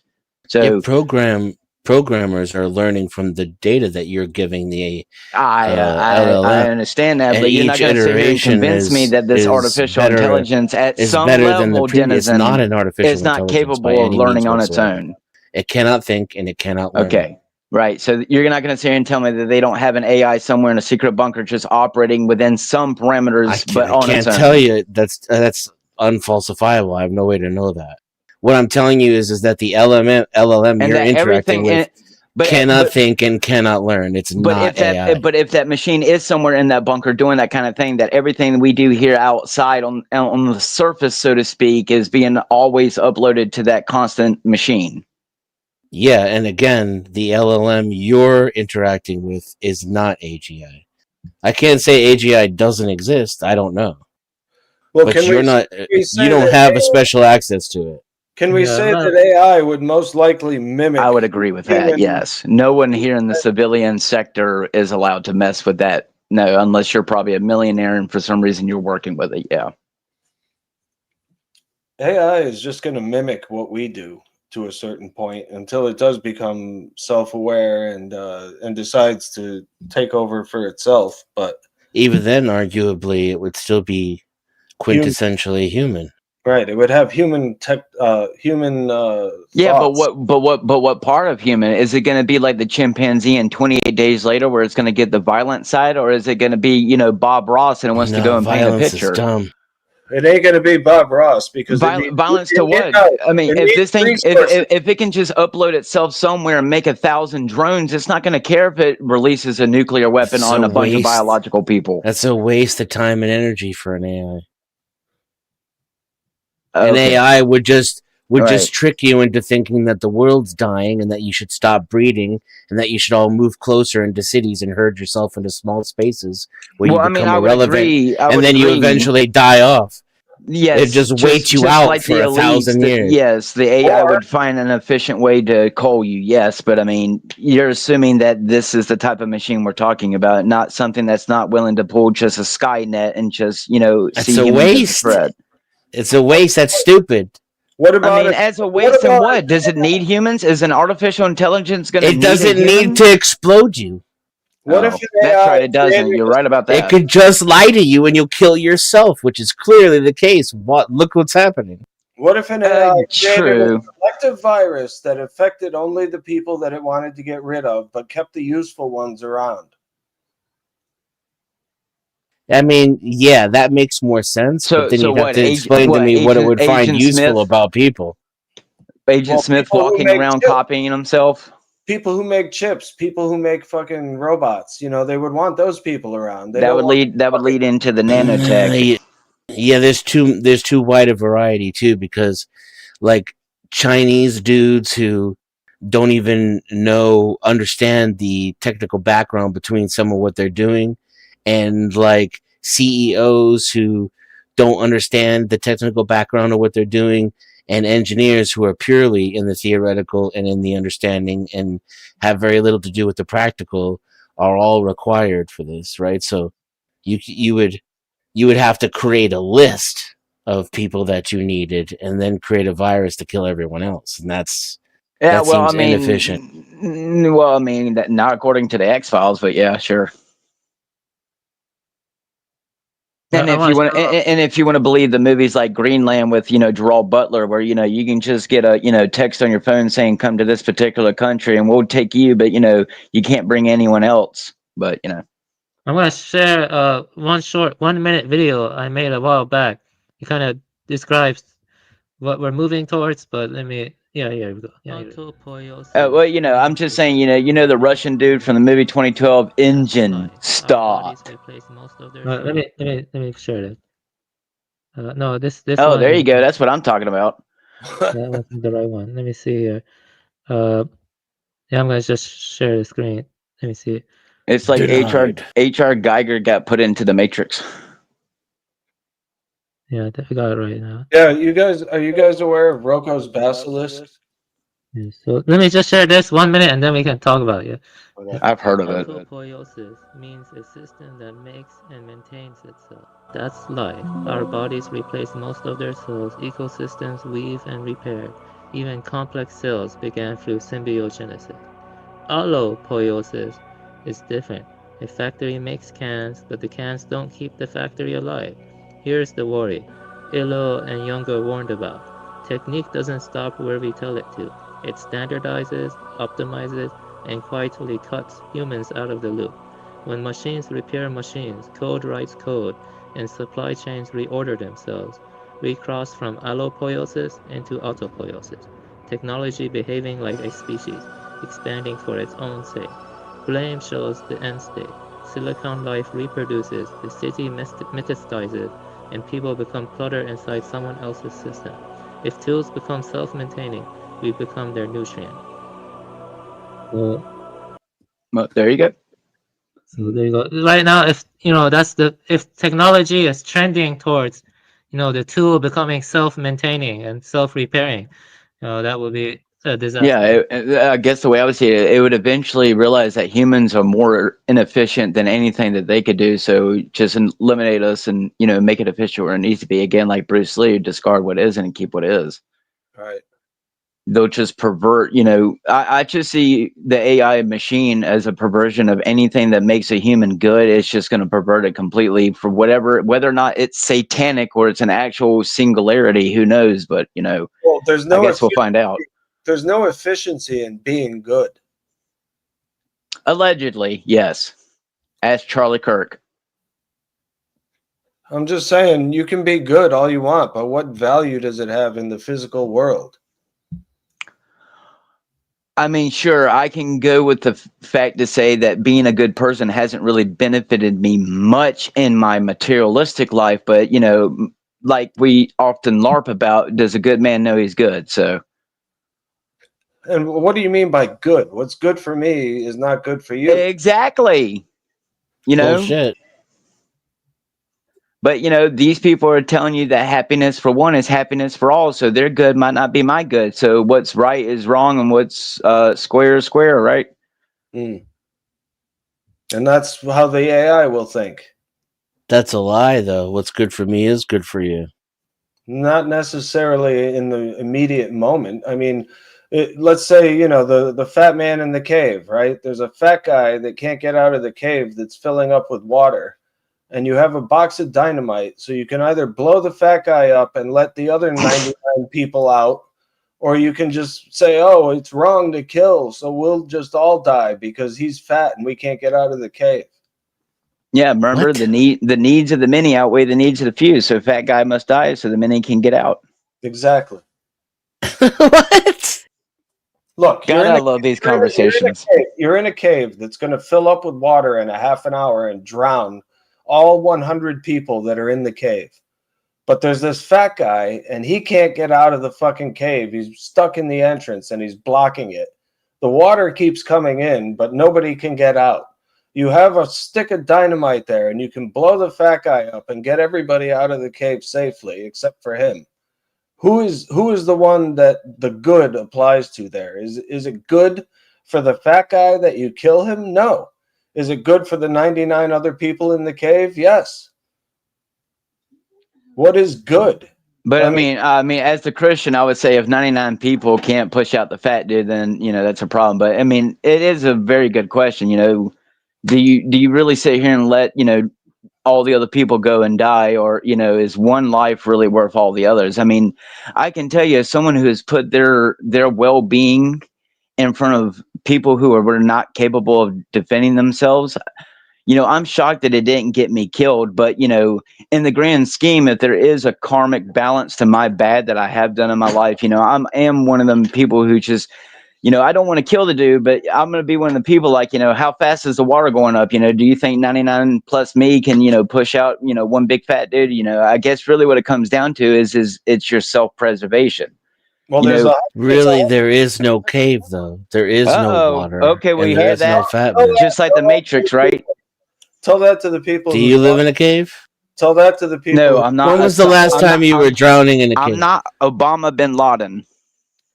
When was the last time you were drowning in a cave, Tooch? Never, but I almost drowned at It's funny that. I almost drowned at the swimming school, though. Was it a fat man's fault? No, it was a skinny little fucking... Let me talk. It was a skinny little fucking dude who had an open heart surgery, and he grabbed onto me when we were swimming, and the teachers weren't looking, and he tried to drown me. He thought clearly that pushing me under the water to save his own ass was worth it. And I had to do the same damn thing to him just to survive. If he can't swim, pushing you under would just kill you both. Well, yeah, I mean, look, I can agree that humans... That's the reality of what we usually face when it comes to moral questions, is that we can work together almost all of the time, except in these fake things that you can make up as interesting questions. In life, in reality, working together is usually good for everyone involved, and it's the dumb fucks who don't get that drag everybody down with their own greed and self-interest. That's reality. This motherfucker had greed and self-interest. He wanted oxygen, and he wanted it at the expense of my life. That's the point. You're making my point. Okay. I'm just telling you, man. There's no such thing as good. Well, I mean, when most people are drowning, are they going to listen to the instruction of, "Hey, let's paddle together"? Yeah, no. That's your problem, though, isn't it? Not my problem. I know how to swim. It's the problem of the person who won't listen and the person who's going to drown with them. We're all in the same boat. Yeah. And stay in the boat. Never get out of the boat. Well, Sorry. we just need that dude from the infomercial to come and slap some invisibility tape on it. We'll be all right. Just call Phil Swift. He'll help us out. There you go. Anyway, I gotta go. I'm sorry I came in here and disrupted everything. Nah, it was good. I appreciate the talk. Yeah, I appreciate your presence. I appreciate your comments. Thank you. Thank you, man. Have a good one, everybody. You too. Does she know what she's getting to? I was going to try to talk more shit to him, but he left. I was curious how he found my channel. I should have asked him that. He's one of my viewers. Oh, one of your viewers. Okay, got you. So I think it's been over 4 hours, and I need to relax until TML's own stream. Does anyone have any closing remarks? You can give closing remarks.